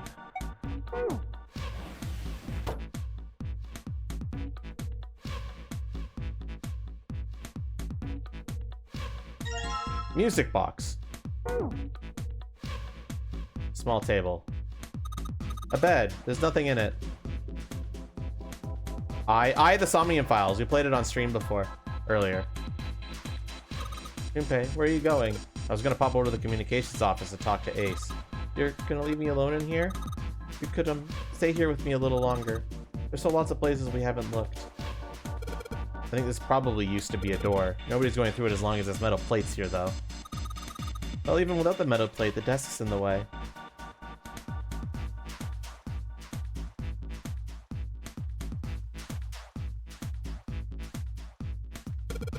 There's a bunch of weird buttons here. They probably switch what you see on the screens. You know how to work this thing? Why don't we just press one of these? Like this one. Well, I guess it does change the... What the hell is this? There's nothing on the monitor, just static. Hey, isn't this door on the screen the one night behind us? You're right. So whatever that camera sees is sent to this screen in real time. I wonder if that means something, you know? Huh. Junpei snorted with grim humor for the second time since he come into this room. The 4 screens along the bottom had a single letter each spelling out Z-E-R-O, huh? It's like he's making fun of us. What do you think? He turned to Clover, who was standing next to him. Clover nodded. Nothing. It seemed that she cared about little. Of course, Junpei could hardly blame her. Given the strain she was surely under, Junpei was somewhat surprised she had responded at all. Still, he had to ask. He gestured toward the corpse. What about him? Do you think that's really Zero? Clover shook her head weakly. There's no way that's him. Didn't I tell you already? Zero is one of us. Yeah, right. Well, even if he wasn't one of us, there's no way that man could be Zero. Huh? Don't you get it? The letters that spell Zero on the TV screen, the captain's clothes he's got on, and of course, the bracelet with a 0 on it. It's too obvious. Look, this is Zero right here. This dead body is Zero. Isn't that kind of fishy? You're right. Only an idiot wouldn't see through something like that. No, that's not the point. So I'm not trying to make fun of them for thinking a trick like this would work. I'm sure they didn't think it would work, which makes me wonder. Why did they do it? I think this is a challenge. A challenge from the person who's really behind all of this. He's making fun of us. Don't you get it? If whoever killed this guy really wanted us to think this corpse was Zero, they'd never have put a bracelet on him. Walking around with a 0 bracelet would be like hanging a sign around your neck that said, "I did it!" Anyone with a brain would be able to see that this guy is supposed to look like everything Zero is supposed to be. Just like we did. The killer must have known we wouldn't think he was Zero and put the bracelet on him anyway. Do you know why? Why? Like I said, he's mocking us. Too bad, suckers, this isn't Zero. Where's the real me then? See if you can catch me. It's the same bad joke a lot of criminals like to play. They'll just sit back and watch people run in circles. That's really twisted. But it almost seems kind of childish. Yeah, you're right. It's really childish. It's like it's just a game to whoever this person is. That's what seems funny to me. Junpei bent down next to the corpse. All right, let's get back to the point. Who killed this man? I don't know. And what's this guy's deal? Who is he? How would I know that? If I knew anything, I would have told you. You have no idea who he is. Why would I?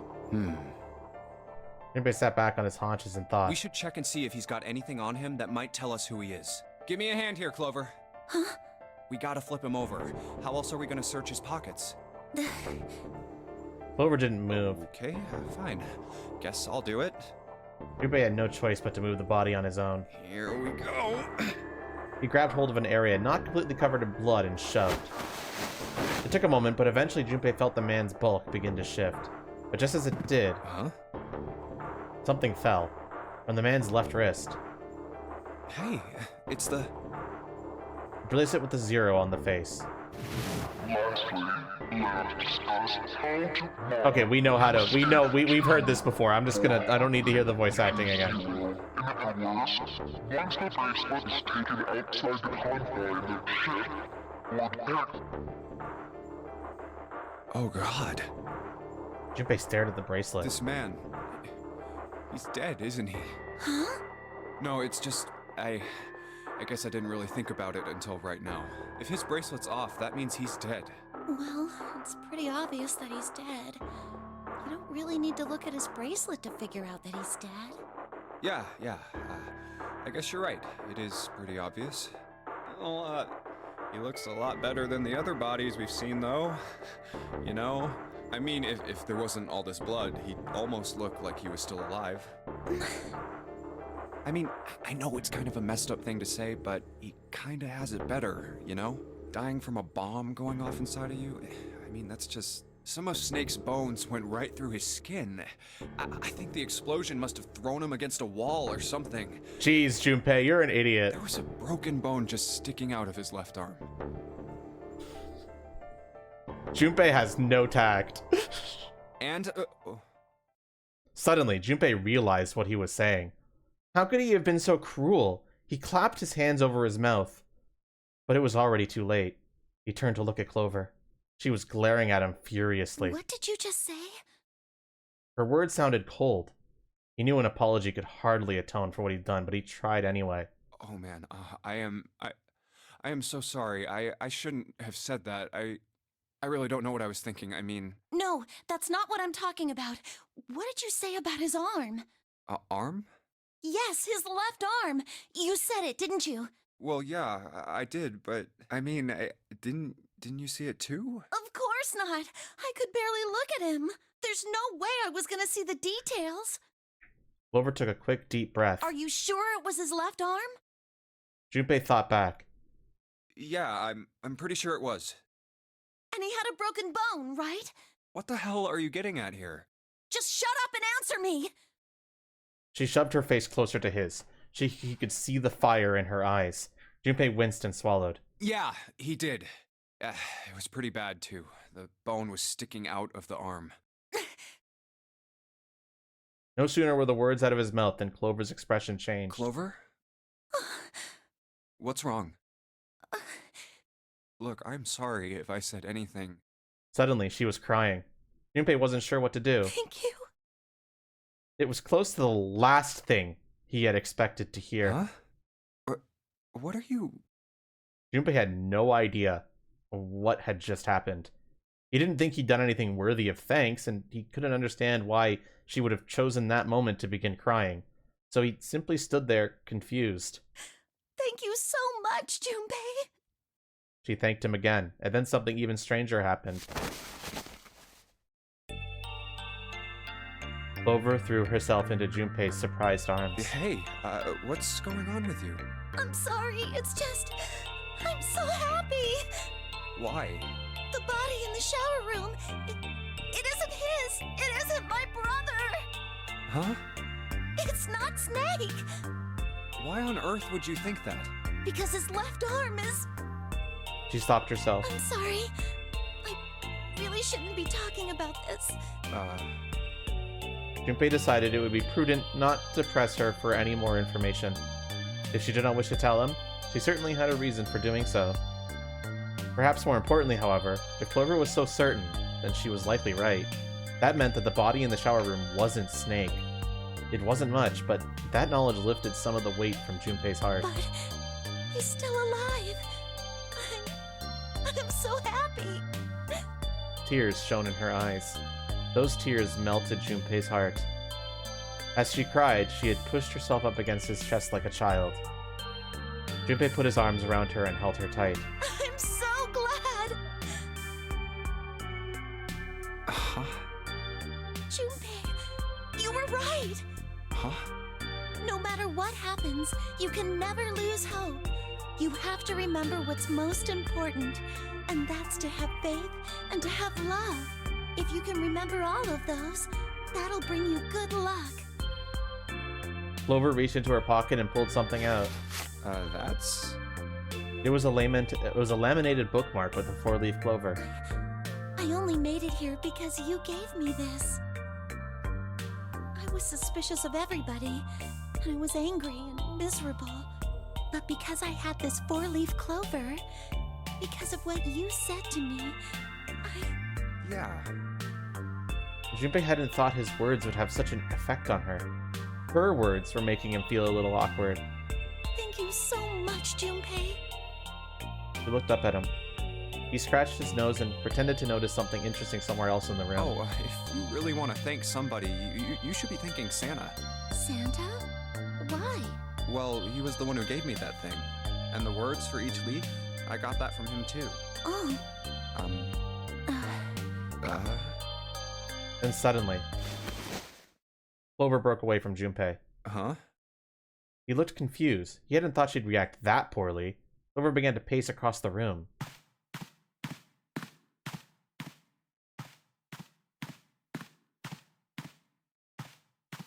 6 steps to the left, 6 steps to the right, another 6 to the left, and then she stopped. Did Santa really tell you those things? Her eyes were serious, but not angry. Yeah, he did. Did I say something wrong? Oh no, not at all. In fact, this could be really good news, I think. You think? Santa knew about the words and the clover. The only people who should know about that are the other subjects. Subjects? The other people who were in the experiment 9 years ago, with my brother and me. But he's blind, and I was part of the Nevada test group. So neither of us would be able to recognize the faces of the people who were on this boat. Whoa. Okay, time out. What? Junpei held up his hands. He took a deep breath and let it out. Let's just calm down for a second, okay? Start from the top. Don't start with the end and then jump to the middle. You gotta start with 1 and then move to 2 and 3 and 4 and so on. If you don't tell me stuff in the right order, I'm never gonna be able to figure it out. Okay. Clover nodded. All right, let's start with this experiment. What happened on this boat 9 years ago? Do you know about morphogenetic fields? Morphogenetic fields. He did, and the realization sent chills down Junpei's spine. All right, how about this? Theory of the telepathic mechanism. I think Lotus mentioned something like that. Junpei recounted what Lotus had told him earlier. Clover nodded. Telepathy, huh? Well, that's not really it, but I suppose it's similar. So they were testing telepathy on this ship? Yeah, I guess so. So, what exactly did they have you guys do? The same thing that we're doing now. Exactly the same thing. What? The nonary game. 9 people were put on this boat, and 9 others were put in the building in Nevada, and the game started. Junpei grabbed the sides of his head. Look, I'm sorry, but I don't get it. What do the nonary game and some telepathy experiment have to do with each other? Am I missing something here? Clover bit her lip. She blinked back sudden tears. What had happened to her in Nevada? The ability to access a morphogenetic field is affected by a couple of things. The first is epiphany, and the other is danger. You know how sometimes when you're up against a really tough problem, and then the answer just kind of pops in your head? That's an epiphany. And what you learn from the epiphany can be transmitted with telepathy. When you add danger to that equation, then it gets easier to transmit that information over telepathy. So you're saying the nonary game was supposed to introduce that element of danger? Yeah, but it couldn't be just any old danger. It had to be life and death. And someone did actually die. A girl. Huh. Junpei felt the sudden grip of despair on his heart. Something deep and distant and powerful squeezed, and for a moment, he felt very, very empty and alone. She was on the boat with my brother. I was in Nevada. I never met her, but I did hear her name. Her name was... The sound of the door opening was like a gunshot. Junpei spun around. Oh, my apologies. I seem to have disturbed you. Ace! You two must have strong stomachs. I can't imagine how you could stay in this room for so long. Ace glanced down at the floor. At the corpse covered in blood. At any rate, Junpei, would you be so kind as to come and help me with something? I'm having a little trouble and I could really use your assistance. Come on, it'll only take a moment. With that, he turned and walked back towards the communications office. Clover waited until he was out of sight, then spoke in a small, quiet voice. I don't want Ace to hear us. We can talk about this later. Huh? Hey, wait! Clover ignored him. From outside, Junpei could hear Ace calling. Junpei? What are you doing in there? Hurry up! Grumbling to himself, Junpei stomped off towards the communications office. Puzzle time!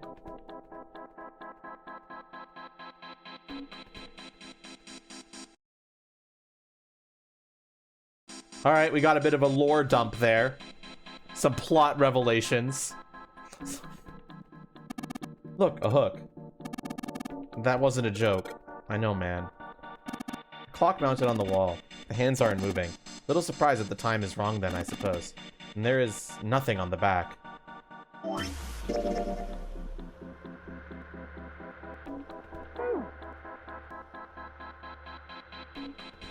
There's an old telegraph machine. Nothing suspicious here. It's an old telegraph machine. I'll be honest, I have no idea how it works. Small screwdrivers. Nice PNG of screwdrivers.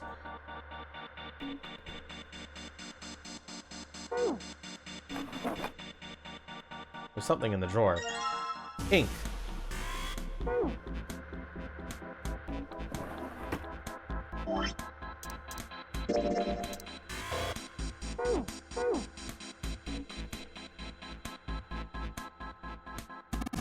Looks as though that drawer is the only thing that's locked. I don't see a keyhole though. An electric clock, perhaps? Take a look at the left side of the drawer. There's some cables over there. That must mean... Hey, what is this? It's blank. There's nothing written on it.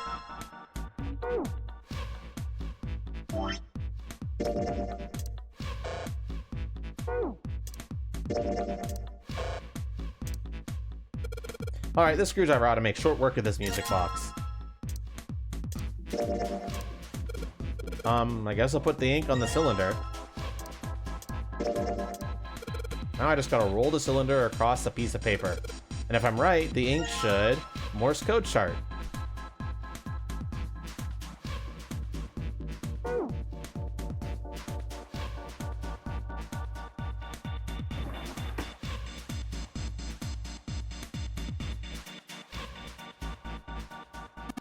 An early telecommunications device, most likely used to transmit a radio signal of some sort. I experimented with it earlier, but to no avail. Imagine it's broken. Really long cable. The tip is hooked into one of the desk drawers.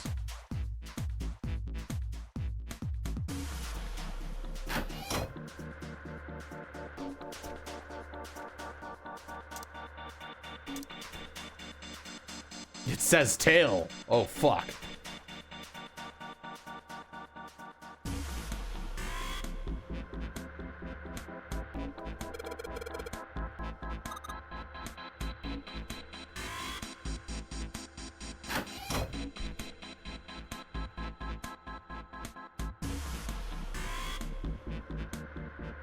Alright, I've got the Morse code I'm supposed to enter. If I do this right, something will happen. I hope. Let's give this a shot.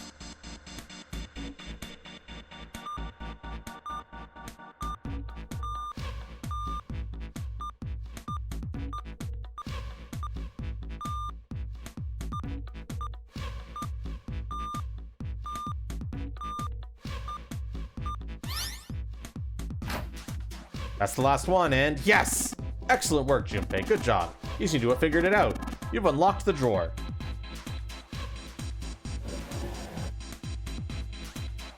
A red file lay in the drawer. Junpei reached down and picked it up. Looks like there's something on the cover. ALLICE. All ice. Alice. Does this mean... Junpei couldn't hold back. He had to know what was in that file. Each page was covered with strange characters. They looked like tiny drawings of birds, snakes, insects, horned animals, wings, and even kneeling humans.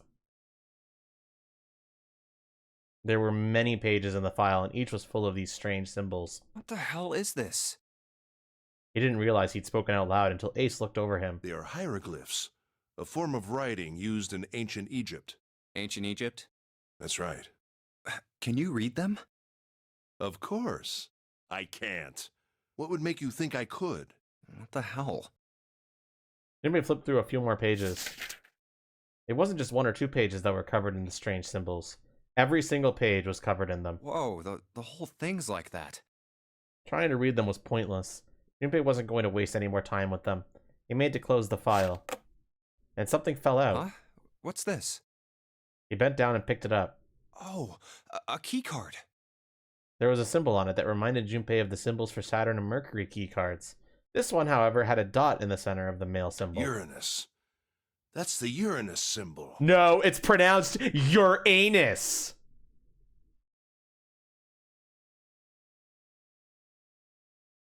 Okay. Junpei looked over to see Ace examining the card. In addition to the Uranus symbol, there were 3 words engraved on the card as well. Something's written on the bottom. Bottom deck library. This must be the key to the library, then. What was that face? Don't worry about it.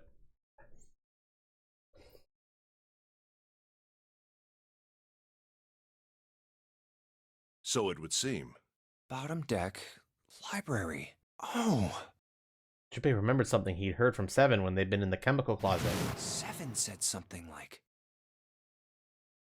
Alice sleeps in a small chamber past the Forest of Knowledge beneath the navel of the Gigantic.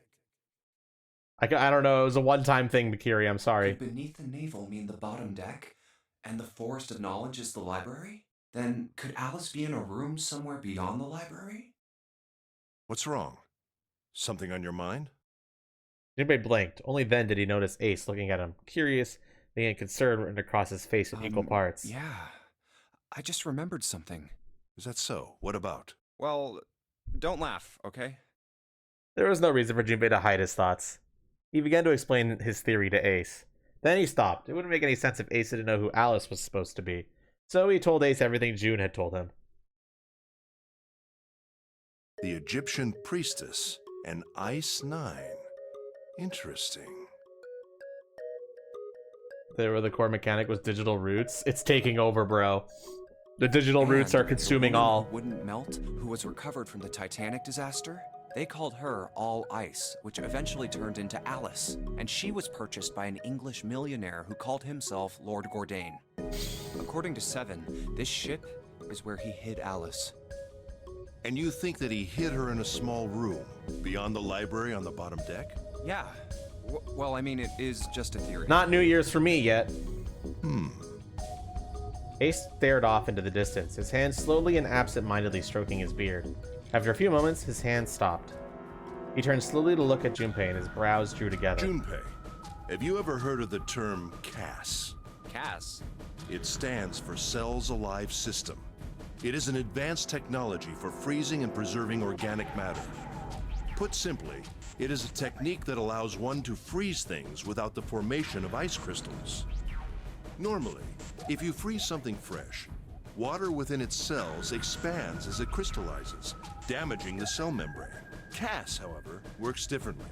The object to be frozen is supercooled using magnetic fields, and then frozen instantly and uniformly, giving ice crystals no time to form. It was originally developed for the preservation of food, as an alternative to the normal freezing process. Look at that Yugi mod. That mod is insane, yeah.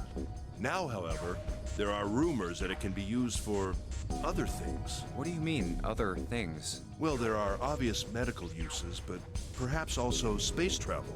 Space travel? Are you serious? Surely you've heard of suspended animation.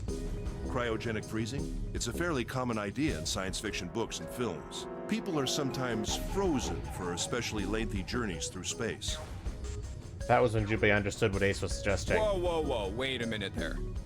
Ace looked at him and raised an Are eyebrow. you saying that Alice was frozen using that CAS thing? Well, I'm sure the possibility is quite low, but it is a possibility. If this special ice you call Ice 9 does indeed exist, and CAS were used to freeze her into that sort of ice instantaneously. You think she could be alive? Well, I can't say for sure, of course. I'm only talking about possibilities. The melting point for Ice 9 is 96 degrees, right? If she were put somewhere where she could reach that temperature... That's nuts. Are you really saying she could have defrosted and started walking about? You're quite right. It does sound unbelievable. But if she had, then we would have an explanation for the man we found dead on the floor. You mean the guy dressed like a captain? Yes. He was dead when we found him. Clearly, he was murdered. But if he was murdered, then by whom? It couldn't have been one of us. That would be impossible. In order to enter the captain's quarters, one must first open door 1. That door that requires the Earth key prevented us from accessing door 1. Who was it that opened that door? Santa and Lotus. Right. Clearly, the two of them could not have opened door 1, or any other door for that matter. Who else then could have done so? Junpei thought for a second. Nobody. After After Santa and Lotus used the Earth Key, they turned back and met up with me and June. Then we returned to the large hospital room and found Ace, Seven, and Clover. While we'd gone into the shower room, Ace, Seven, and Clover had stayed behind. But it's impossible for those three to open door 1. But what about when June and I took the elevator to door 2? No, still won't work. We were only gone 5 minutes. No human being could have run to the captain's quarters, killed that guy in there, and run back that fast. It would be impossible for any of us to be the murderer. That being the case, who could have killed him? Wouldn't it make sense if his killer was someone who had been in the ship for some time? A person like that would know the ship well. They would know the locations of all the hidden passages and secret doors. The numbered door would mean nothing to someone like that. It would be a simple thing for them to enter the captain's quarters. Then you're saying the killer was Alice? It was Junpei's turn to raise an eyebrow. Ace drew his thumb across his lips thoughtfully. Well, this is all only one possible theory. All ice. Alice, is she really somewhere on the ship? Junpei had only one clue. The key card in his hand. Maybe this card will give me access to the Forest of Knowledge. And the big mystery. What could be there beyond the Forest of Knowledge? Anyway, whatever. It's gonna have to wait. I can't do anything right now. I'll come back to this later. He gripped the key card tighter and shoved it deep into his pocket. New material has been added to the file screen.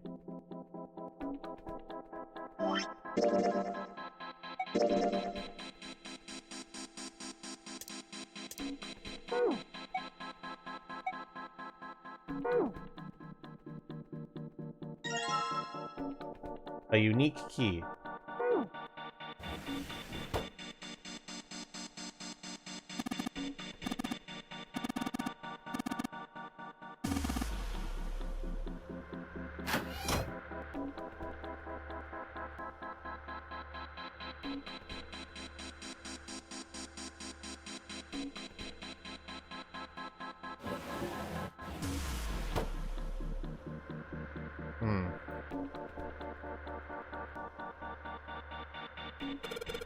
Maybe about the key I got earlier. Sweet, I just had to put that key in and now it's on. Junpei, look! There's a minus sign on the screen. There's 8 of them. That probably means we gotta put in 8 digits. Do you think you can figure it out?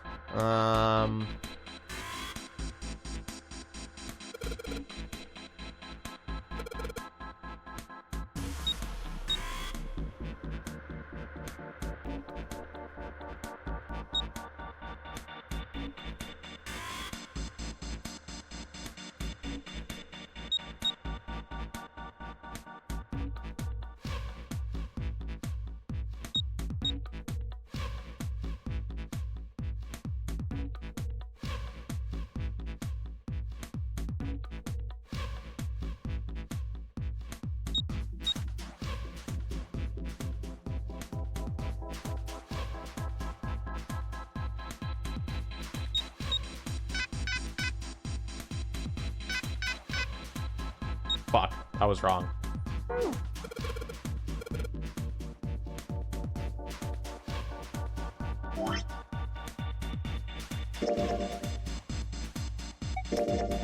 No, I don't want to learn about digital roots.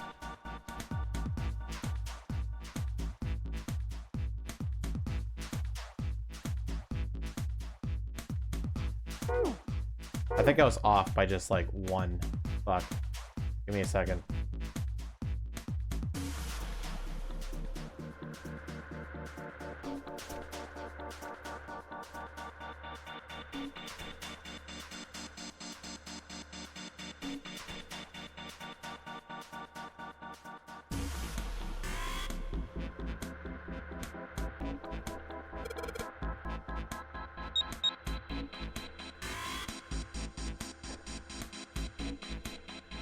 I think my strategy will work, just -1.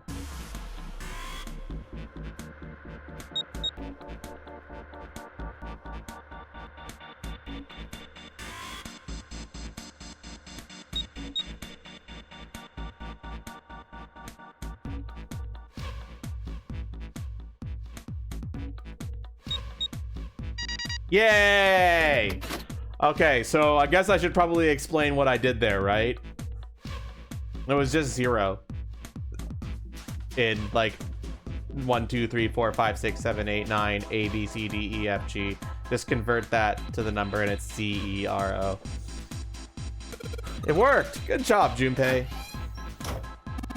Excellent. You seem to have unlocked it. Good work, Junpei. All right, let's go.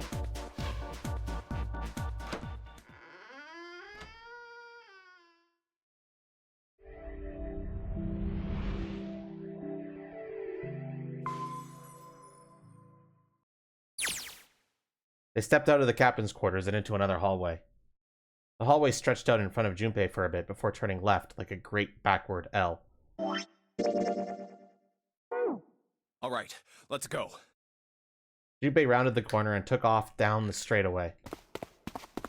He ran and ran and ran. At the end of the hallway was a door. That's the next door. He made straight for it. Wait, a piece of paper. He was nearly halfway to it when he noticed a piece of paper in the middle of the floor. Junpei skidded to a halt. He dropped down on his hands and knees and quickly tore the paper off the floor. Map of the ship's interior for A-Deck. What's wrong? Ace, slightly slower by virtue of his advanced age, had finally caught up to Junpei. I found a map for this floor. He showed Ace what he snatched from the wall. He looked at it long enough to determine what it was and nodded. I see. With that, he began running again, past Junpei. Well, that was anticlimactic. I should keep this, though.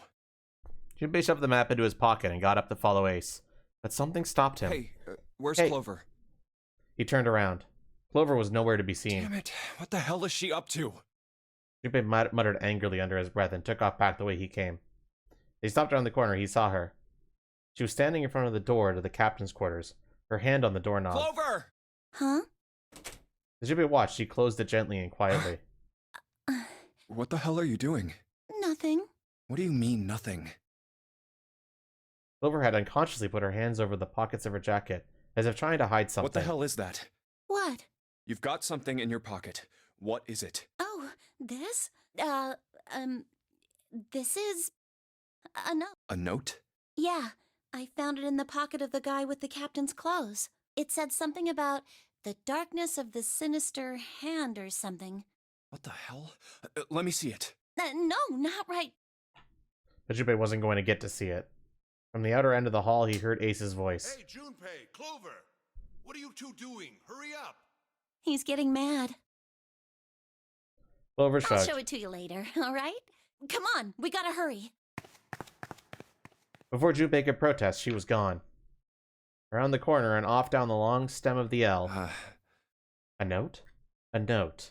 Junpei was curious. There was something else that bothered him. From the look of that pocket, it doesn't particularly look like just a note. Jeez, what are you thinking? For crying out loud. Junpei did his best to convince himself that it would make sense later and ran off after Clover. Hi, your imagination.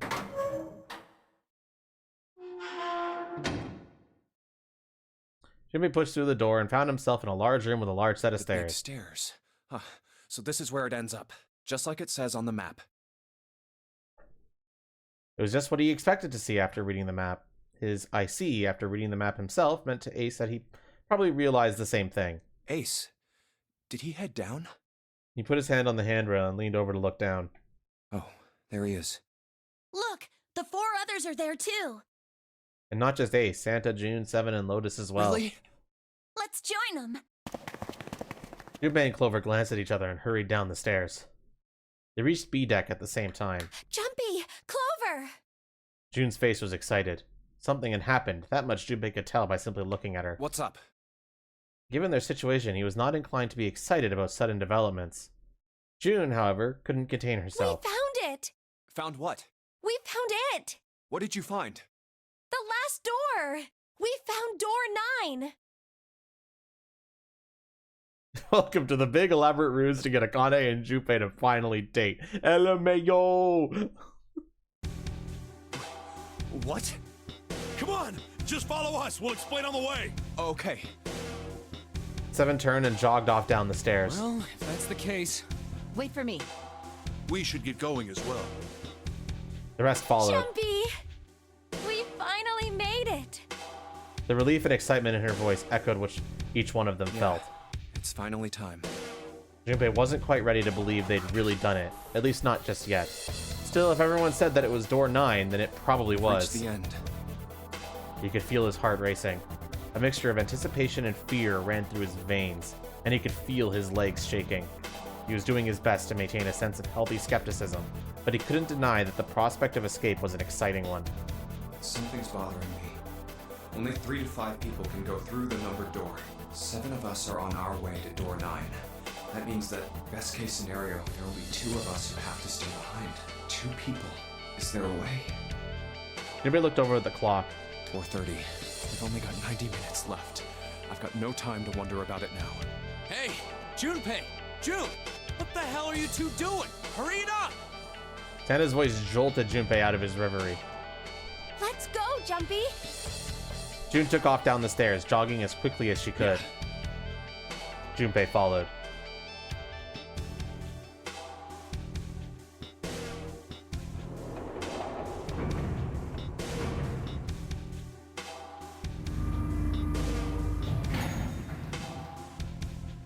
As a group, they piled onto the elevator and rode impatiently down to E deck.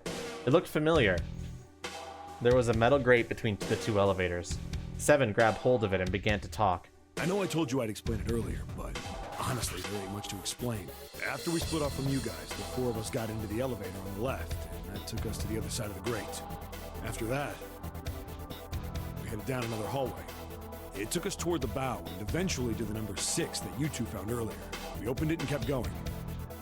There was another locked door behind it, like usual, but this time we had to complete 2 different areas before we could unlock it. Which we did last time. Once we were through that door, there was another hallway that went the other direction, toward the start. So, on your way, you found the elevator. That's right. So, in other words, you kinda did a lap, huh? You came from that side to this side. Yeah. With that settled, Junpei looked around. So, where's the number 9 door? Over here. Follow me. 7 began walking down the hallway that led towards the stern. Junpei and the others broke into a jog to keep up with him. By the way, They had been walking for a while, June in silent step with Junpei when she spoke. you know, it's because of Santa that we're all here right now. That all 7 of us are going to door 9. What? You don't get it? Santa, 7, and Lotus. What's their digital route? 9. It's 9. That's right. They could have just left me behind and kept going if they'd wanted to. But they didn't. Yes, because Santa wouldn't let them. He said, we can't leave June and the others behind. That's why we went looking for you guys. And then you got on the elevator and went back to the central staircase. That's right. Well, I wouldn't have called that one. That Santa would be the one to stick up for you. Junpei felt his eyebrows knit as he considered that. Oh, don't get me wrong. Perhaps June had sensed Junpei's concern. I don't mean that 7 and Lotus said they wanted to leave me behind. We were just talking about it, and Santa objected to it first. Is that so? Junpei was about to respond when 7 suddenly stopped. We're here. In front of them stood a door. So, is this... Yeah. Junpei couldn't see 7's face, but he could see him nod. There's no other place for us to go. Nope. Just look around. There's a big old iron wall at the end of the hallway. The other hallways on the left and right are blocked by metal grates. I see. It looked as though 7 was right. The door in front of them was their only choice. All right, let's get moving. He pulled open the door and walked in. Junpei took a deep breath and followed. It appeared they'd been telling the truth. No way. The first thing Junpei saw as he entered the room was the number 9. Like all the others, it was a rough thing made of red paint. The door decorated sat on the rectangular room. Junpei ran up to it. The 9 door.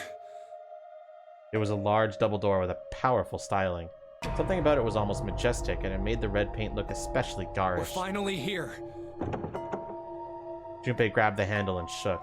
It didn't budge, but then, he hadn't really expected it to. The red was bolted to the wall next to the door. It displayed a red vacant. No doubt about it. This is door 9. Oh, finally! This is the last... Junpei felt a flood of emotion wash over him. He felt a chill down his back, and his chest tightened even as his blood began to boil. There was a moment of complete silence. Junpei, Look behind you. He turned around. Behind? What? Junpei could scarcely believe what he saw. Why? A door. And a 9. There's another one? Hey, what the hell? What the hell is going on here? His words came slowly and his brain struggled to understand what he'd seen. On shaky legs, he made his way to the second 9. There was a small door set parallel to the door they'd come through, but in the other corner of the room, 9. There was no mistaking the number, and if any more proof was needed, a red was bolted to the wall near the door. There's a red there too. That means... And of course it won't open. He grabbed the handle and shook the door, not because he expected it to open, but because he had to make sure it was real. Why? Why the hell are there 2 doors? It was Ace who spoke first. Do you think perhaps one is the right door and the other is the wrong one? Lotus was skeptical. I don't know about that. It seems unlikely. What makes you say so? Well, think about all the rooms we've been through so far. They're full of puzzles, but there are always hints about how to solve them. I'm pretty sure there aren't any rooms where we just had to go with our best guess and leave it to instinct to solve the puzzle. Do you really think that at the very end of the game, Zero's going to suddenly throw in something that depends entirely on luck? Then you're saying there's some sort of hint in this room. No, I don't think there's a hint anywhere in here. I searched it very well when I was in here before. I didn't find anything that might have been a hint, though. Well then, that means... Yeah, both of these are the right door. I mean, if you think about it, Zero never actually said there was only one door with a 9 on it. It is hidden, but an exit can be found. Seek a way out. Seek a door that carries a 9. Junpei began to mutter to So himself. if there are 2 number 9 doors, if we split it up, right? That's not gonna work. Junpei blinked and looked up at Clover. She held out her hand. You've got a notebook and a pen, right? Can I borrow them? Yeah, here. Nothing confused, he pulled them out and handed it to her. Look at this. Clover opened the notepad book to a blank page and set it down on the desk. Everyone else gathered around her and watched as she wrote down a series of numbers. You get it? The numbers on the top are all the combinations with digital roots of 9. The numbers on the bottom are the people who don't fit. There's only 8 possibilities if we split up into 2 groups of 3 or 4 people. So... If 3 people go through the door, then 4 are left behind. If 4 go through, then 3 are left behind. Right? yeah. Clover nodded, almost as if she were pleased with herself for solving a difficult math problem. No way.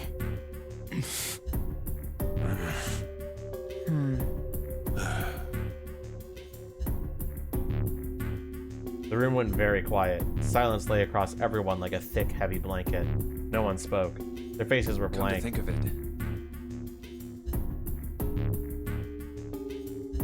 Desperate for something else to look at, Junpei turned his eyes to the room around What him. is this room?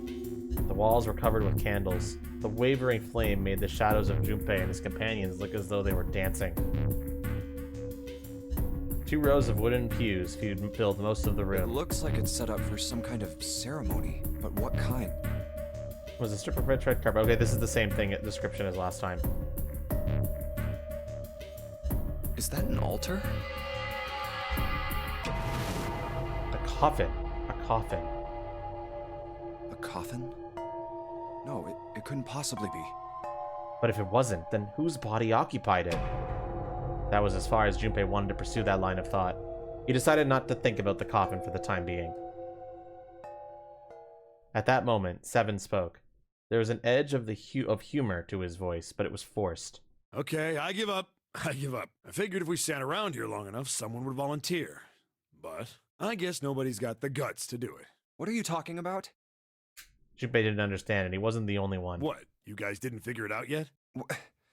Fine, fine. Let me enlighten you. Clover was mostly right with her little explanation earlier, but she missed something. She wasn't really wrong. She just...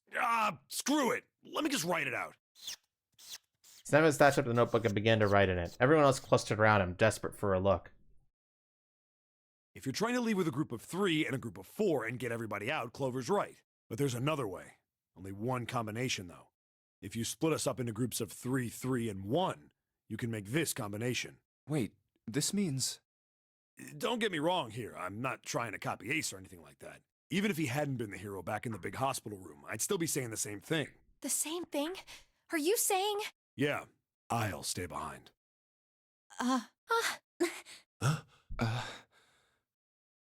Why are you acting so heroic all of a sudden? Are you some kind of idiot? Lotus was the first to speak. That in itself was a little strange. She'd reacted much differently when Ace had No, volunteered. I'm completely against this. I'll be goddamned if I'm gonna have to owe you for getting out of here. The rest of them began to speak all at once. I'm against it too. I didn't want to leave Ace behind, and I don't want to leave you either. I don't like that idea. There's gotta be other options.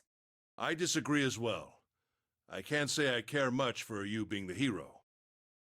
Finally, they quieted down. Junpei looked at Seven. Well, there you go, Seven. Proposal denied. Clover's right. There's gotta be a better way than this. Seven made some noise that was somewhat between a derisive snort and a cough. Doesn't make any sense. He was doing his best to pretend they were making a foolish decision, but Junpei could see the twinkling of water at the corner of Seven's eyes. That was when Santa spoke. Whoa, hold on a minute. I haven't said anything yet. Until then, Junpei hadn't realized that Santa had stayed quiet for the whole discussion of Seven's fate. Something in his voice made Junpei uncomfortable. Are you agreeing? You want to leave him here? Santa shook his head. Nah, I'm against it. I don't want to leave Seven here alone. Then I don't see how it matters. I said alone. Huh? I said I don't want to leave Seven alone. There was a dull shine in Santa's eyes. They were cold and hard. Junpei felt himself shiver. What the hell are you? What? You don't get it? I can't leave just one person. I need 2 more.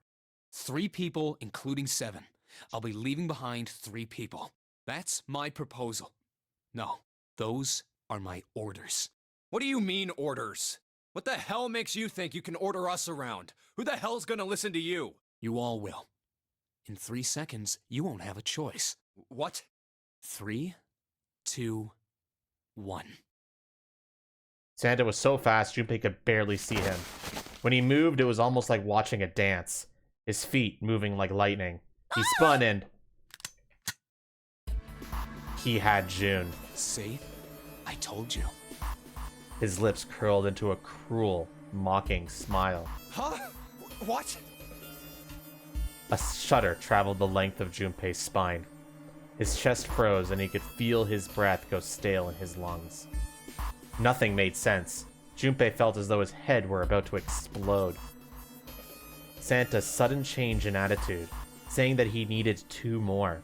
The gun in his right hand, a revolver.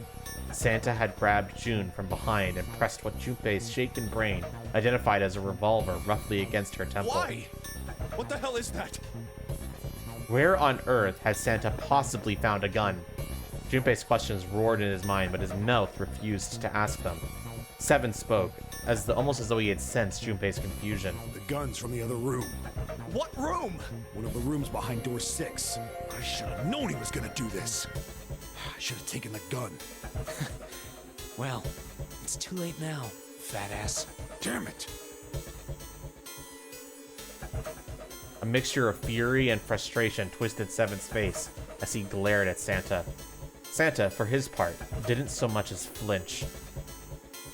The corner of his lip twitched into a slightly wider smile. Then the smile faded and he began to move. He walked backwards, dragging June with him. Before long, his back was resting against the door. On the wall next to him was the red. He put his hand on the scanner panel, quickly, and then forced June to do the same. Now, time for you to start following my orders. Ace, Lotus, congratulations! I've chosen you to come with me. Put your hands in the red. 3 plus 6 plus 1 plus 8 equals 18. That was what Santa meant when he had said he needed 2 more. Hey, you deaf? I gave you an order. Santa's eyes narrowed to slits. He glared at Ace and Lotus. They stayed frozen like deer caught in the headlights of an oncoming car. Right, fine. I didn't want to waste any bullets, but you guys just don't get it. No sooner were the words out of Santa's mouth than his hand twitched, and the gun roared. A section of the floor exploded, scattering wooden splinters across the floor. A thin plume of smoke shaked out of the hole in the floor. There could be no doubt that the gun was real and worked. He really shot it? But why? Santa, why are you... Clover's voice spoke of betrayal and disbelief. Santa, I thought you were one of us. I thought we were friends. What? You knew about the leaf words and the four-leaf clover. Santa's cheek twitched, almost imperceptibly. What the hell is that shit? I've got no idea. You're lying. Shut up! Just shut up! You stupid bitch! You want me to put a bullet in your fucking head? Flecks of spit flew from Santa's mouth. His face twisted with rage. Clover recoiled, her eyes wide. When she spoke, her voice was very small. Santa. He snorted, then shook his head vigorously and turned to face Ace and Lotus. All right, assholes. What are you still standing there for? Get over here and scan those bracelets. I don't have all day. Oh, what's the matter? Your hearing's starting to go? Going senile, maybe? Ace and Lotus still didn't move. It almost seemed as if they couldn't move. June's face was pale behind Santa's arm. Her eyes were wide and her chest heaved with every quick breath, like an animal cornered by a predator. Junpei's mind worked furiously. What were they going to do? Then he realized something. There was nothing they needed to do. There was nothing to debate. That's it. June's safety was the first priority. That much was obvious. Doing as Santa had commanded meant that she would be safe from at least two threats. She wouldn't be shot, and she would leave the ship alive along with Santa, Ace, and Lotus. There's only one thing for Junpei to do. It's the only way. He turned to Ace and Lotus. Please, go. Huh? No way. Jumpy, what are you saying? If you stay here, you're going to be stuck, Jumpy. And so will Clover and Seven. I know, but you don't need to worry about us. We'll figure something out. Right, Seven? Right. You just leave it to us. It's gonna piss me off to do what Santa says, but... Don't worry about me either. There's still something I have to take care of. No, you can't! Ace, Lotus, don't come over! Don't worry about me, please! June was almost crying. Junpei walked around behind Ace and Lotus. He gently placed a hand on each of their shoulders Please. and pushed them towards the door. They almost stumbled, then righted themselves and took another step, and another. They turned around and Junpei nodded. Go. Oh, all right. Fine. Ace and Lotus turned around again and walked slowly towards the door where Santa was waiting for them. After what seemed like an eternity, they stopped in front of the door marked 9. Santa smiled. All right. Now let's get those hands on the scanner panel. What's the holdup? What? You think I'm fucking around here? I don't give a shit about this girl. Red doesn't need a person, you know? All I need is the bracelet. You get it? Good. Now put your fucking hands on the scanner. I'm not gonna say it again. He shoved the revolver harder against June's head and she winced. Fine. Ace sighed, defeated, and placed his hand on the scanner panel. Lotus went next. Lotus glared at Santa and slammed her hand onto the scanner panel. The fourth asterisk blinked on. Good job.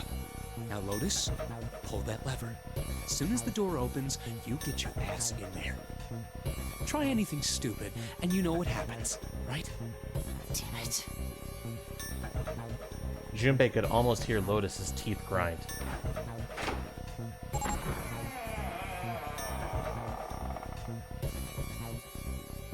The door slid open. Door number 9 opened at last. It opened with a low, powerful rumble, a drum roll to welcome the chosen few. Good. Go. Lotus and Ace walked through the door, their eyes furious but defeated. Santa waited until they were all the way inside, then hauled himself and June across the threshold as well. 6, 7, 8. Later.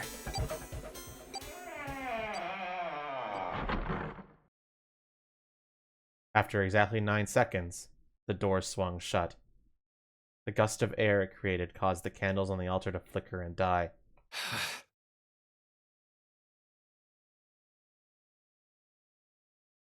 The room fell silent. Junpei, Clover, and Seven had been left behind.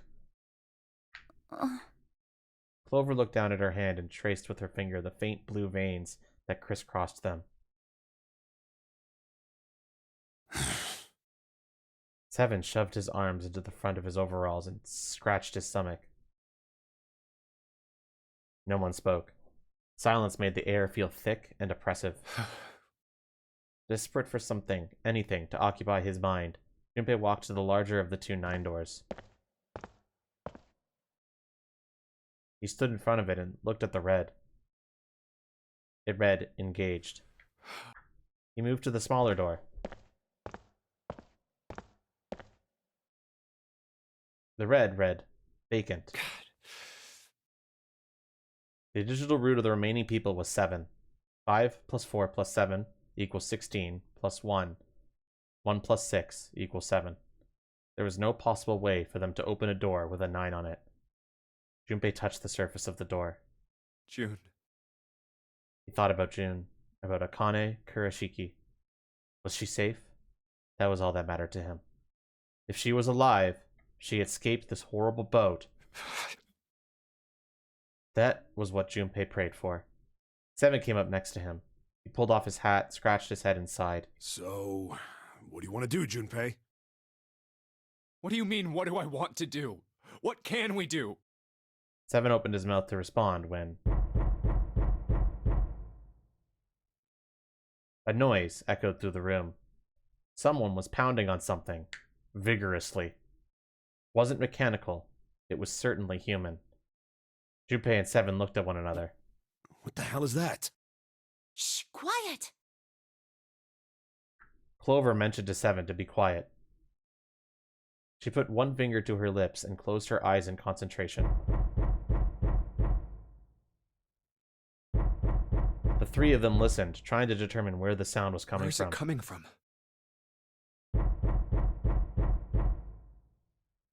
Could it be?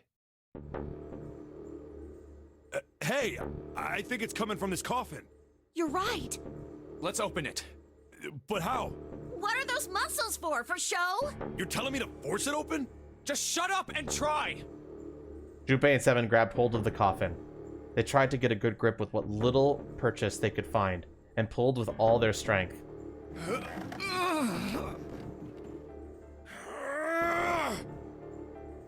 Damn it! It won't even budge. There was some sort of keypad attached to the coffin. Its purpose would not have been difficult to determine. Their eyes were almost immediately drawn to it. Not another one. Yeah, looks like it. Do you think we have to put in the right password or it won't open? I think so. The noise wasn't stopping. In fact, it was getting louder. Whoever or whatever's inside this thing wants out. And now. I know that. But how? Without a passcode, I don't think there's much we can do. They couldn't even tell how many numbers the passcode needed to be. Isn't there a hint somewhere? Well, let's look for one. Unfortunately, there didn't seem to be anything near the coffin. Clover ran to examine the pews, and Seven investigated the desk, but they turned up nothing. There's nothing here. Not making this easy, are they? The sound still wouldn't stop. It wasn't a noise that belonged in that room.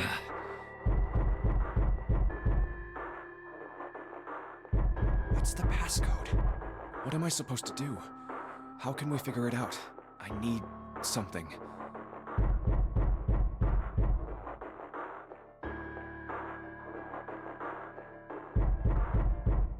To be continued.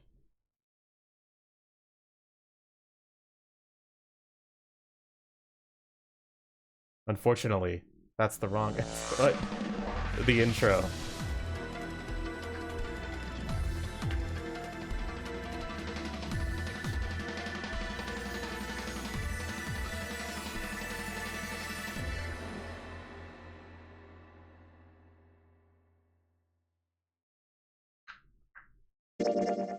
Would you like to save the info you obtained during this playthrough? After saving, the game will restart from the beginning. Please select a save slot.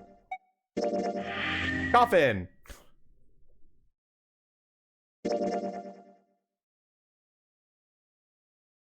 Now, if you've noticed, we now have yet white keys. So to get to this path, we needed to go through this, this, and this. We wouldn't have been able to go onto that road if we didn't take the exact doors that we chose. But we can go no further.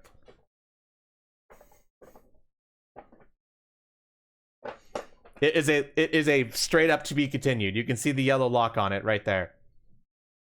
Hi, Bree. 3 minutes till New Year's for me. So we have another lock over here. Should we try and pursue that one? Or should we go down some of these question marks, chat?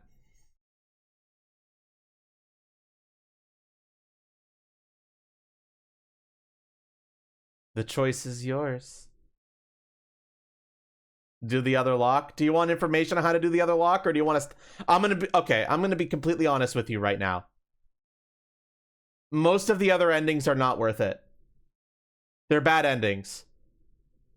It is thematically better for us to go right for the lock.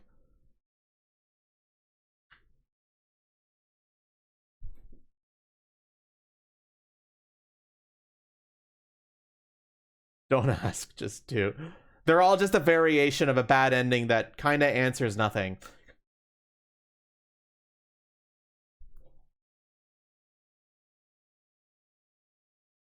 You want to do the bad ending of this route? I'm not really sure how I would do that. Oh, fuck.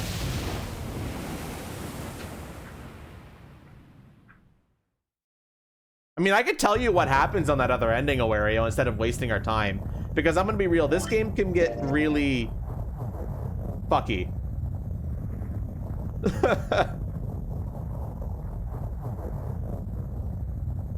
And not much happens. Like, I'm gonna tell you right now, not much happens. It wouldn't be worth it, and I have other games to get to be blunt. So I could tell you what happens if you want me to.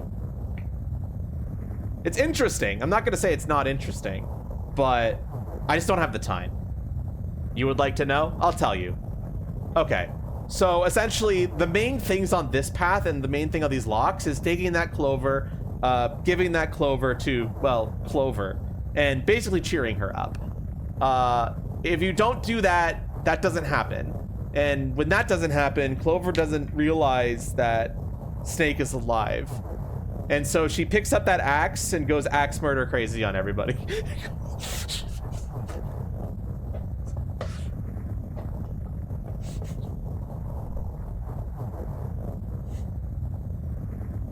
That's the axe ending, yes. And if you want to know the bad ending on this path, not much. Nothing really happens. There's like no lore, nothing. It's just not worth going down this bad ending. This is a bad ending. I'm going to be honest with you right now, that's a bad ending. There are some unique puzzle rooms on that side though. So like there is still like content on that side, and we might get to that content later if we have time for it. So I'm not going to spoil this bad ending, but we're not going to intentionally go down it. Also, Happy New Year! It's midnight! Woo! 2026!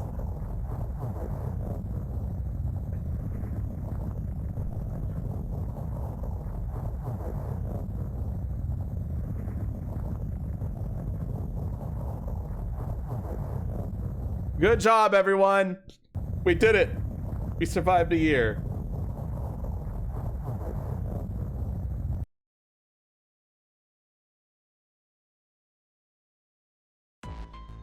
We're going back to the very beginning. All right, I gotta take a short break to go to the bathroom, but we're gonna keep streaming. So because it's New Year's Eve, everyone's staying up late anyway. But I do have to go to the bathroom.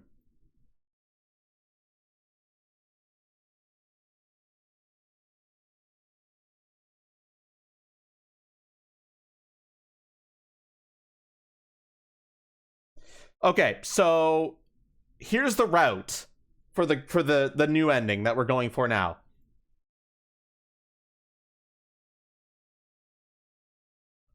We're going to go through door number 5, and then we're going to go through door number 8, and then we're going to go through door number 6 again. That's the route. Okay, guys, you ready for that route? I'll be right back after I go to the bathroom. But Then what should we do? We should be able to skip through this pretty quick, other than the obvious new content, which includes the puzzle rooms and stuff. But everything in between the puzzle rooms, we should be able to skip through a lot of stuff. Also, this could be good for you, Awario, because now we're back at the beginning of the game. So you get to get a little context as to what happened at the very beginning of the game. All right, I'll be right back.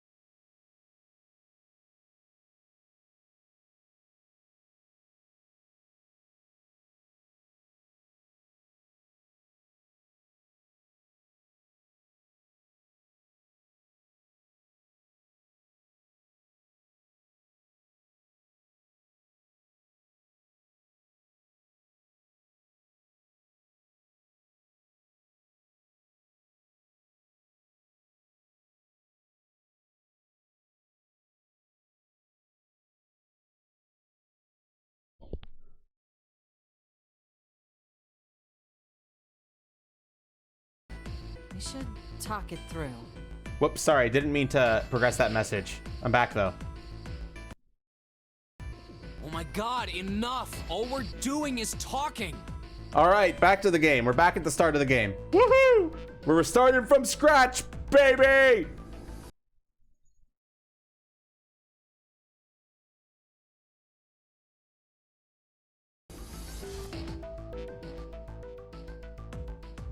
For streamers to let us go down every path. Don't worry, Awario. The next game forces you to go down pretty much every path in this series.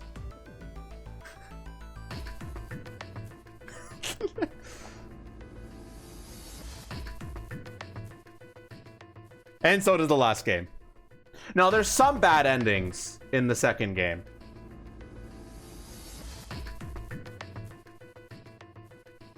But for the most part, you have to go down everything. You hate having to go down every path? I can see that. Personally, if every path is significant and meaningful, I have no problem with being forced to go down every path.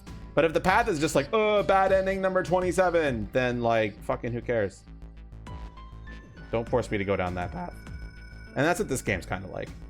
But the next game, every single path has significant story content in it.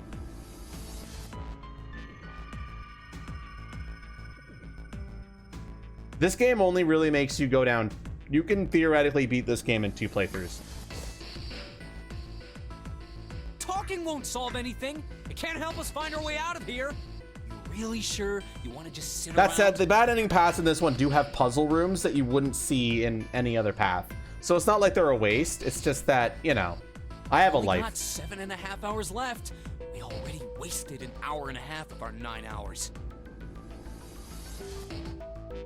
You're right. Very well then. There's only one way for us to proceed. Sure not gonna be fun running around knowing we gotta jump when Zero says jump. Well, it's stupid to just sit around here doing nothing. Thanks to Snake's card, at least we have some idea of how this all works. Correct. And so long as we all follow the rules, we will most likely be all right. So able to see all the options. This game's perfect for you then. Because that's exactly what this game does. But But what? who's going to go in which door?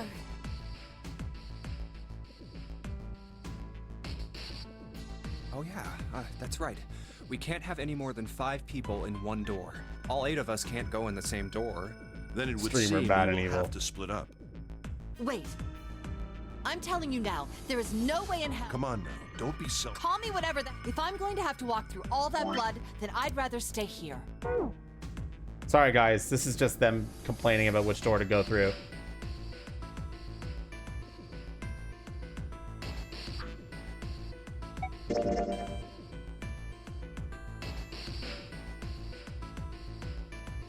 The door's not going anywhere. Slow down. Which door? This is where we're gonna insist. I have to go through door 5. Hey, wait. Junpei's cry echoed across the room before people walking towards the door stopped and turned back towards him. I want to go through door 5 too. Words were scarcely out of his mouth when June spoke up. What are you saying, Jumpy? If you're going through that door, then I'm going with you. He turned around to look at her. No, you can't. I can't take you with me. Why? Well, you know what's in there, don't you? Are you sure you want to see that? Oh, by the way, Owaria, just because you don't have the context, 9th man blew up in door 5. If you want to see how that happened, check the VOD. Well, I believe I explained it to you in the last stream, though. June opened her mouth as if to say something, but instead closed it again and looked at the floor. Junpei felt an ache in his chest and her clear distress, but the choice was not his to make. There was nothing else he could do. Junpei turned away from June, doing his best to silence his turbulent emotions. Please, let me go into door 5. Simon scratched his head and looked at the young man. Man, now we're right back where we started, you know that? Junpei's bracelet is number 5, right? If we are going to add Junpei, then we must subtract 5 from the rest of us. Snake turned to Ace. Please, take good care of Clover. Oh, all right. That's fine. 1 + 4 = 5. Don't go away! You need to listen to me, Clover. Go to door 4 with the others. No! Don't be so selfish. Snake's tone was harsh. Why? Tears welled up in Clover's eyes. She bit her lip and did her best to fight them off. Snake's expression softened and he put his arms around Clover. He held her close and whispered into her ear. You'll be fine. Just relax. Anyone run, but it's tricky. I've heard mixed things about that game. Some people fucking hate it, and other people think it's really good. And it's just like, the actual answer looks like, for me, whenever I've seen it, it just kind of looks mid as fuck. And also kind of stupid. It looked as though he whispered 2 or 3 words, but whatever they were, Junpei didn't hear them. What did he tell her? He couldn't help but wonder what the other man had said. Snake pulled back from his sisters, his eyes kind and inquiring. Okay, I understand. Her voice was barely audible from where Junpei stood.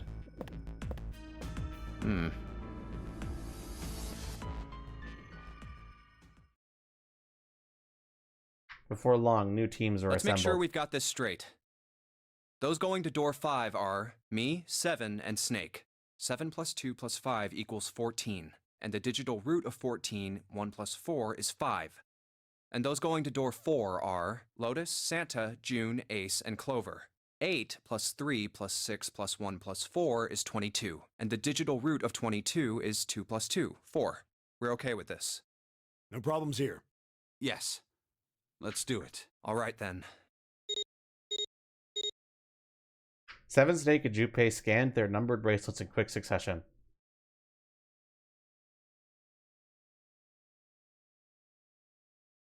The screen of the red showed 3 The lever's asterisks. all that's left. I don't really want him to get into this conversation about Detroit Become Human, to be quite blunt.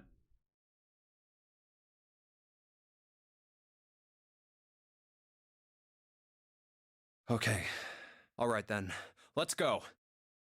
Junpei glanced around one last time, his hand resting on the lever of the red. Okay. Please be careful. Concern was written plainly across her face. We will.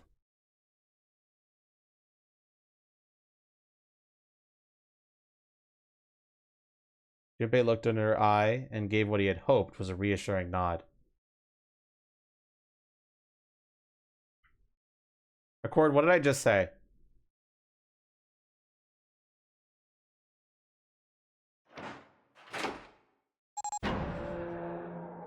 The reason I'm shutting it down is because people can get into some heated fucking discussions about this.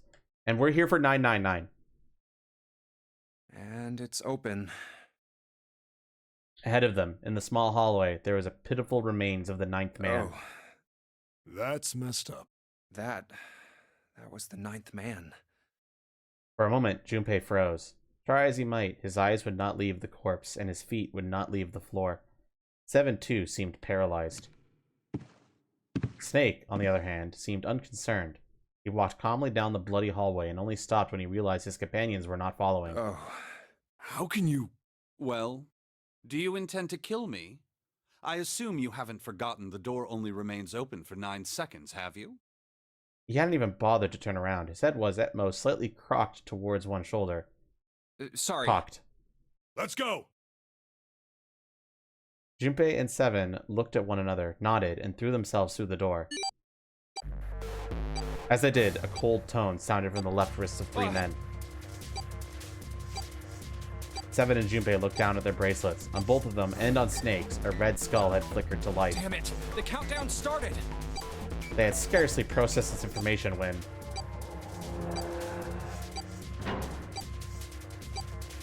With a metallic slam, the numbered door behind them swung shut. Shit! The door! There's no turning back now. And if we don't manage to find the deactivation device... Hey, where is the dead? The fear and urgency in 7's face reflected what all 3 of them How felt. the hell should I know? Stay calm. Look around you. Okay, I get it. Junpei spun around, searching desperately for the dead. Ah, He found it easily enough. It was on the wall next to the closed door labeled 5. right here. As he yelled, he struck the scanner with his hand. The other 2 scrambled to follow suit. As soon as they finished, Snake threw the lever down.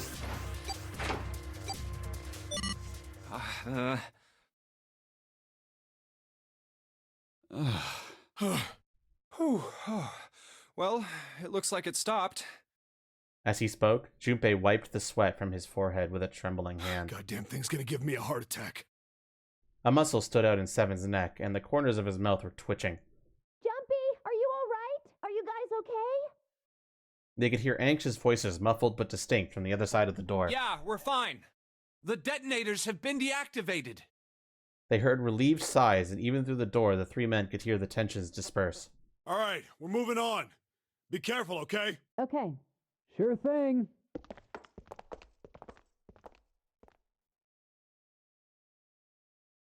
And they're gone.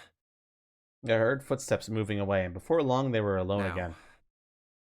Junpei looked around. Doesn't look like we can go any further this way. The hallway ended roughly 20 or 30 feet from where they stood. Maybe this wall can be moved. Or not. It's not budging. Hey, there's a door over there. To the left, however, was a wooden door that looked positively inviting by comparison. In the middle of it was a plaque that read, "First Class." No, we haven't. A first-class cabin, huh? Well, it seems like it. Let's have a look then, shall we?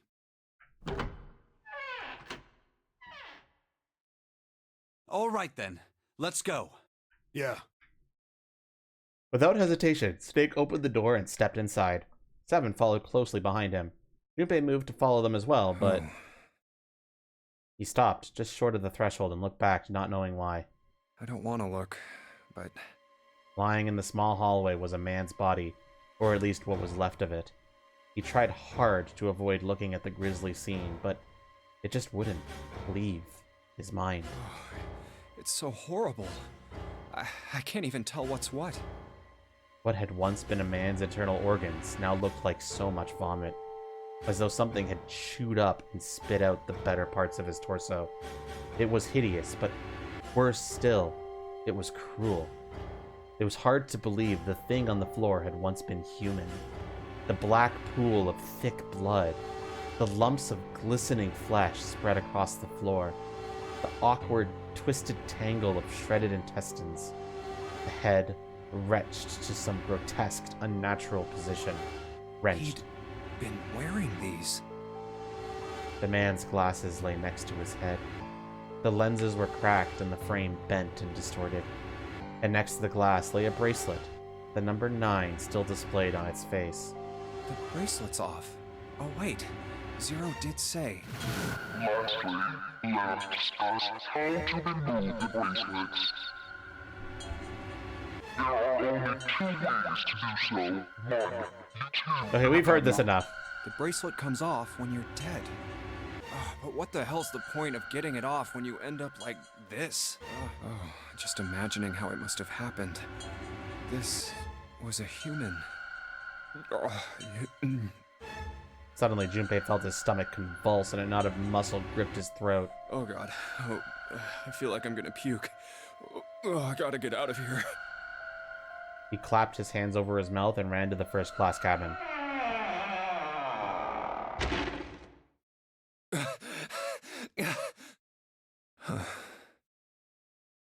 The atmosphere changed immediately. The room was gorgeous, and despite the apparent age of the ship, none the worse for wear. Where did they... He looked around. Seven and Snake were nowhere to be seen. There were 2 doors on the right side of the room. He opened one on his right and went through. Through here? On the other side of the door was a short hallway. He jogged down the hallway, opened the door at the other end, and peered through. There they were, to his right, busy examining something. What's up? He stepped through the door and walked towards them. Check this out. We found this thing here on the door. The red light's on. Does that mean it's locked? So I would assume. Is there any other way out? We looked around a little. Other than this door, we didn't find anything. So you're telling me that unless we can open this door... Yes, we won't be going anywhere. Junpei stepped away from the door and looked around the room. This looks like a bedroom. Then the other room is probably a living room. Or the closest you can get to one on a ship. All right, let's find a way to open this door. Come on, guys.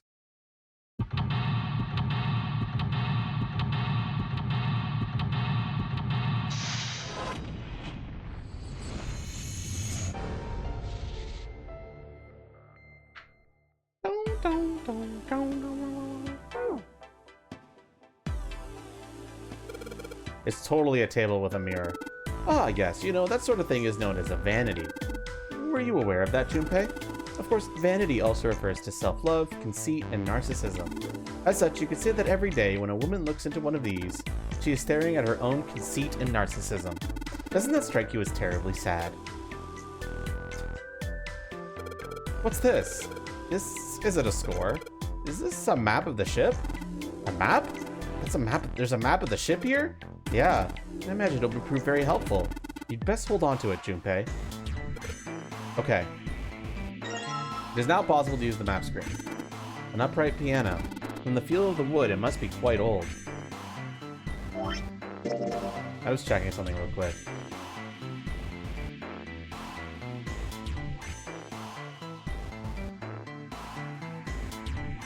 But yeah, if you're curious, you notice how these have X's on them now and this doesn't have an X on it? That's how you know you're doing something right.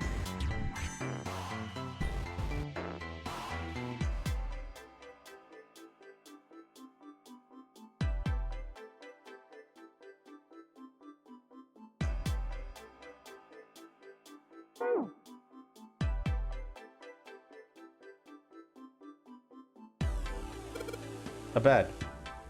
Nice. There's too many of these days. I can't see the details, obviously, but Matt is one of those princess beds Clover is so fond of. Clover wants one of these? Yes, she wants a princess bed. Did I say that? Do you think it doesn't suit her? Yeah, I guess you could say that. Ah, Junpei, judge her by appearances, will you? Well, you should not. Score plate, A. Yes, but we're gonna be taking significant breaks. It took Junpei by surprise. Snake, usually so calm and collected, suddenly began to move. He stared about the room almost frantically, clearly looking for something. Starred. Okay, stared? Yes, sir. No, Junpei thought, not staring. After all, he's blind. Blind or not, Snake was clearly attempting to do something. At last, Junpei could no longer contain his curiosity. What's wrong? You got weird all of a sudden. Snake waited a moment before answering. I heard something strange. Something strange? Ah, well, never mind. It doesn't seem to be anything suspicious. I don't wish to toot my own horn, but my auditory senses are considerably more advanced than those of most humans. I notice even the slight... Right. Are you gonna tell me you can hear a needle drop from a mile away? No, such a thing would be impossible. However, by listening to the sound of footsteps and breathing, as well as sound echoing off the environment, I can locate most objects. Oh yeah, that's right. When Clover fell on the big staircase a little while ago, you were at her side immediately. So that was... Yes, I could hear it happening. In fact, I can run quite fast. Certainly as fast as you. And should someone attempt to start a fight with me, I am quite confident that I could defeat them. Oh, really? Junpei was somewhat taken aback by this revelation. He stared at Snake, skeptical. You don't believe me, do you? Care to give it a try? I must warn you, you'll no doubt regret it. Well, I suppose that's enough playing around. Let's resume our search, shall we? With a small, self-satisfied smile, Snake turned and walked away from Junpei. A white desk. Feels kinda fancy.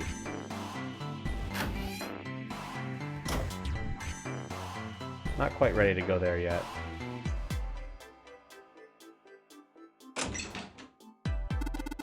This safe is locked. It's one of those dial locks. It doesn't have a key. We just need to get the dials in the right place and it'll open. Did you find anything, Seven? Nope. How about you, Snake? I also found nothing.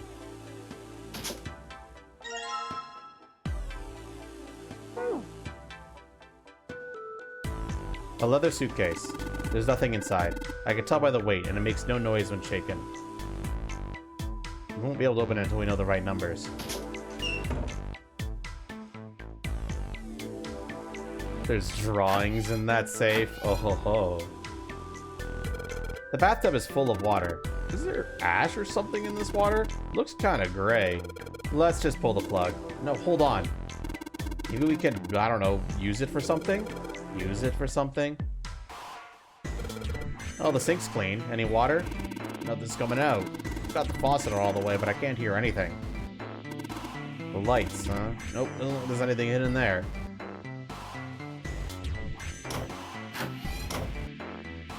It's a heavy piece of paper that's been folded in half. It has score printed in front of it. Score? That's gotta mean musical score. If that's true, then the score we just found was probably in here. At least at some point. That's some sort of antique desk. Makes sense though, I guess. This whole room's full of antiques. You can get a nice handful of cash for all this stuff in here. There's a couple of lights on the wall here. It's a chair. Where are you going? Didn't we come out of that door? No point in going back there. All that's out there are a locked number door and a dead body. Or what's left of it. Yeah. There's an iron grate in front of the fireplace. There's something behind it. Fireplace, huh? I don't see one of these too often. I don't know how people these days with real fireplaces and real fires. Oh, I said that wrong. Whatever. I get it. You're gonna use this vase, right? That's pretty clever, Junpei. We just gotta fill this thing with water.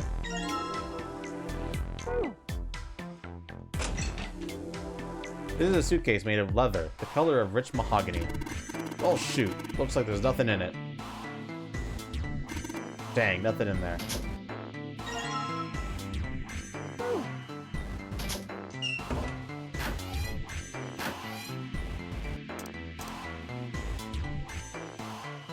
Alright, shouldn't be too hard to fill this vase up. Vase filled with water.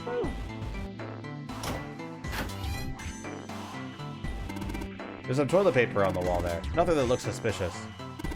It's a toilet. Doesn't seem to be anything in the toilet or the tank.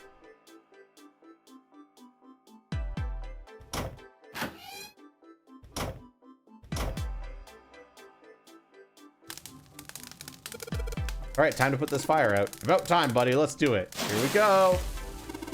Haha, good job. Another success. That fire didn't stand a chance. Mahogany. I'll just pull this out now. Don't want to get burned, so let's pull down the sleeves. As Junpei tucked the plate into his pocket, Seven cried out and stumbled, his balance lost. He threw out a hand and caught the wall in time to steady himself and avoid the floor, but his face was flushed and he looked startled. Hey, Seven, what the hell was that? Are you alright? Yeah, I'm fine. I just felt a little dizzy, that's all. How many of those can you get away with? Man, I haven't eaten anything since last year. Man, I haven't thought about Tails since last year. Actually, that's wrong. I've thought about Tails already.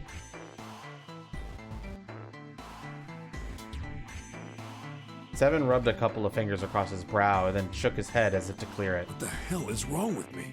There's memory loss and I'm getting dizzy for no reason. Memory loss? Junpei couldn't hide the surprise in his voice. Seven, for his part, seemed unconcerned. Oh, yeah, I guess I didn't tell you, huh? I told the rest of them before we ran into you on the stairs. I told them I couldn't remember a damn thing from before I woke up. Didn't realize I hadn't told you.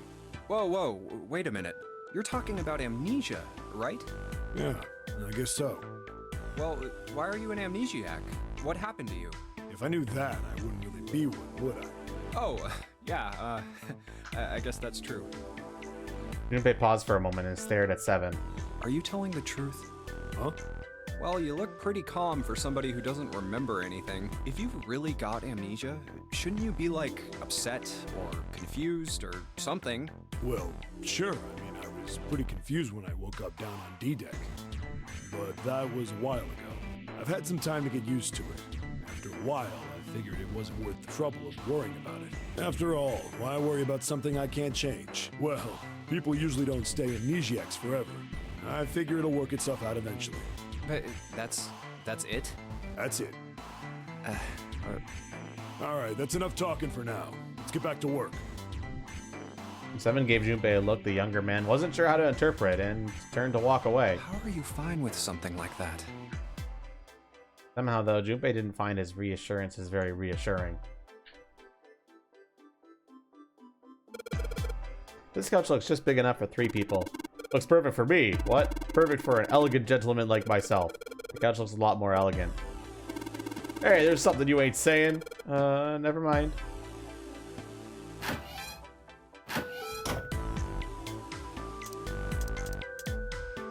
The music stand. Might as well put the music I found on it. I'll put the ceramic plate on the bottom and the glass plate on top. Wait a minute.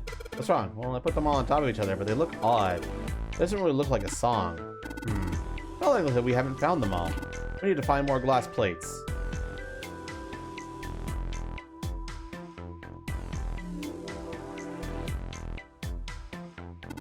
This is a high-quality desk.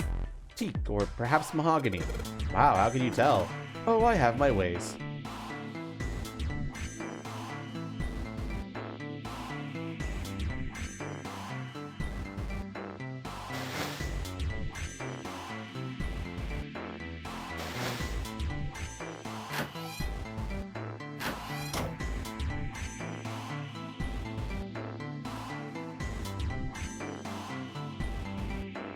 Where does it want me to click?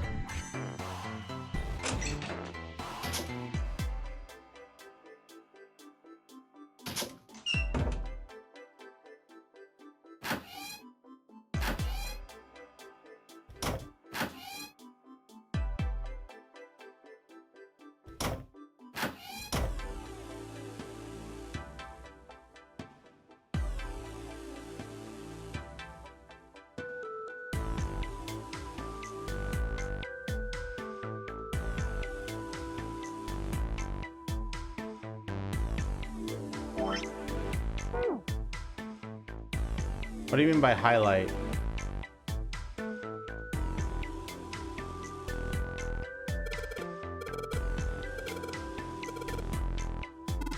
Let me see.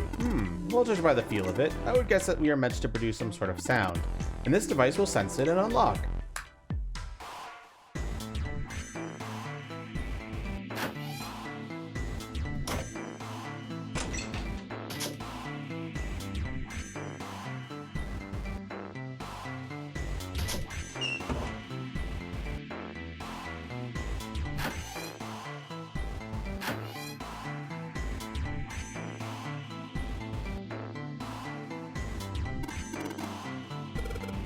Wait, there's something that actually will allow me to show the outlines?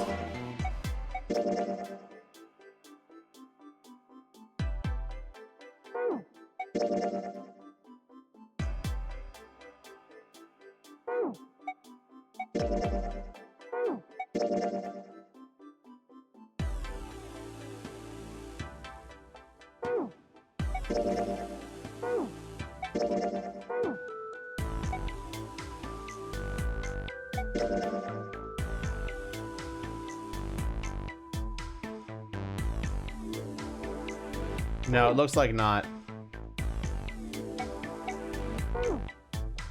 Yeah, now tab just brings up the item page.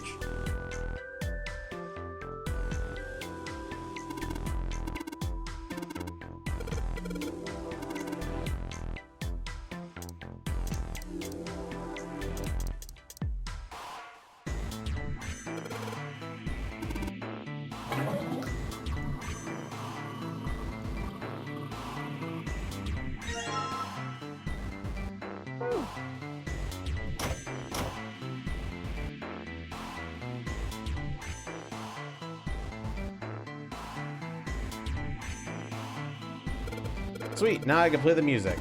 Junpei, would you be so kind as to play the piano? I am unable to, you see. I'm sure I need to tell you, but the keys on this piano are not what you might expect them to be. C won't be C, D won't be D, and so forth. You must listen carefully to determine which keys to strike. Do you understand? Yeah, alright, let's give this a shot.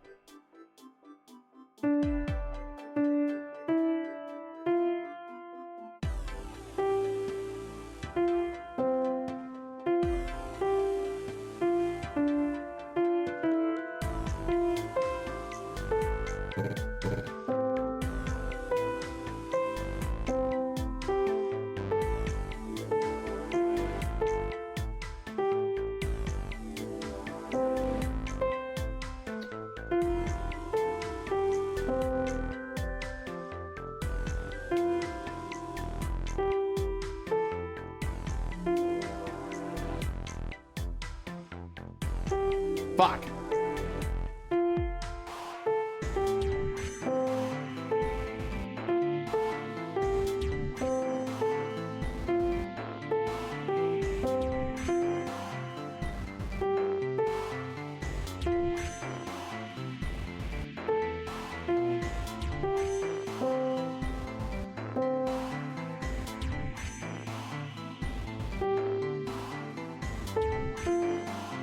I got it.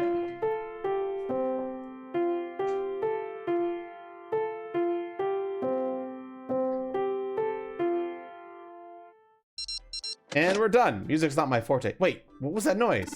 Junpei, we did it. Looks like it worked. I heard something unlock over by the exit. Let's go.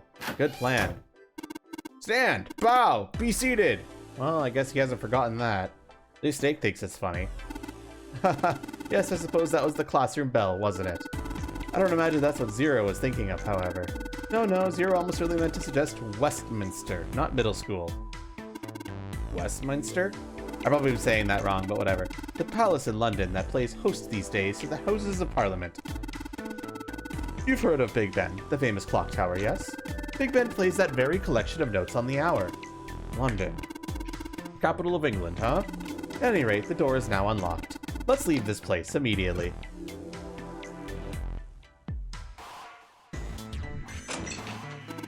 A safe. It's a safe. A safe, huh? The exit's open. Yet, it's strange that we didn't need to open this to achieve our goal. Do you think it's important? I wonder what's in there. It's a safe with a dial lock on it. We won't be able to open it until we know the right numbers. Guess we'll just leave it alone for now and move on.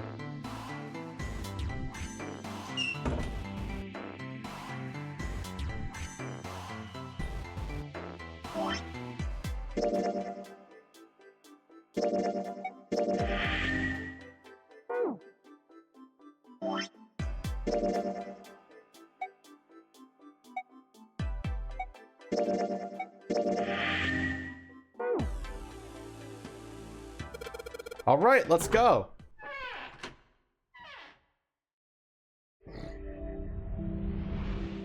You found it. Yay! That's right. I found it. Me. He came out of the door and into the long, straight Another hallway. hallway? He paused for a moment and turned around to look behind him. That should do it. Seven was bent over, apparently doing something to the door. What's he up to? Junpei had spoken more or less to himself, but apparently Seven had heard anyway. The larger man stood up and turned to Junpei. I was just putting one of those plates in there. It ought to keep the door from locking again. Now we can come back here anytime we want, right? Ah, why would you want to come back here? Snake was a reasonable one. Seven thought about it for a moment before he answered. I might like to play a little piano. Piano? Come on, let's get moving. We aren't out of this yet. Without waiting for an answer, Seven started off down the hallway. Well then? Snake shrugged, sighed quietly, and followed Seven.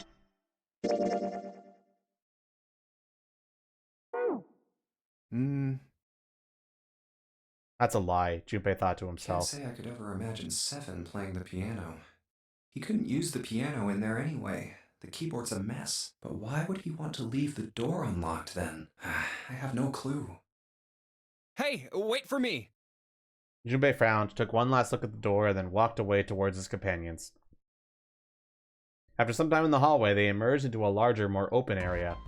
Whoa, a metal grate? A large metal grate like the door of a jail divided it in half. Why is this thing...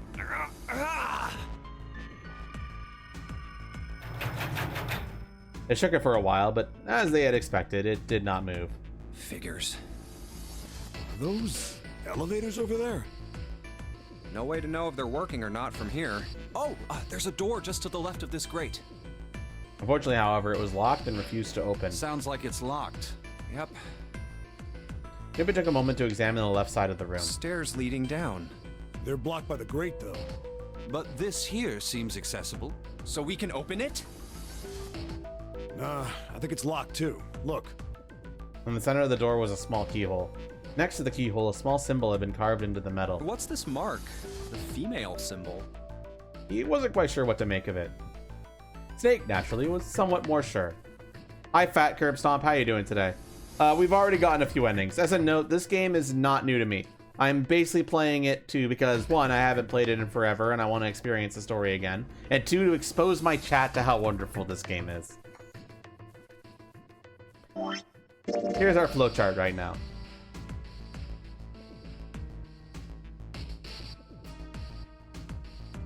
I'm taking them down to here. Ideally.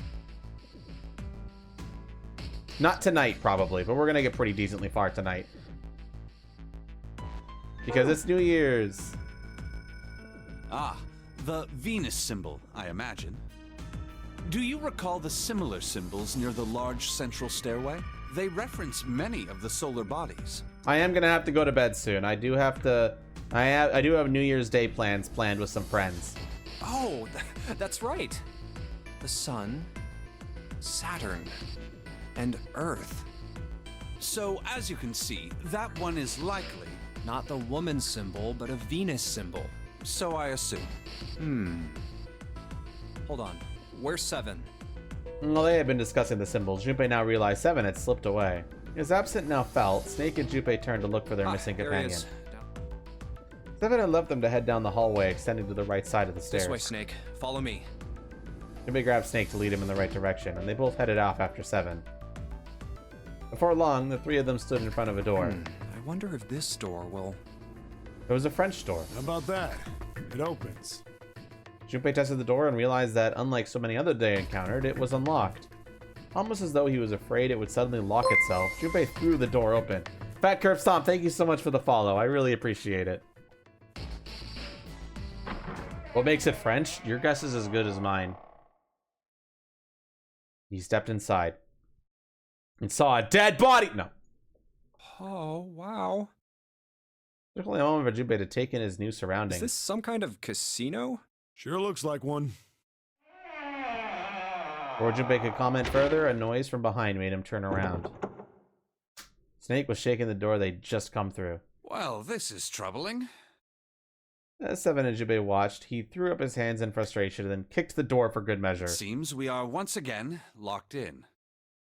There was no reason to panic, however. Even if that door was open, it's not like we had anywhere to go that way. So we must find another exit then.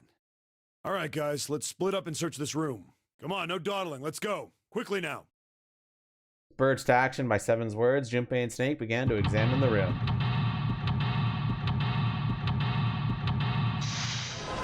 Still don't know why Junpei's face is missing, but whatever. It's not a big deal.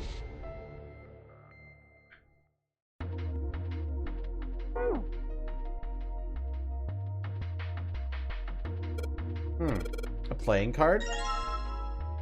4 of spades. Looks like a card. A playing card. The 7 of spades. Counter's pretty well polished. Oh, would you look at that? Someone left a bottle of booze here. Don't mind if I do. Glug, glug, glug. Ah, oh, that hits the spot. Feels like my throat's burning. Damn, he really drank it. You don't even know how long it's been there. Doesn't look like anything else back here, though. The 5 of spades. Check out the stained glass. How beautiful. What? Huh? Stained glass is colored pieces of glass placed together in a frame. Many times I need only touch it. No. I can at least discern the basic structure.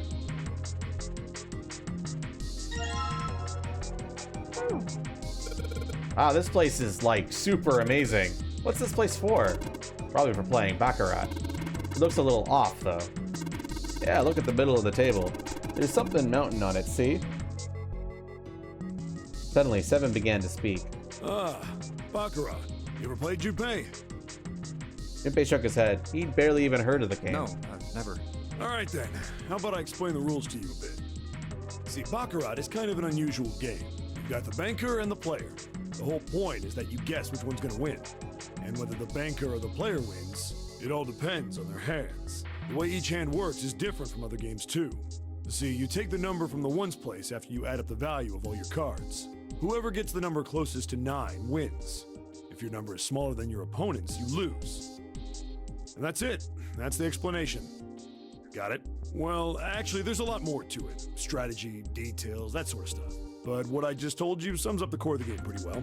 The single digit of the sum of all the cards you have. The strongest hand is a 9. The weakest hand is a 0. You just ignore the number in the 10 spot. Do you get it? Yeah. He hadn't been asked for it, but Seven's explanation, rushed as it had been, was helpful. Well, maybe half of it. Enough. I got a chance at winning the game if I played now. However, we have no way of knowing if the puzzle in the Baccarat table makes use of those rules, and if it does, in what manner. Then I guess we try everything. Feeling more confident, if only slightly, Junpei approached the Baccarat table.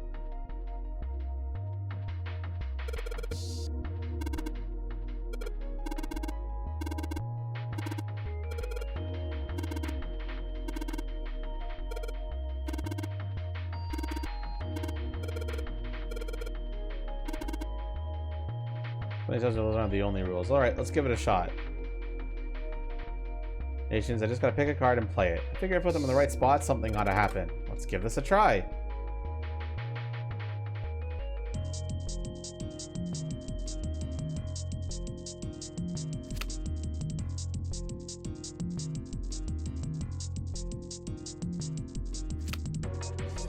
Do I have enough cards for this?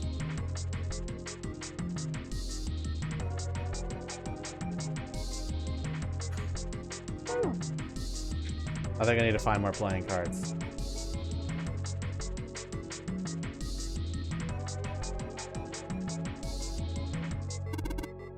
Fair table. It looks like a mahjong table. You play mahjong? Is it mahjong or mahjong? Maybe. I don't remember exactly, but I do remember a couple of hands and some of the rules, so I figure I must have played it at some point. Excellent. Once we've vacated this vessel, I should like to play a game with you. Can you, play? So long as you tell me which tiles I'm eliminating, yes. I believe I have at least enough skill to defeat an amateur. However, I must ask you to remove the red tiles when we play. You pronounce the J? Okay. Mahjong? You're Mahjong? Now I'm even more confused.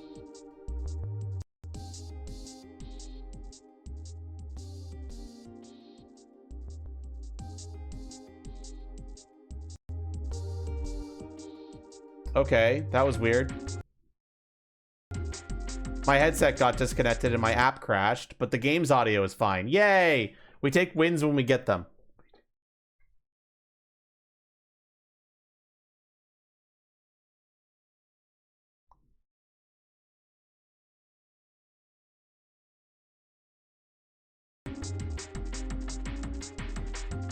The plate says 3. It's a coin slot. I got symbols for heart, spade, and diamond here.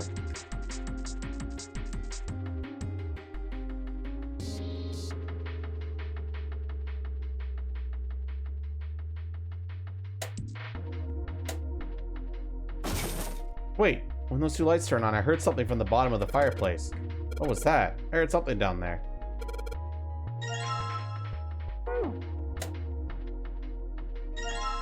Coin bag. So, clover, diamond, heart.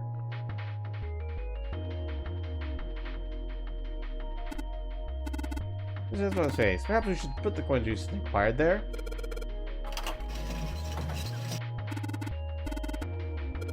Well, to be honest, I don't know. I pressed some of the buttons and smacked the machine once or twice, but nothing happened. Oh, looks like the coin got stuck. Oh dear.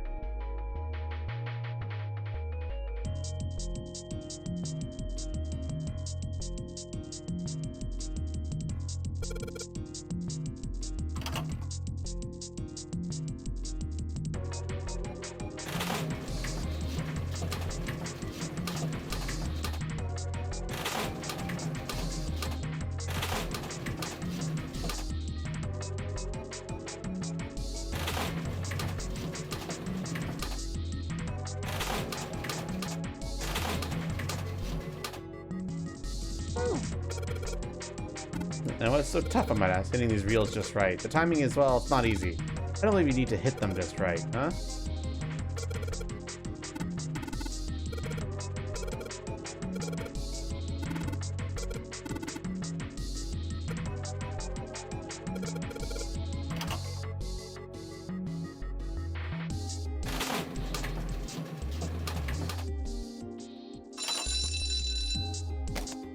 Yes, 777. And I think I hear something unlocking in there.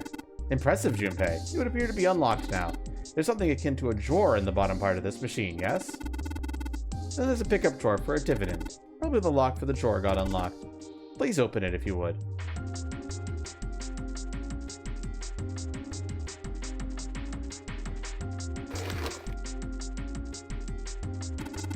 What is it? Is there something in there? Yeah, a playing card. And this, a key with the Venus symbol on it. Excellent, Junpei. Now we will be able to open the gate. And we just need to figure out how to get out of this room. Correct. Come on, Junpei, hurry up. And he's off. It's a playing card and a Venus key. Better put the key in my pocket for later. We got the 2 card.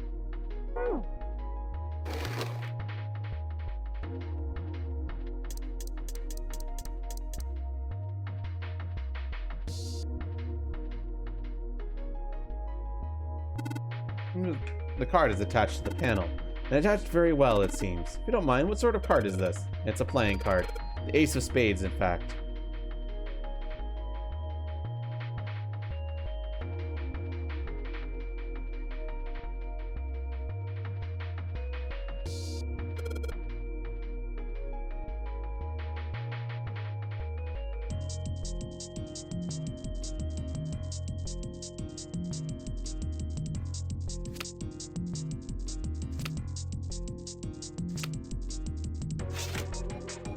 Alright, if I just put down these 3 cards...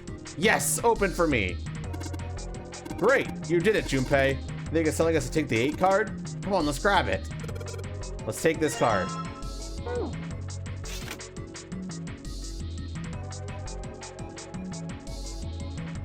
Here's the card slot. Looks like we need to put a playing card in here.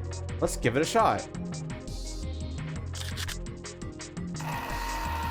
And hey, alright, it opened up. Seems we have another device to trim with, yes? There are 3 slots on this one. Let's see, 3 slots for cards, and there's a 9 right below them. That means we gotta make 9 with the 3 cards we put in the slots, right? Like we did over at the Baccarat table. Alright, let's give it a shot.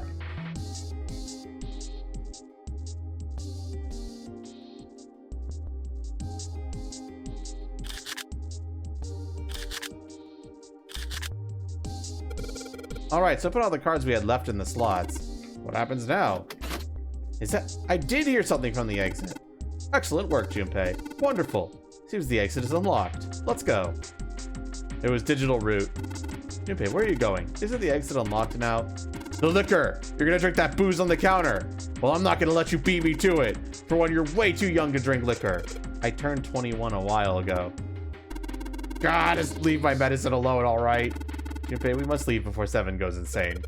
I think it's a little late for that.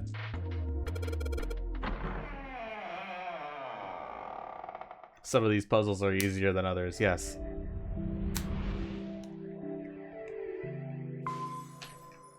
You found it.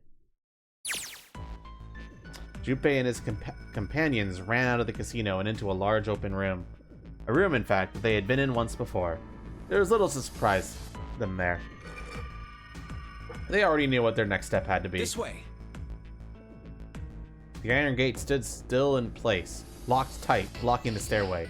Right in the center of it. The keyhole with the Venus symbol. The Venus key should work here. Wasting no time, he pulled it out and shoved it into the keyhole. He turned it. The distinctive sound of metal on metal, he felt the lock click open. Sounds like it did. All right, let's get this thing open. No problem. Let me help with this one. Junpei grabbed the handle on the left side, and 7 took the handle on the right. On Junpei's signal, they both pushed, and the gate creaked open. It sounds as though you have opened it. We should be able to reach C deck now, I imagine. Snake, are you gonna be all right? I mean, the stairs. Please, do not do yourself the embarrassment of underestimating me. I would be unlikely to trip even if I were running backwards. Good to hear. Let's move. At 7's word, they leapt onto the stairs and jogged quickly down them. In no time at all, they found themselves on C deck. Everything looks okay here. We should check the next deck down, just in case. When they reached the water, he called back up to Snake and 7. Just what I thought. D-deck is completely underwater. Just like the bottom of the central staircase. The surface of the water below them was flat, like a mirror. I'm just glad the water level hasn't changed much. Back to the C deck then. Now, how about we check out what's here? They began searching around and taking stock of what was on C deck. There are 2 elevators over there, which means it's probably the same upstairs. There's a card reader between them, and another weird mark. Hey, check it out. It's the symbol for Lotus. What? See? It's got the woman symbol, and then it's got the devil horns, right? Yeah, I see it. No two ways about it. Yeah, Seven's on the same page. Same page as us, bro. We're bros. Seven tousled Junpei's hair, what likely thought to be a friendly manner. Junpei feared his neck might break, even though it was clear Seven had kept his strength in check. Oh, whoa, would you watch it, man? Whoa, that hurts. You're gonna break my neck. What are you talking about? The human body ain't that weak. Maybe this'll toughen you up, huh? If we were looking for a devil, we've got one right here. Thankfully, Snake interrupted. After Junpei's observation, he'd gone over to examine the card reader. This is a Mercury symbol. The marks you mistook for horns are a stylized version of the wings and staff of Hermes. Wings and a staff. Huh. So then, she beats you with the staff until you die and go to heaven. Sounds like Lotus, all right.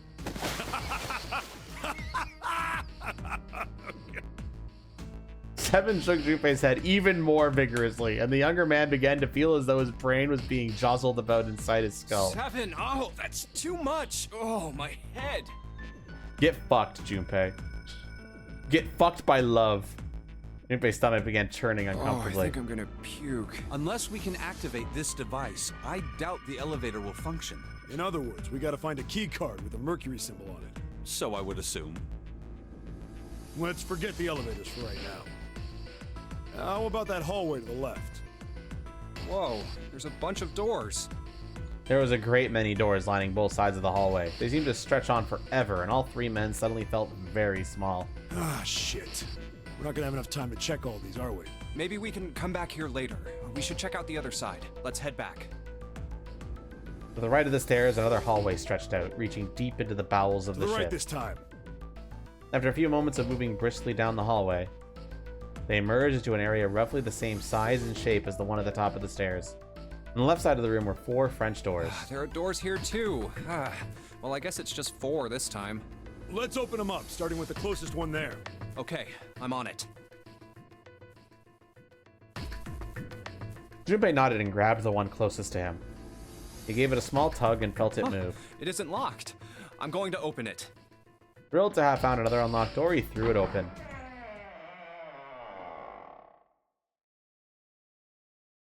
Junpei didn't know what to make of what he saw. What?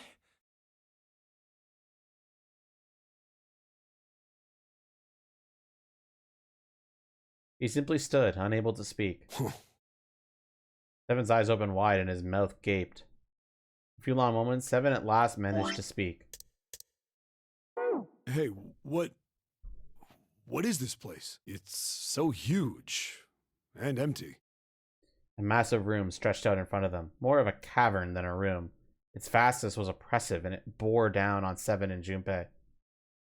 It was not empty, however. The entire room was filled with lines upon lines of beds. They were simple things, little more than pipe and thin mattresses. Oh, there are beds everywhere. Is this a hospital? The harsh scent in the air is reminiscent of antiseptic solution. I think so. There are shelves in the center of the room with medicine and surgical tools. Hey, look there. The 4 doors at the end. We found more numbered doors.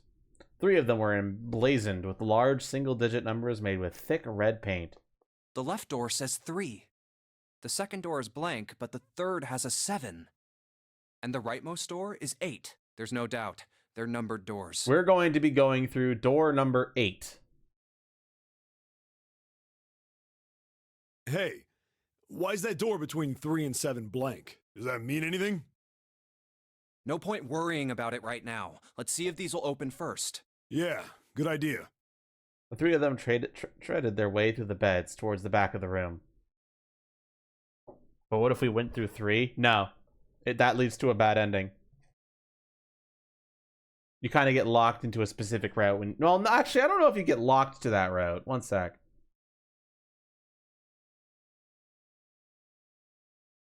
You do. Okay. Yeah, don't go through door 3. So door 3 does give you like a unique puzzle room and some other stuff. So it's not like if we have time, I'll eventually go down it, but let's prioritize getting to some gooder endings first. Someone's attempting to make... I'm probably going to be ending stream soon anyway, Bakiri. I have stuff to do tomorrow.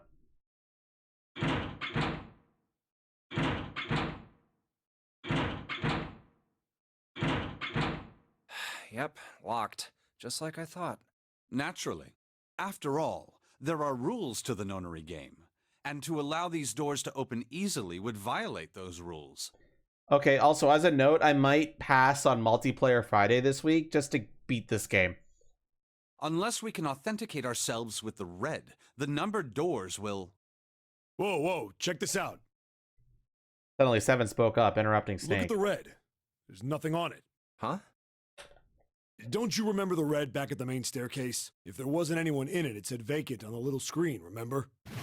Oh, yeah. Yeah, you're right. But this one... There's nothing. Right? You think it's broken? Only one way to find out.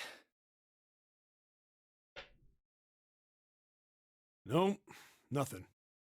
Junpei and the others put their hands on the panel, but nothing happened. The red refused to change. They tried pulling the lever, and still nothing. As they soon discovered, it wasn't only the red on the door 8 that seemed to be malfunctioning. How about the red on door 7? And door 3? I didn't think all of them would be malfunctioning. What does it mean? They've got to be broken. Man, that bastard. I didn't think Zero was the kind of guy who'd screw around with something like this. Whoa, whoa. Zero's been prepared for everything so far, and you're saying he's gonna make a mistake now? Well, that's the only thing I can think of. This thing ain't working at all. While Junpei and Seven talked, Snake busied himself with examining the red. After a time, he lowered his hands and spoke. It seems as if some of the internal hardware has been removed. Internal hardware? That is what I said. Take a look at the underside of this red, if you please. The bottom? Junpei obliged, and bent over and looked under the underside of the device. Huh. There's a thin slot here. I think it's a slot for something. Probably electronic. The other two reds are the same. Something's been removed from all three of them. I get it. So the reds aren't working because somebody pulled out their guts. So I assume. But why? And who? I mean, it really doesn't make sense. I have no idea. Why on earth would I know something like that? Just then, they heard the sound of a door opening. Oh, what now? The three of them turned and saw... Akane! Oh, no, Junpei thought. It's... June! She stopped short, surprised to see them, and was very nearly bowled over by the rest of her companions, who were coming through the door behind her. Ace! Santa! Clover! And Lotus! Guess everyone's here. Junpei and Seven were, for the moment, at a loss for words. What are you guys doing? Why are you... That's my line? Perhaps we should exchange information.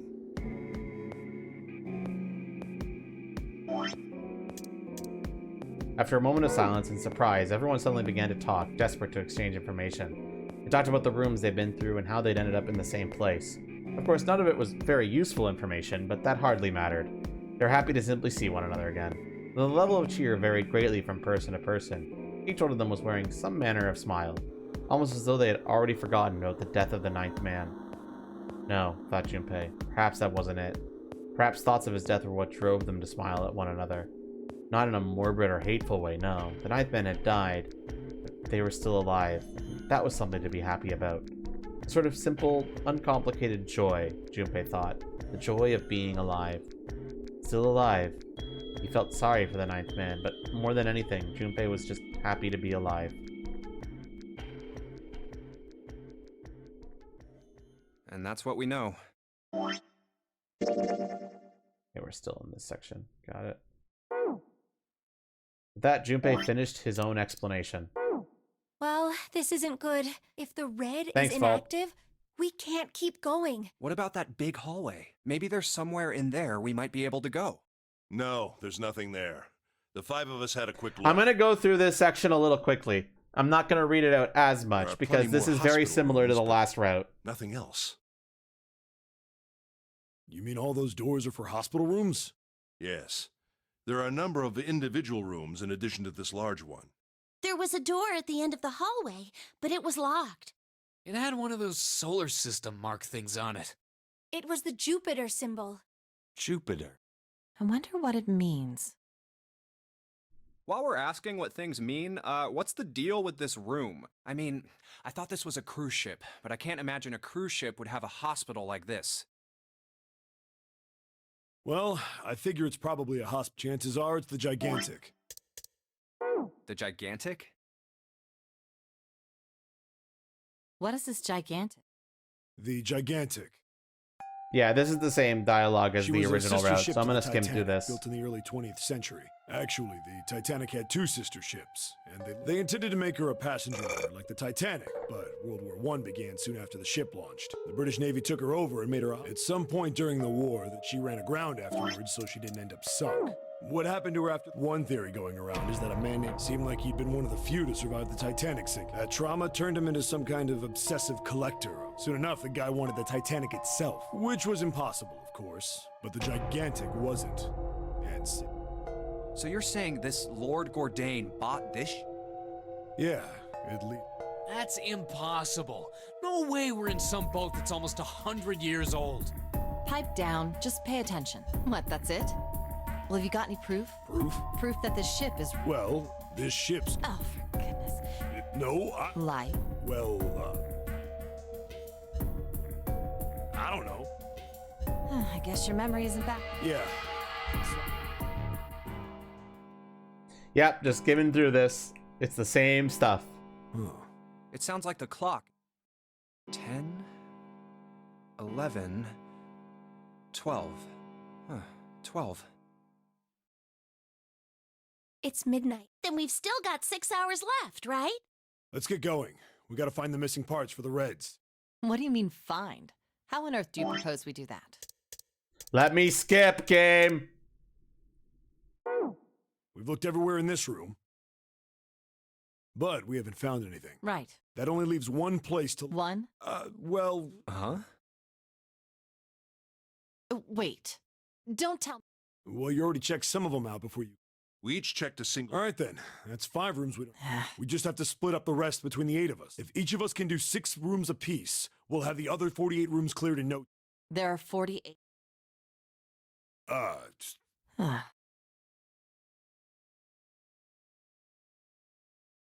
All right, so everyone... Yeah. Okay, Yes. searching for the red stuff.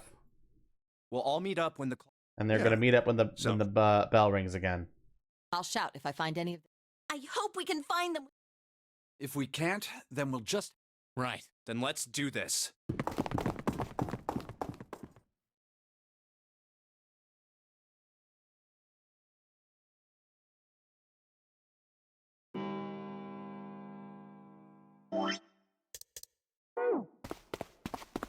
Yay! We can skip. We've seen all this stuff already. Snake is missing. It's the summary. And the boxes are back.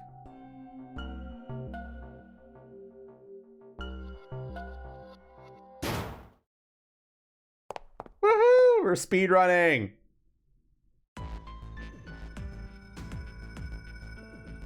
Oh, what about the first class cabin on... Okay, let's go, Jumpy. Have a good one, Angel. We're gonna try a different order of this stuff. We're gonna leave her alone this time. Maybe we should leave. Yes.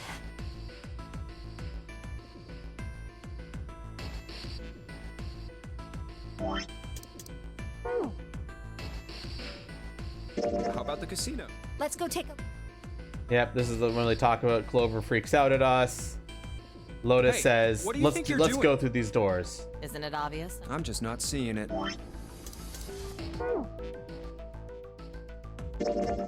We'll still listen.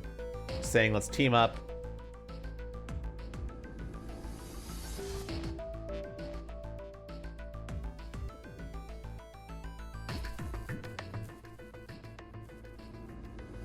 No, I'm not going to be doing that route. We're going right for the better routes. Hey, watch. Sure, let's... Hey, wait. Sant? We'll talk to him again.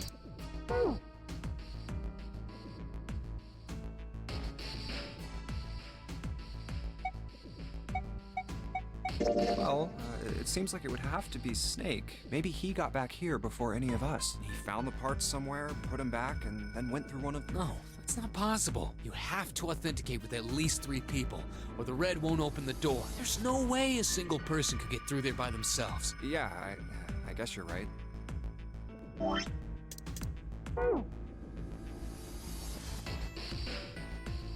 So, in other words, one of us is the person who fixed the red. Bingo! We have a winner.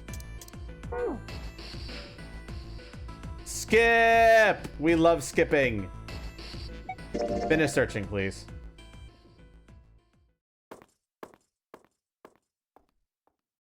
Why don't we decide on one person to sacrifice? And this is where Ace does his noble sacrifice that ends up being absolutely nothing because we end up back here. It's a bit of a harsh word, but yes, you've all figured it out by now, haven't you? We can't all make it through those doors. If we split into 2 teams, if we split... Wait a minute. 2 people get left behind if we split into 5 and 2, and 1 person is left behind. I got that part. You can't go through the numbered doors with any less than 3 people. But if we split into 4 and 3... Just run the numbers. Let's say we go through door 7. Who's left over? That would be 3... What's the digital route? 3 plus 7 plus... Exactly.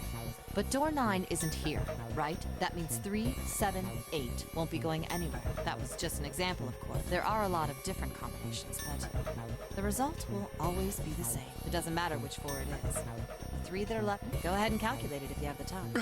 Anyway, that's how it is. Now, if we can get back to my proposal, we only have to sacrifice 1 person if we split into 3, 3, and 1. Then you're saying we gotta decide who's gonna stay behind. Skip!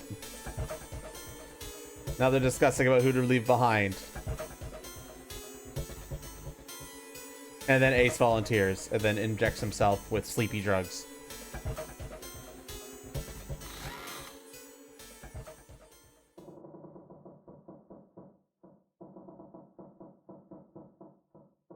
You're right. We should get going. 7.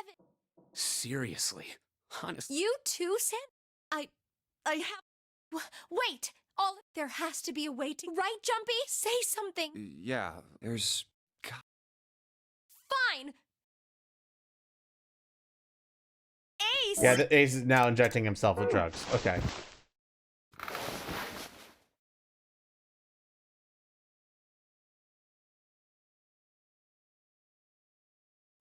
Nap time.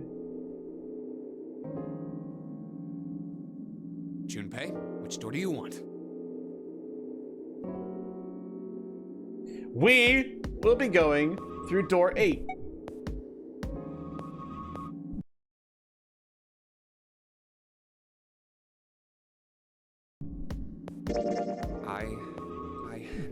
I think I'm gonna go with door 8. Okay, 8 it is. Yeah. All right then. That means June's got to go through 7. What? What? He sounded grimace and muttered angrily to himself, but finally began to explain. 6 of us are going to keep going without leaving anyone behind.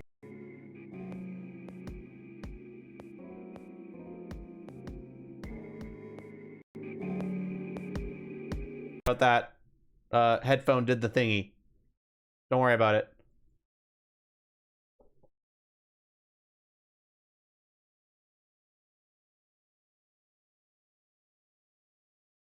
Hope that woke everybody up, though.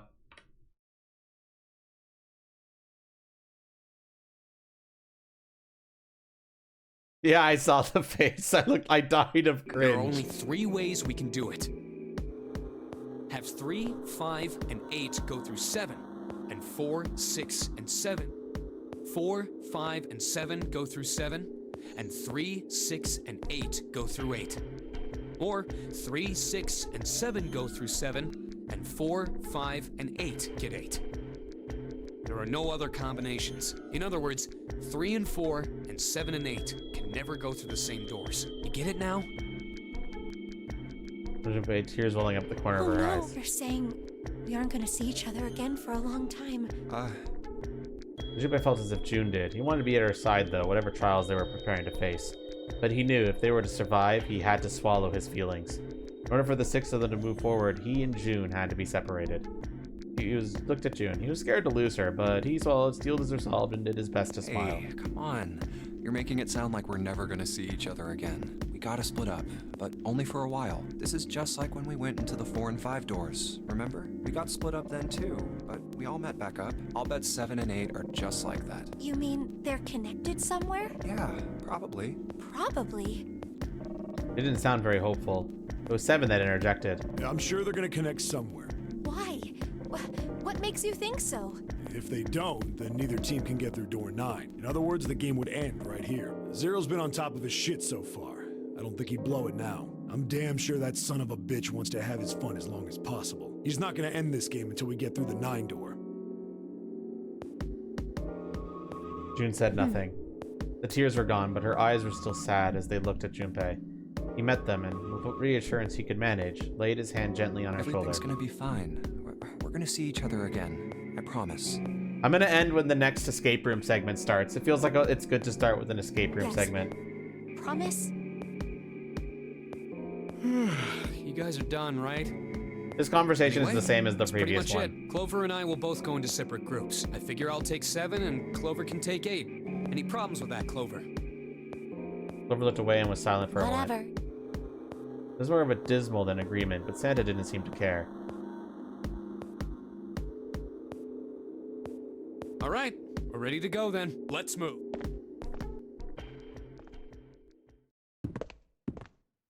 Santa, 7, and June walked towards door 7, while Clover, Lotus, and Junpei headed for door 8. For a long moment, they stood in front of the door.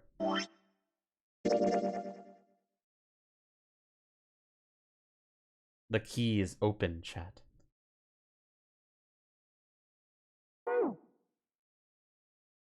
The same point you ended yesterday? Yes. Are you ready? Yeah. Okay. Then shall we go?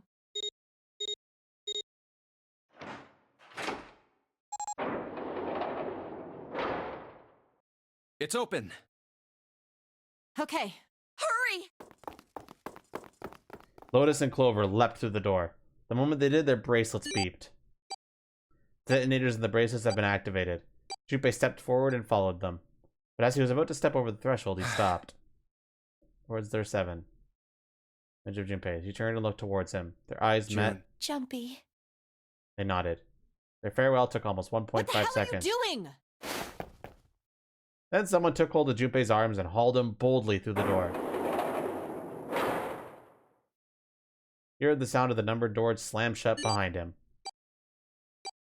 His bracelet gave a cold electronic beep. 81 seconds left. Hurry! Lotus snapped at him and ran to the dead. Junpei and Clover followed her as fast as they could.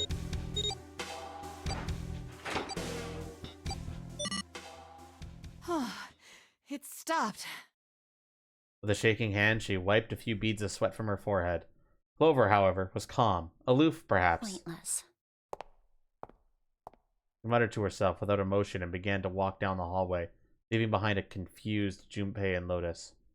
Lotus watched the girls receding back with a mix of frustration and curiosity. What an unpleasant girl. I bet she's not very popular with the boys.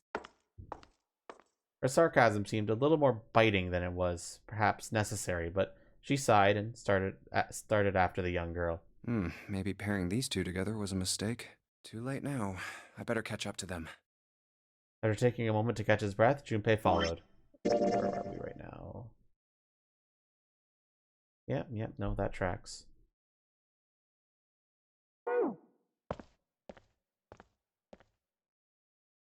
Ah, it's a dead end. The hallway made a number of turns before the last coming to a dead There's a end. door on the left, though. For a few minutes, they stood in front of the door, examining it. Above the door was a plate with the word laboratory engraved on it. Laboratory? Huh. Oh, that doesn't sound very pleasant. I don't like the look of this place. Me either. But there aren't any other doors. It's not like we have a lot of choices. Junpei. Huh? Please, you first. Junpei suspected her politeness was motivated by something other than respect. Fine. Junpei muttered to himself and pushed open the iron door.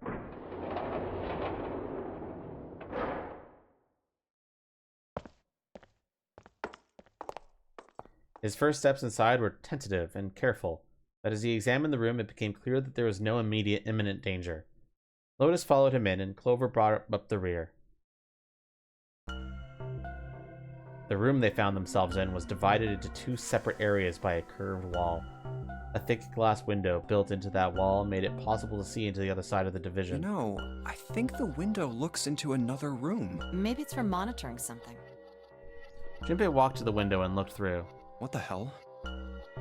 He wasn't sure what else to say. In the center of a room shaped like a quarter circle, a mannequin lay on what looked like a medical exam table. Looks so creepy.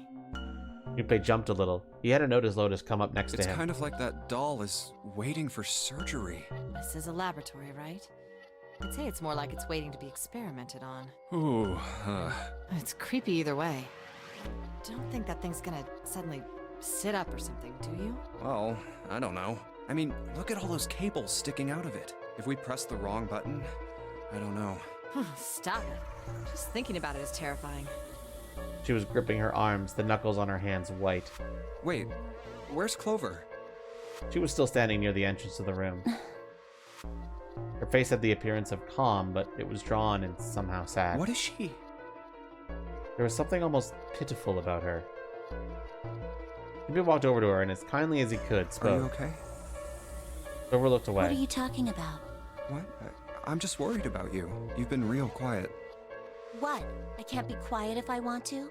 Well, I mean, of course you can. I just... Okay then. If I can be quiet if I want, just leave me alone, okay? Come on, you know I can't do that. We gotta work together. Clover bit her lip and was silent for a moment. Junpei, Then you suddenly, just don't get it! her cry took Junpei by surprise, and he stumbled backward a few steps, alarmed. My brother's not the kind of person who'd just leave me behind! Something happened to him! Something bad. Yeah. Junpei had nothing to say. Lotus, jolted from her mannequin nightmares by Clover's voice, turned towards them. What happened? Clover's eyes slid to Lotus, then back to Junpei. Look, just don't bother me, okay? Leave me alone. Finished, she turned around. Before Junpei or Lotus could say anything, Clover had begun to walk quickly away. Hey, wait, Clover! Hold on! That way is... I told you to leave me alone!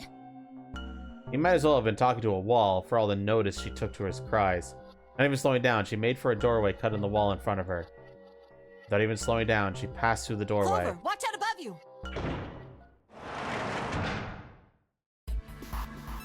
And without warning, an iron gate fell from the ceiling like a portcullis ceiling Clover in. I probably pronounced that word wrong, whatever. What the heck? What's going on here? Clover grabbed hold of the iron bars and shook them as hard as she could. Hang on. I'll get it open. Oh, for crying out. You'll never do it on your own. Junpei grabbed the bars and pulled. In a moment, Lotus joined him. Porticulus?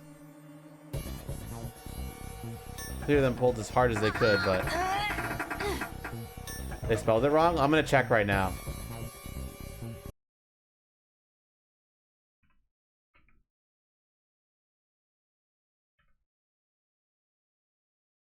Yeah, they did spell it wrong.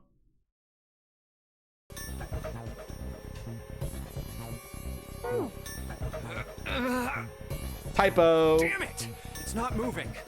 Wait! Are you gonna give up? Just like that? No, I'm not giving up. This has got to be another one of Zero's puzzles. If it is, then there's gotta be a way to open it. Junpei nodded. Just what I was thinking. Now all we gotta do is find it. Lotus and I can look around out here. Clover, you're gonna have to see if you can find anything in there. Oh, yes, I'm on it.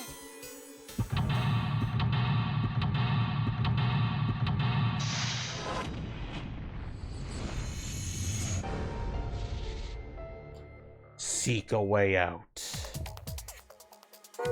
Alright, here's where we're stopping.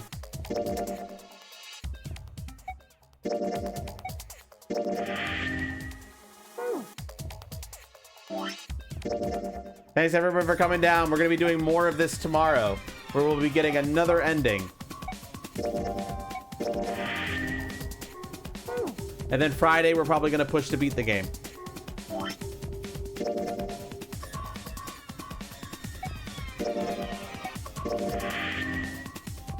And we're going to return to touchscreen. All right, everybody. I'm not going to raid out because I'm lazy and tired. Well, I guess I might as well see who's live right now anyway first. No one I'd want to raid, really. Okay. So I'm just going to end stream.